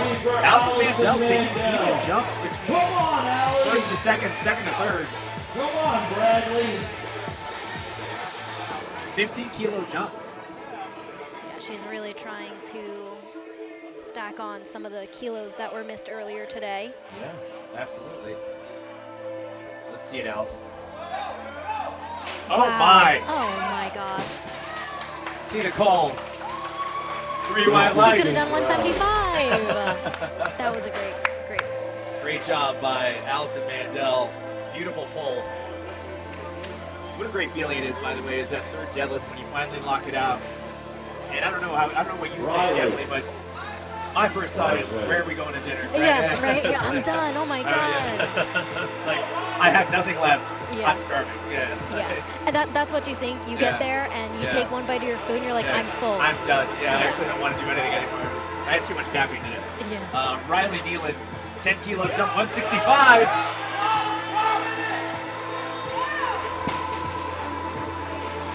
Three white lights. Riley Nealon. Beautiful pull, and you see that, right? You saw that kind of aggressive hip hike, right? It wasn't one of those kind of small mini ones, easy, quiet. No, she wedges in there hard. And then if we talk about variables in the bench press and the squat, whatever they mean, there's variables in the deadlift where sometimes those aggressive hip hike, that can put you out of position. That aggressive kind of wedge can put you out of position. It is a high risk, high reward thing too, because if you're not ready for it, you can get out of position and then you pretty much can't finish the pull at that point. Yeah, and you're risking pushing the bar too far out in front of you. And any deviation on a third attempt pull, that's tough. Aruj Uga going for 167.5. Oh, good fight. Good fight from Aruj Uga finishing her day out. Chloe Beasley. Chloe Beasley, 172.5 on the bar.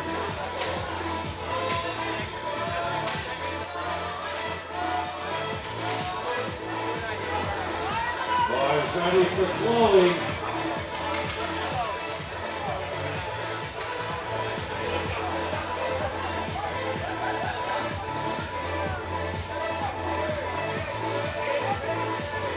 Chloe Beasley.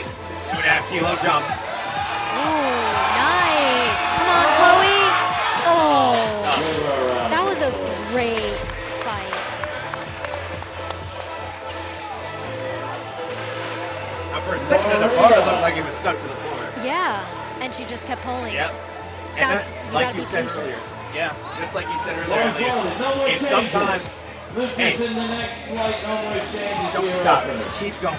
Mm-hmm. The minute you feel any sort of that bar bite back, you never know. Yeah. You never know. Here comes Maria Policronis, also taking 172.5 for her third attempt, 10 kilo jump. Maria, Wow. let's see the call. Three White white lights. This is good. Maria Policronis. I feel like with conventional, it's much easier to kind of pitch the bar versus with sumo, it's a little bit more difficult. Right. But she didn't pitch, and that was great. And also watching people's back extension. Sometimes people really hyperextend to be able to get that shoulders back, to get that downward command. Yes. Not to say that it's better or worse, it's just what works for some people. Yeah.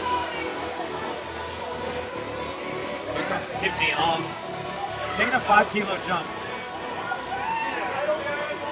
182.5 kilos on the bar here for Tiffany.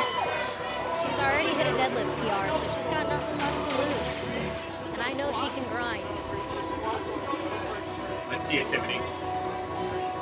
Big pull.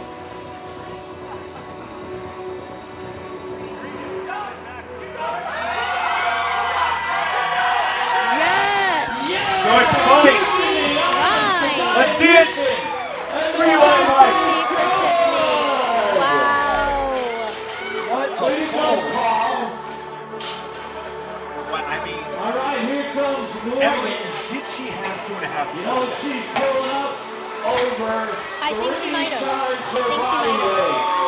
I love that I'll call. say that I again. love that call. That was Over incredible. 3 times her Wow. body weight. Tiffany, and we're not even done here, guys. The bar's ready for Morgan. Morgan Rubberman. 146 pounds. The last Give me deadlift a of this round of flight. applause for Morgan. 202.5 on the bar, Morgan Remmernick. Big pull. Patient, yes. Lots of knees, lots of knees. Oh my. Let's see the call. Wow, Right, great job, right. Morgan. That is a patient deadlift. Wow. Nice. Way to commit. I love that. Unbelievable. What a day, Morgan Remmernick. Let's go to our next flight. We got Ava, Mara, and Jen. Ava, Mara, and Jen.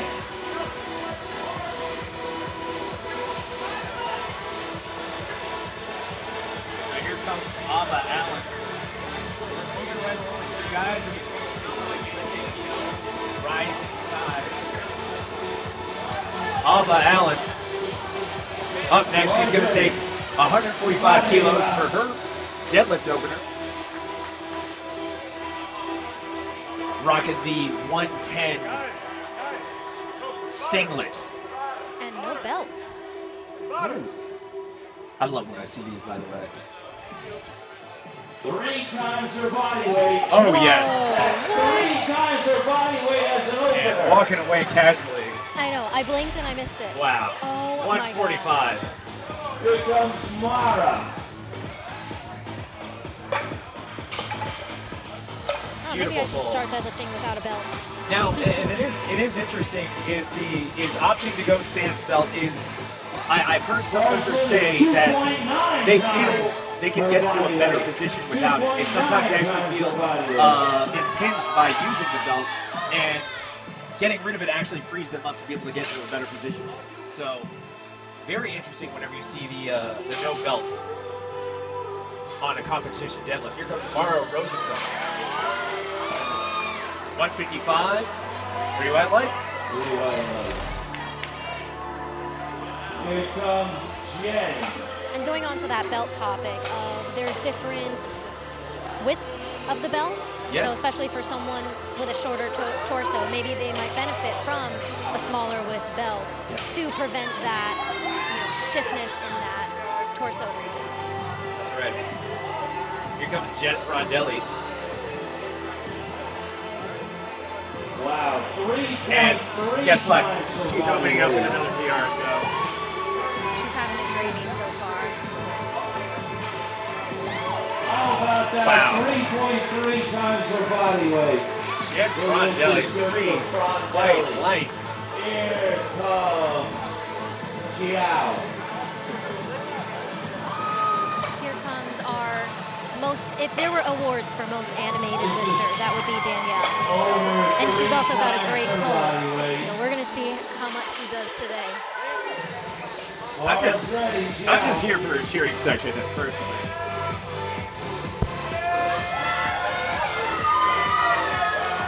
Danielle Giao, slowly becoming the star of the Rising Tide today. She's got a big fan group here. I don't know if the camera's picking it up, but all those stickers are K-pop stickers. I love that. I love that. Danielle Giao opening up at 160 keys. Oh yeah. See the call. Yeah.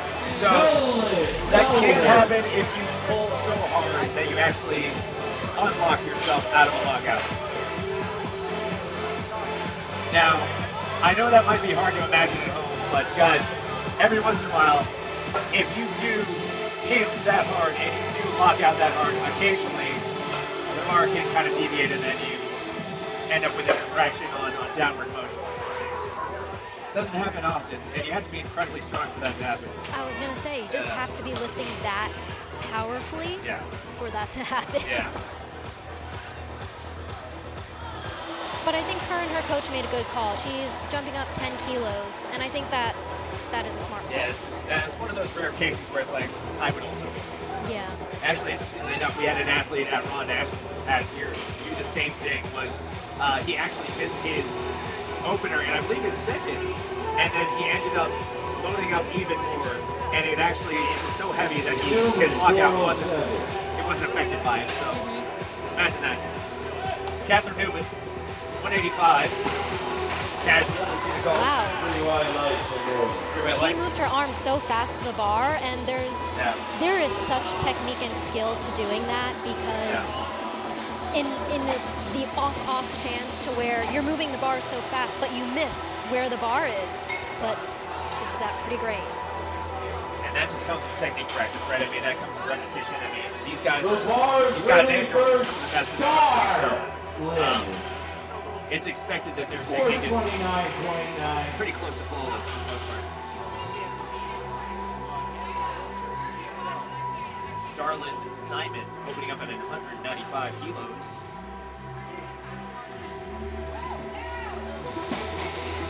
All right, 3 white lights here for Starlin. Moving right along. 3 white lights. Here comes Rachel.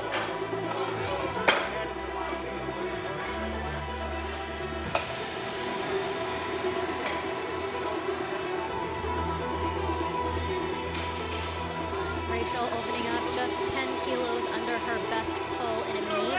So we may see some matches, we may see some PRs. Rachel Lazura, 205 keys on the bar here for Rachel.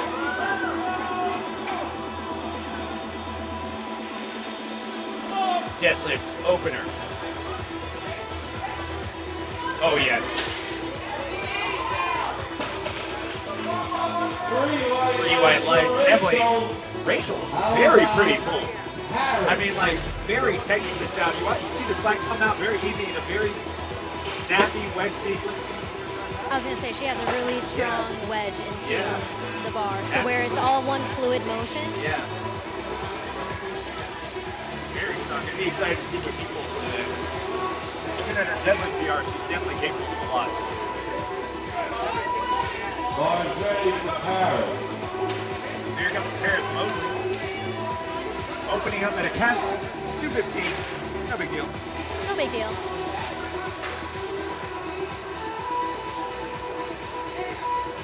only about, 474 pounds on the bar. Opener.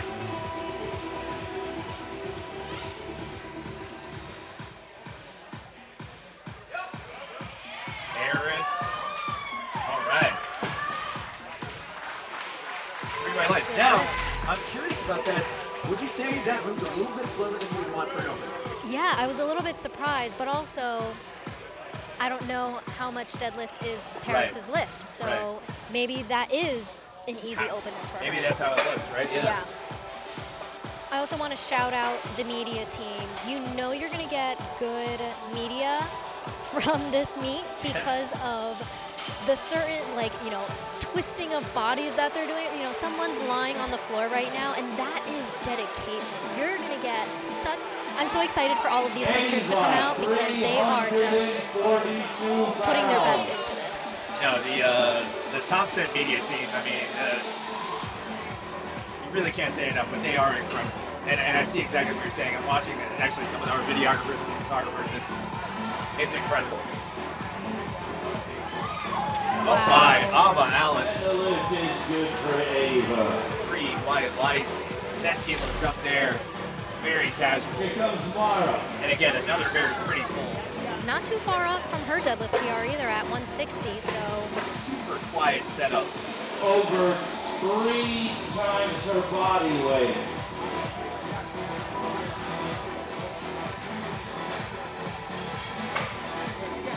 Mara Rosenfeld.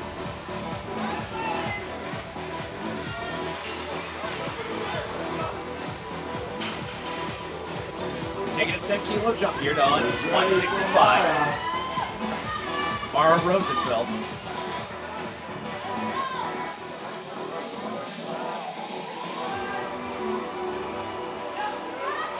All right. See the call. 3 white lights. White lights. 3 white lights for Mara. She's also having a great meet so far. She is 7 out of 7 now. 8 out of 8 now. Come on, Sophia, get out there and give her Is a number. indeed on her way to having one of those days. The bar is ready for Jen. Jen Frondelli. Again, she already opened at a PR, so everything after this is, again, house money. Jen Frondelli jumping 7.5 kilos to 165. 3.5 times her body weight. Wow. You heard Gino, 3.5 times her body weight, and also a mom of 2. So she's a pretty strong mom, if I do say so myself. Go. 3 white lights. That was smooth. Strong mom in the house. Let's go. Wow. And that's a wide stance. Oh yeah, absolutely. Bars loaded for Danielle. Bars Yeah, loaded. she missed her first attempt. I think just based off of, it was just so light for her. She moved it so fast. Yeah. And it just fell forward a little bit.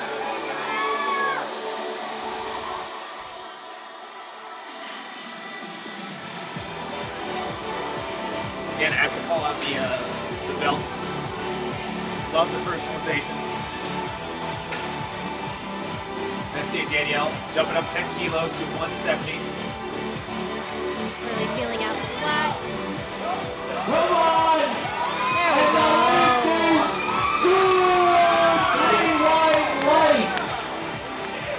Someone in the sign, in the Danielle, audience. tell me her is question. holding a Here, sign. Greg. Newman. She's pulling over 3 Wow. times body weight. I love that one. Danielle Giao. She's coming away with a really great media package after this. Yes, she is. Someone in the audience held Yeah. up a sign and Yeah. said, Danielle's tummy probably hurts, but she's being brave about it. Hey, doesn't look like I don't she's know. being pretty cool about it. No. You can't even tell. Incredible. Danielle Giao. Well, up next we have Catherine Newman with 192.5 kilos. She's the one with the really fast arms to the bar. If you Yes. blink, you miss her. That's right. You can hear her coach yelling out those cues. Keep pulling. Look at that. Wow. Oh, Oh, right, let's see it. yeah, baby. That's all right. That's all right. Three It happens white to lights. everybody. 3 white lights. Don't worry about it. That happens to everybody, Newman. Good pull there. Now, question All right. for Catherine. Starling. That is a bit of a high risk, high reward for a biscuit. Is that kind of aggressive, grab the bar, rip right into it, right? So for those, it's like, hey, if it works out, it pops off the ground, you really can't lock out, absolutely. But eventually that does come to a point where if you're not really feeling out the tension of the bar and building that pre-pull tension, sometimes you will run into a road wall. Bar's ready. Not ready yet. We're going to chalk it up. So we'll see. It'll be interesting to see what Catherine does for her third.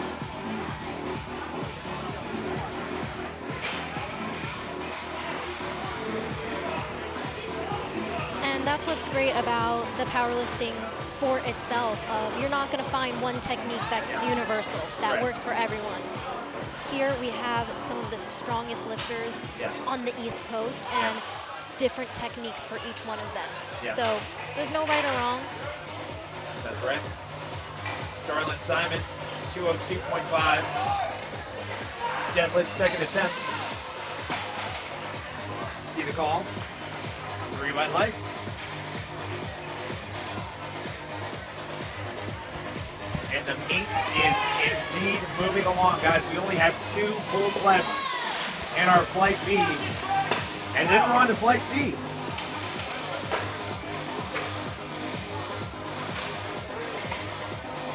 Moving right along here at the 2024 USAPL Rising Tide. Guys, this is our female session.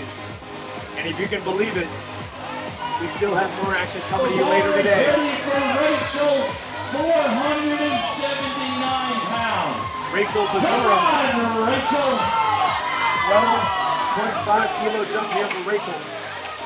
217.5 kilos for Rachel Basura.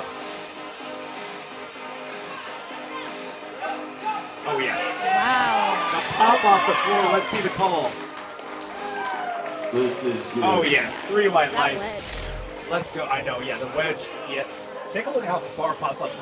I mean, Harris, look at that. Come on now. over 3 times body weight. And fun fact, that was a Over PR. 3 times body PR pulled by weight. 2.5. And By that's 2.5 Ks. on a second 101 deadlift. pounds. She's got something spicy cooking up today. She's at least got to do 220. Yeah. At least. Yeah. The bar is ready. Here comes Paris. Give her a round of applause. Come on, Paris, let's go. Paris Mosley. Folks, that's exactly what you think it is. That is over 500 pounds. 227.5 kilos on the bar for a second attempt for Paris Mosley. This would tie her all-time PR on a different barbell. Wow. Come on. Lock. Hips through, hips through, hips through. My goodness, let's see the call. Oh! Oh, 2-1. Oh, so close. So I see what happened here. It looked like there was a bit of a hitch, and that would be a blue card infraction. So the thing is, folks, there is a fine line between a hitch, Ava. a ramp, and the bar just kind of still gliding up your quads. That was clearly a hitch. Good catch by the chief referee and our side referees.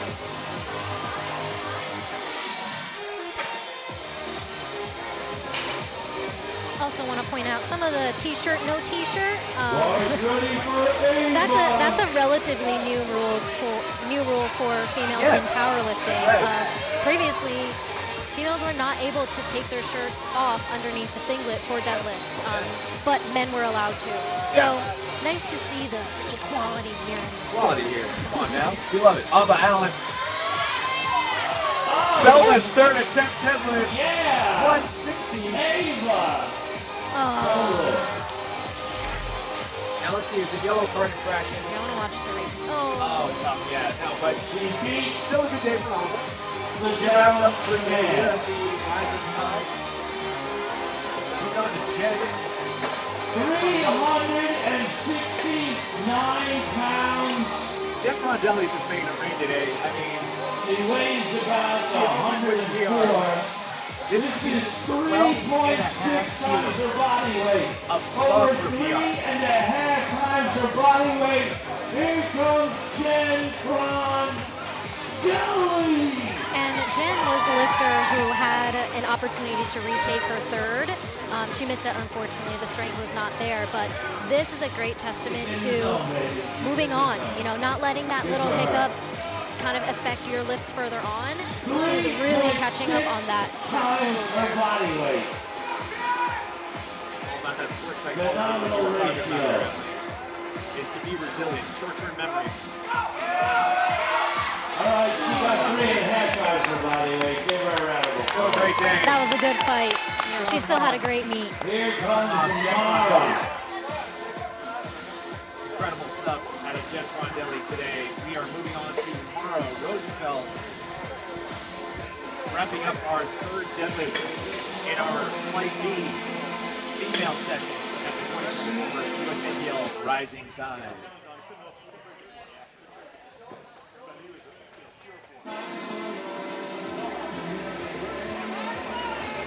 And you gotta love that shot in the background, by the way, with Gino right in front of the backdrop. Yeah. He's tall enough, yet he's still standing on top of those blocks. It doesn't get any better than this, does it? Truly, especially on the local level. Can't beat that. 170 keys on the bar. Mara Rosenfeld. All right. Wow. Let's see the call. 35 lights. That is a deadlift PR for Mara. Someone flip off that Great. replay. I love that reaction. Oh my gosh. Great job, Mara. I'd be happy about that too. Absolutely. It was the genuine shock for me. Yeah. Yeah. Some of those days it does happen where it's like, oh my goodness, I actually thought my coach was joking when he wrote that on there. Yeah. And you walk away like, yes, he wasn't. Give me a round of applause to these spotters and loaders. They're phenomenal. Phenomenal job they So we were do. talking a little bit about the baby powder on the leg and the chalk and stuff. Yeah. Sometimes with gravity, or just depending on how much baby powder you put, it falls on the floor. And sometimes, especially for those who have so much leg drive and maybe a wider stance where they might slip, lifters can push the bar either more forward or more backwards on the platform to try and avoid some of that. I haven't seen anyone do that today, but spotters and loaders have been doing a great job at cleaning the bar and stuff like that. Here comes Danielle Giao trying to wrap up her day. A 12.5 kilo jump. Big work for Danielle. She's got all the fan club here. A lot of support here at Iron Revolution in New Jersey.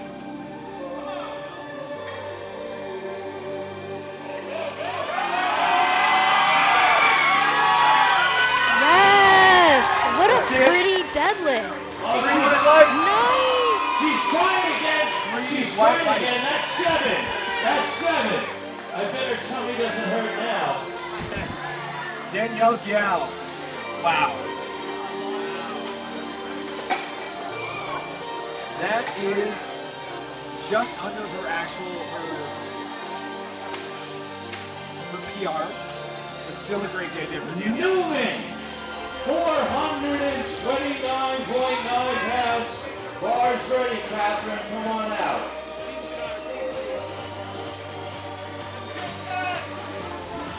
Catherine Newman. After Now again, Catherine comes that second one was tough. Scarlett. I think the 2.5 was a good call. We'll see what happens. Oh. Good fight. Good fight. Very good fight.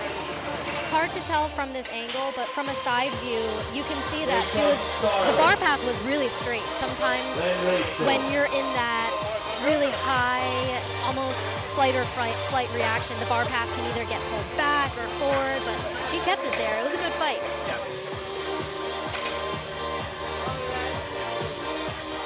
Now here comes Starlin Simon. Now this would be a PR.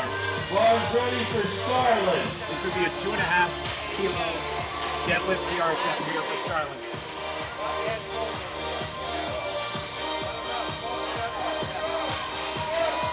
Let's see it. 207.5 kilos. Deadlift third. Wow. Let's see the call. Let's see. 3 white lights for Starlin. What a day. Way to finish up strong. She liked it. We liked it. Rachel, 501 pounds. New deadlift PR there from Starlin Simon. Let's have it. No more changes. Rachel Basura. Put this in the next flight. No more changes. 27.5 kilos. I thought she was going to go for this. Unless it's Because you know what? She already had the PR in there. Yeah, You know what? Why not go for 500 pounds? she's got this. Bars loaded. Here comes Rachel. 500-pound deadlift. And she has a very powerful wedge. Oh, so yeah. I'm We got the Very, pom-pom very feeling that she technically could do sound. this. Very technically sound. Let's see it. Rachel Basura, 227.5 kilos. Deadlift, third attempt for Rachel. Takes a slack in, lunges hard. Oh, so close. So that was close. a good And you fight. know That what? was fast, All honestly. right, here she And comes. the good thing is, obviously, walking away healthy. Same weight Yes. for Paris. And again, it was house money. You know, she already walked away from PR. This was just a little bit extra. It was so close, and she knows she can absolutely get this in this next training block, or maybe even Yeah. one after. Yeah. So that's awesome. That's a great feeling. Not to be outdone, another 227.5 kilo, or 227.5 kilo for Paris Mosley, retaking 227. So let's see if she can get it this time.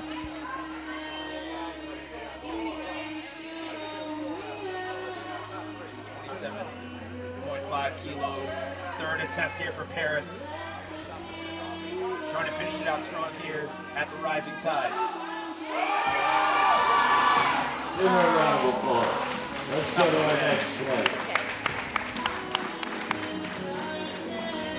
And folks, if you can believe it, this is our final flight of the female session of the Rising Tide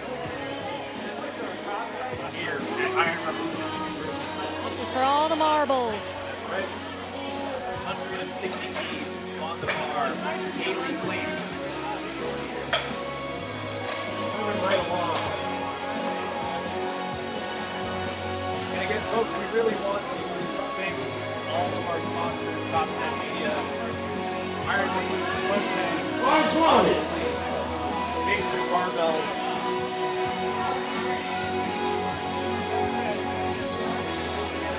Here comes Haley Clayton.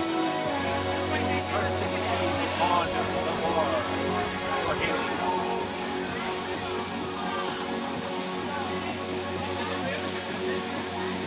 Oh, hook ripple, let's go. Come on now. Is that our first hook grip? At least that I'm noticing. I believe so, but I could be wrong. Oh, yeah, My Haley. goodness. That's a lifted strip for Haley. Pretty white lights. Super wide deadlift. You can Those tell are by, very close stance. Yeah. Very close grip width there. Here comes the general Minnie rule of thumb when Gray. it comes to where do I put my hands for deadlift depends on whether you're doing sumo or conventional. The general rule of thumb is your hand aligned with your shoulder to make your arms as long as possible. But with conventional, it's not as easy to do that because maybe your hips get in the way or something. But she was super close. Now here comes Minnie Kong. 167.5 kilos on the bar here from Minnie. Deadlift. Oh yes. Let's see the ball. Another great lifter with a good wedge. Oh yeah.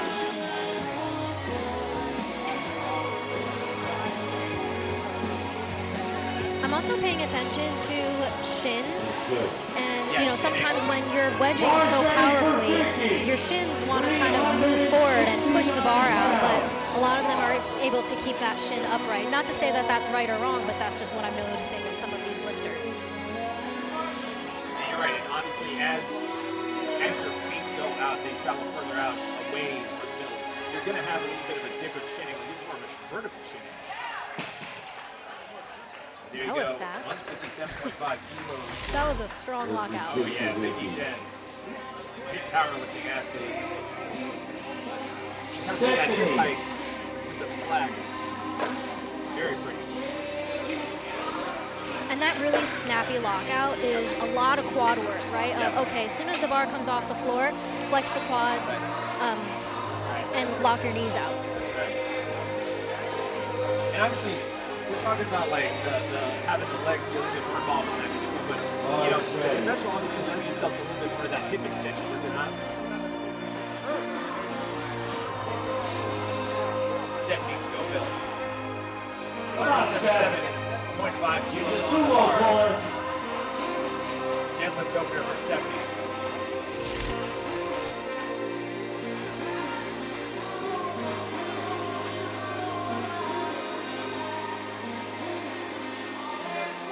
All right.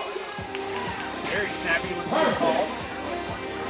3 white lights. Very wide stand. You can see that her toes are very close to the plate. And with that, you gotta be careful. I don't want to know if she's ever had any of the bar potentially landing on a foot. So some people, you'll see the wire out they go. When they drop the bar, they bring their toes in. Because we don't need any body parts on the platform.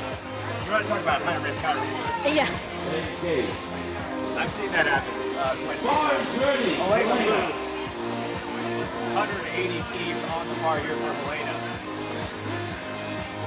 And if you're paying attention, Helena, massive pull. So 180 is nowhere close to where she's probably going to end up. Yeah. That's why.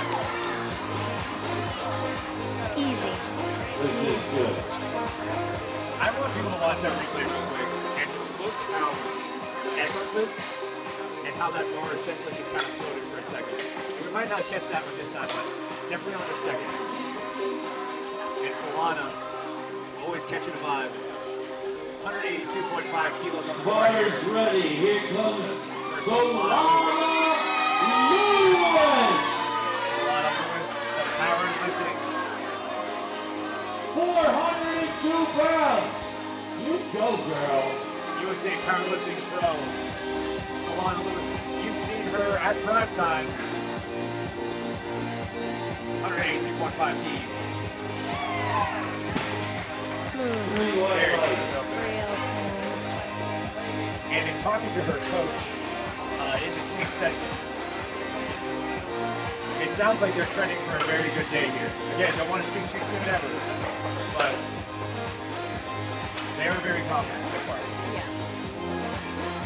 If you've been following all of the media and all of the build-up and the suspense of Rising Tide and when they're projected, or not they're projected, the qualifying dots, Solana was, I think, either like third or fourth, and she is not one to...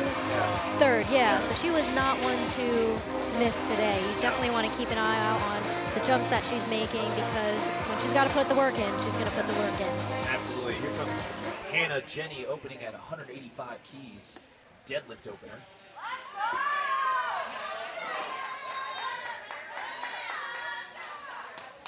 Let's see it, Hannah.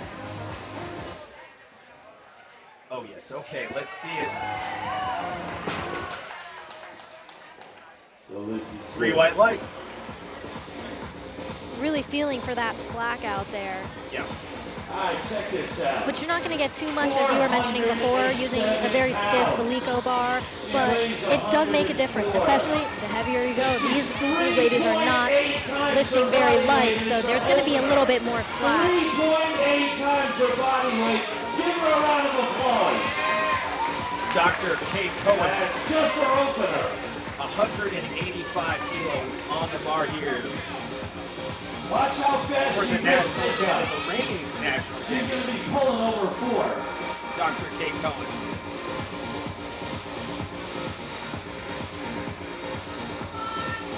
All right, maybe not that one. The next one. All good. She moves on, probably going to retake that one. Yeah. The bar's loaded. Same weight for Tiara. And Tiara is also taking 185 spot.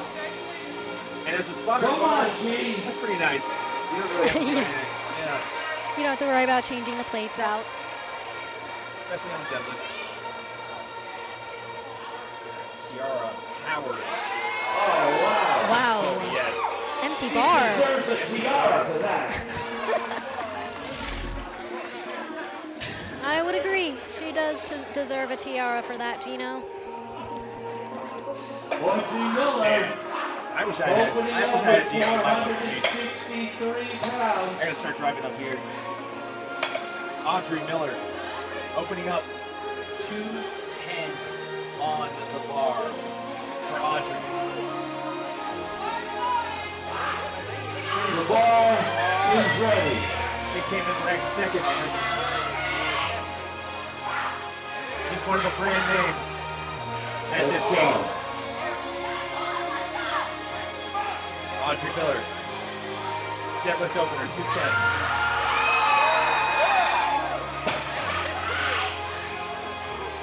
I cannot Yeah. wait to see her She's second got it. and her third. 3 white lights. She's That got- was easy. We're talking about bringing the smoke. Audrey Miller's bringing the smoke today.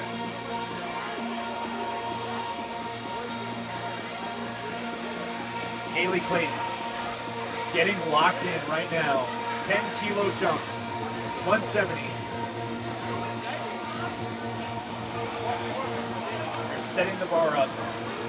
Great shot by our team. And you guys are seeing on the stream again.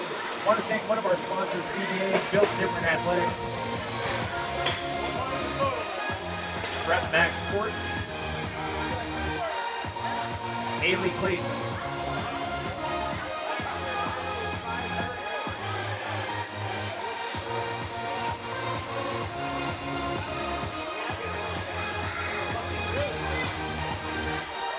Our team here getting set up, cleaning up the bar.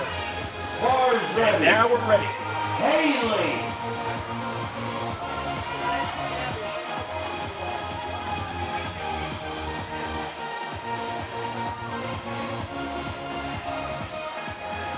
We are now into our second attempt deadlifts here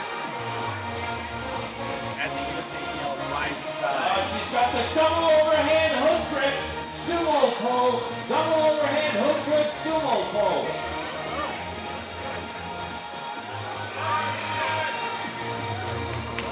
All right, let's see it. And the lift is good. Watch it. Hold on, Or. Hold on, Or. Wow. You see that? She was out on her feet.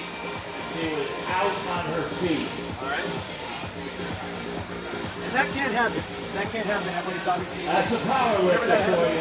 And a good catch actually by our spotter is a very savvy move. So something that some spotters don't always pay attention to is the gait of the lifter after they just get their lift. Is no matter how quickly or how easy that lift was, watch them as soon as they put the bar down and watch them get off. And in some ways kind of follow them a little bit off the platform. Otherwise, you're not sure if they're all there just yet, because in the deadlift, it's not uncommon to kind of completely lose it and sometimes pass out. I've seen it happen at some meets, even Here national goes meets. Vicky. So great catch by our spotter there. Here comes Vicky Jen. 10-kilo jump, 177.5 kilos. Vicky Jen. Come on, Vicky, blow it up. Oh, yes.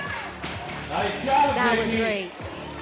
That was great. 3 Three white white lights. lights for Vicky. Yeah, and going back to what you said of watching the gate, and sometimes they get a little lightheaded and they faint.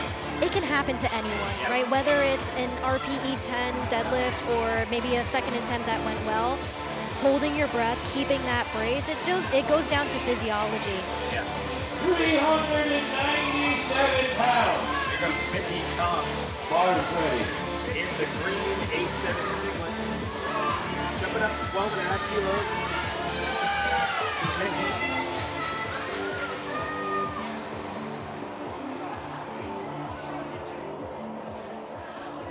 180 kilos on the bar, deadlift second attempt.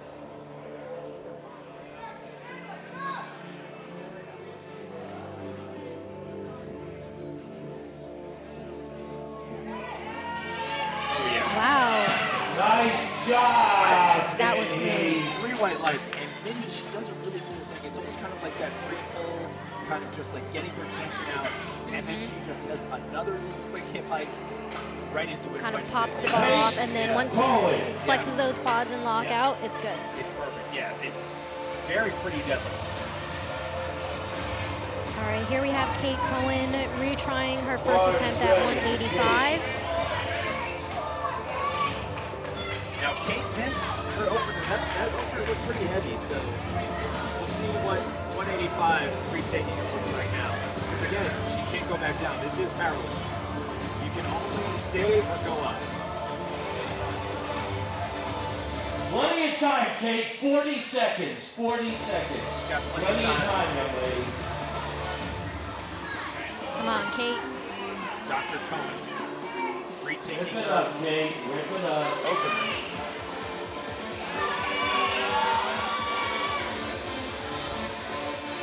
That's okay. She's got a third attempt. We're going to see if she's going to take that attempt or not.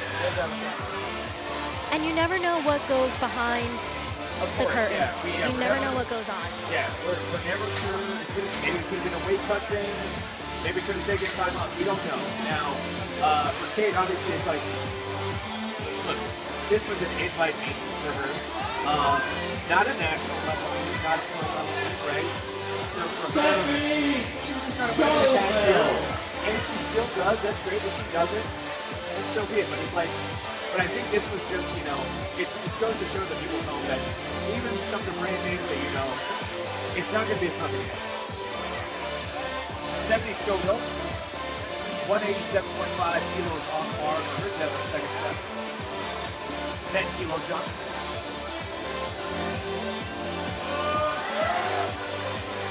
Nice. Wow, what? Scoville. And the lift Whoa. is good. 3 white lights. Let's talk about that.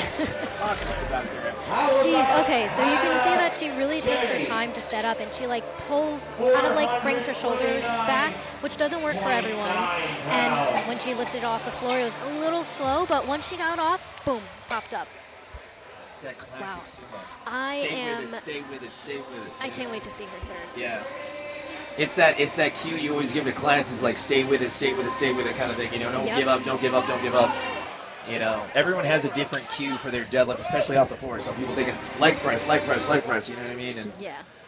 it's very interesting. So congrats Yeah. to Stephanie. Hannah Jenny, 10 kilo jump to 195 kilos for her second.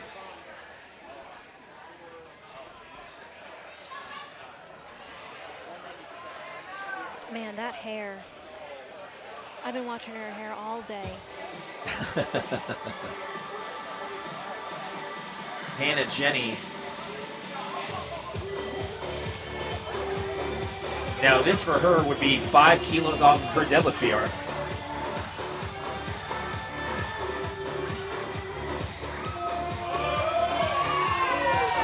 Hard lockout there. Let's see the call on it. Lift is good for her. 3 white lights for Hannah. Now, Emily, you saw that move. You know 200 is her PR. Do you go 200? Do you go 202? What are you thinking? 2 white lights, still a good lift. Yeah, based off of that, I don't know how much she knew. I know when I compete, I don't pay attention to the lights. I leave that to my coach to say, Oh, yeah. hey, here's what happened. I just want to see if there's 2 whites. Yeah. Yeah, To they answer your walk by, yeah, question, right. I think she's got 205, but we'll see.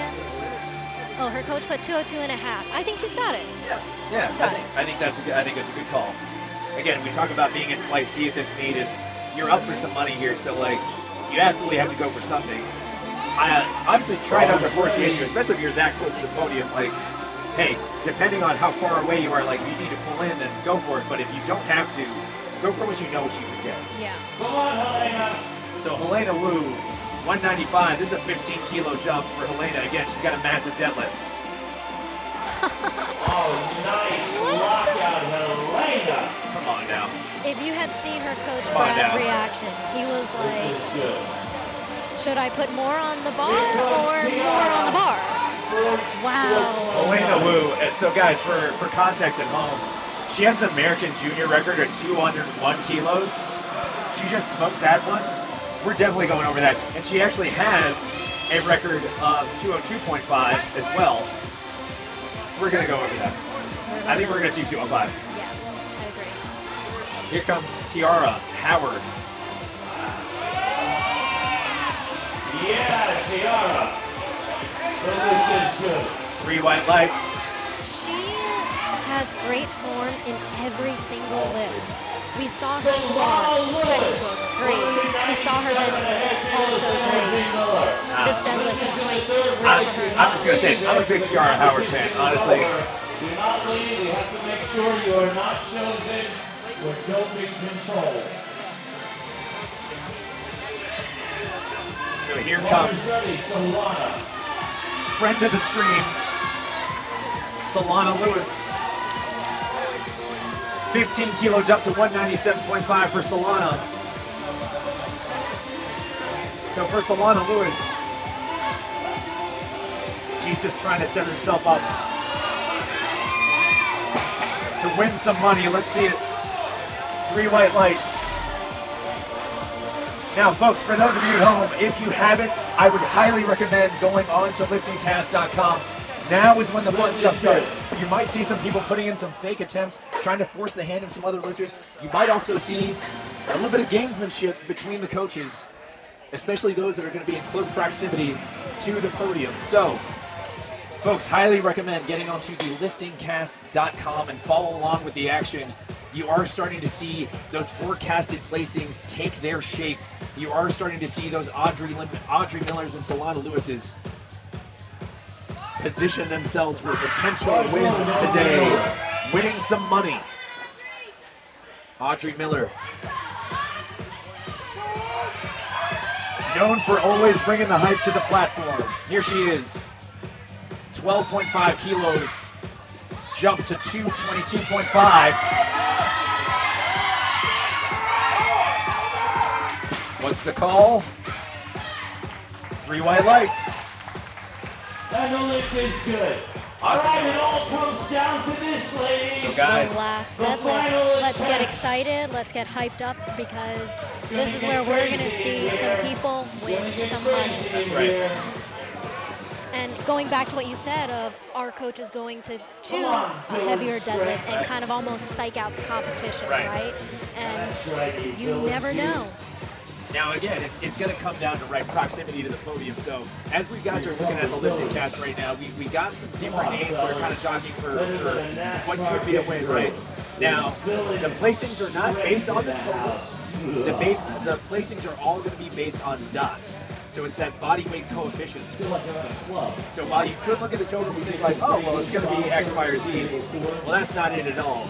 It's actually based on where they weighed in and their weight at their exact body weight relative to their total. So those forecasted placings are going to shift quite a bit as we move on in this fight. Folks, I have to reiterate, this is our final. We are going into our third attempt deadlifts. Female session, 2024, USAPL, Rising Tide. This is it. The bar's ready for Haley Blakeman. 386 crowds. Haley, are you coming out? She knows hype. We got the sunnies on. We got the sunnies on. And while we wait for Haley to I approach, think she's timing out. she's going to let the clock run. And you know what? That does happen sometimes. Some witches will opt to not do their third. Now, some actually will just be like, hey, just let the clock run kind of thing.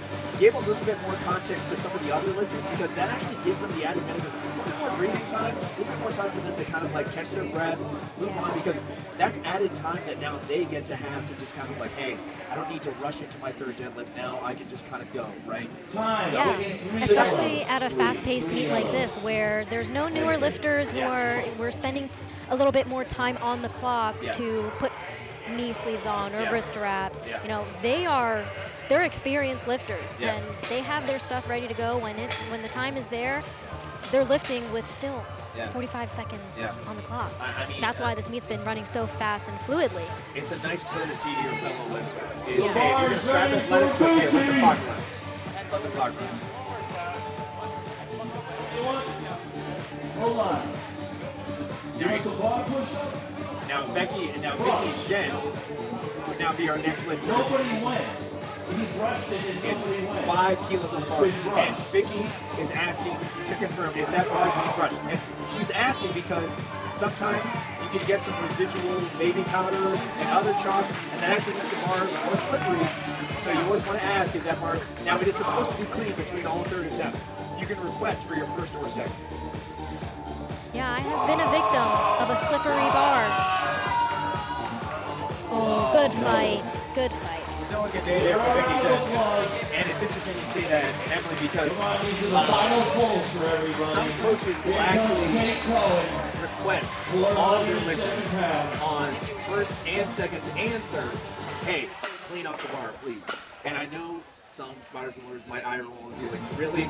Yes. You just want to make sure that the bar is clean, so when they grab it, that's just no longer a variable anymore. Kate Cohen, trying to fight her way Let's all back. get behind Kate. She needs this to stay in the meet. Kate Cohen. She's got all the titles behind her name. Come on, Kate! Trying to stay in the meet. Finish out her day. Let's go. Get it up.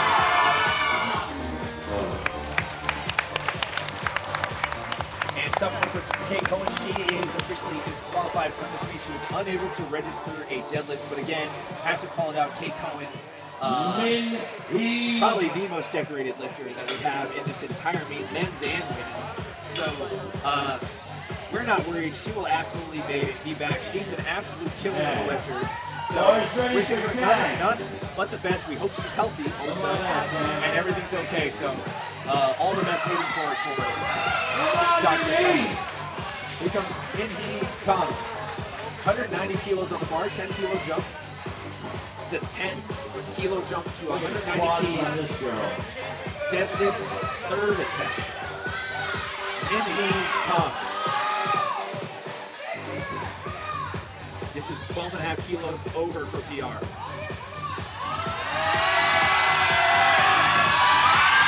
And folks, Wow. let's see it.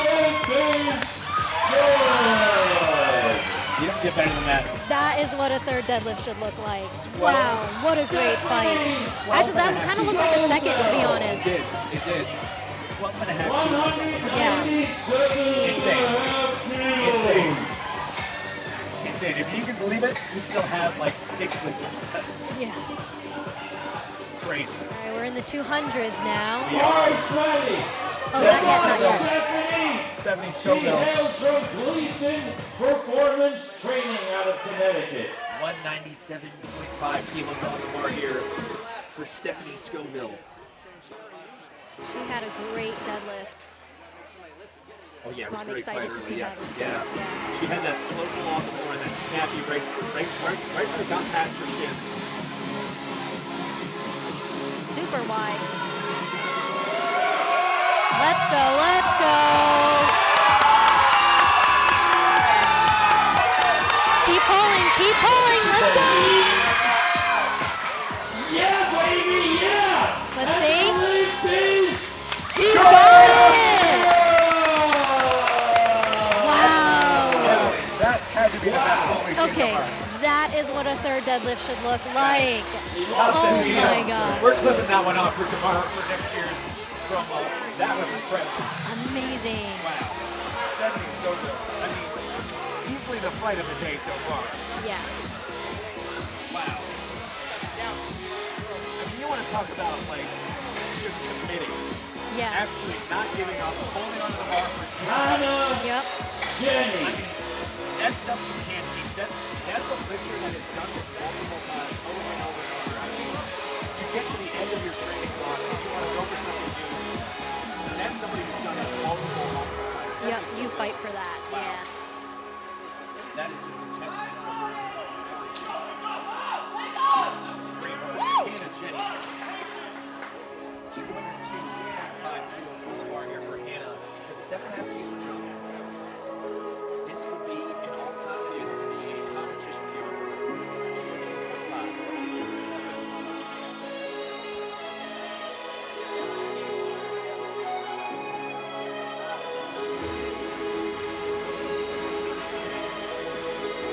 Let's see, Dana. Taking your time.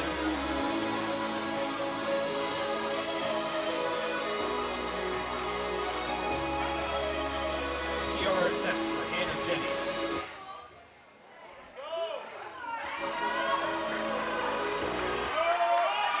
Come on, come on, come on, come on, come on, come on. Up, block, block. Hips through, hips through. Wow. Hannah Jenny. Come on, what do the judges say? 2 to 1. Hannah Jenny, not to be outdone. I mean, we thought we saw a grind with Stephanie Scoville. Yeah. Man. This is what third deadlifts in the last flight. This is what it's about. All right, here comes. Let me And just say. the crowd is going wild. Yeah, let me just say, I mean, the rest of these lifters have something to put up now. I mean, they got a lot to live up to here now. The jury has overruled. It was a no lift for Hannah Jenny. A no lift. The jury has overruled the lift. No lift by Hannah Jenny. What was it? Shoulders? Shoulders? Okay, yeah. That's what I thought. She did not get her shoulders back and the hips through. She did not quite get a lockout. Shoulders were soft. No lift. All right. Here comes Tiara. Not Tiara. It's Tiara. Boys ready for Tiara. 10-kilo jump. Based off of how her first and her second look, I think this will go Almost 3.5 smoothly. times her body weight. 15 kilo PR. 15 kilo PR attempt.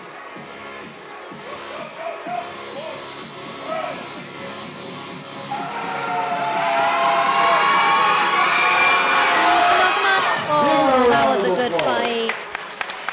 Still a great meet for Tiara. She being a fan here, I tell you. Tiara Howard. Phenomenal. Here comes Helena.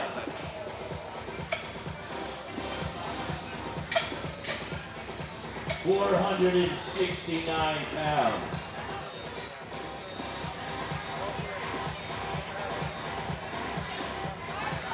Over 3.5 times her body weight. Come on, Helena. Let's go, Helena. Rip her off the floor, Helena. Helena Wu, 212.5 kilos. Massive pull here for Helena. PR attempt. Helena Wu. And the lift is Good. That is a 10 kilo. Solana. And it was fast. Lewis. Over her own PR attempt and junior American record. Wow. Crazy. Incredible stuff. She had more in the tank. And Over now, 3 times her body weight. Solana Lewis, 215 on the bar. And if you ask her, is she pulling for the lead or is she pulling for the win?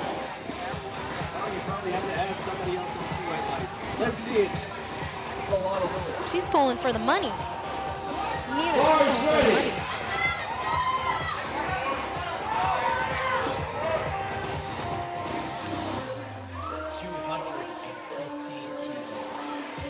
This is a massive PR attempt here. Solana Lewis.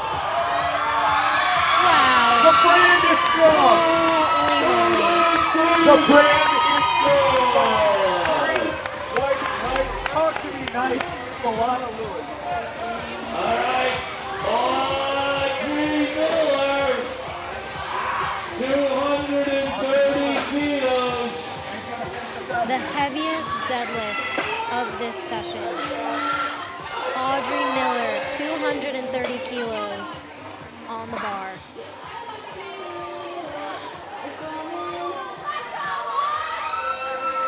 Audrey Miller, 230 keys on the bar. Bars ready, give me a round of applause for Audrey Miller.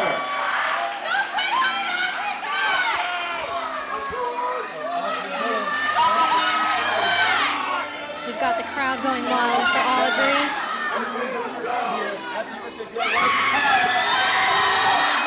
Oh. All right, lifters. That's okay. She still had a great meet. Light, don't leave the venue.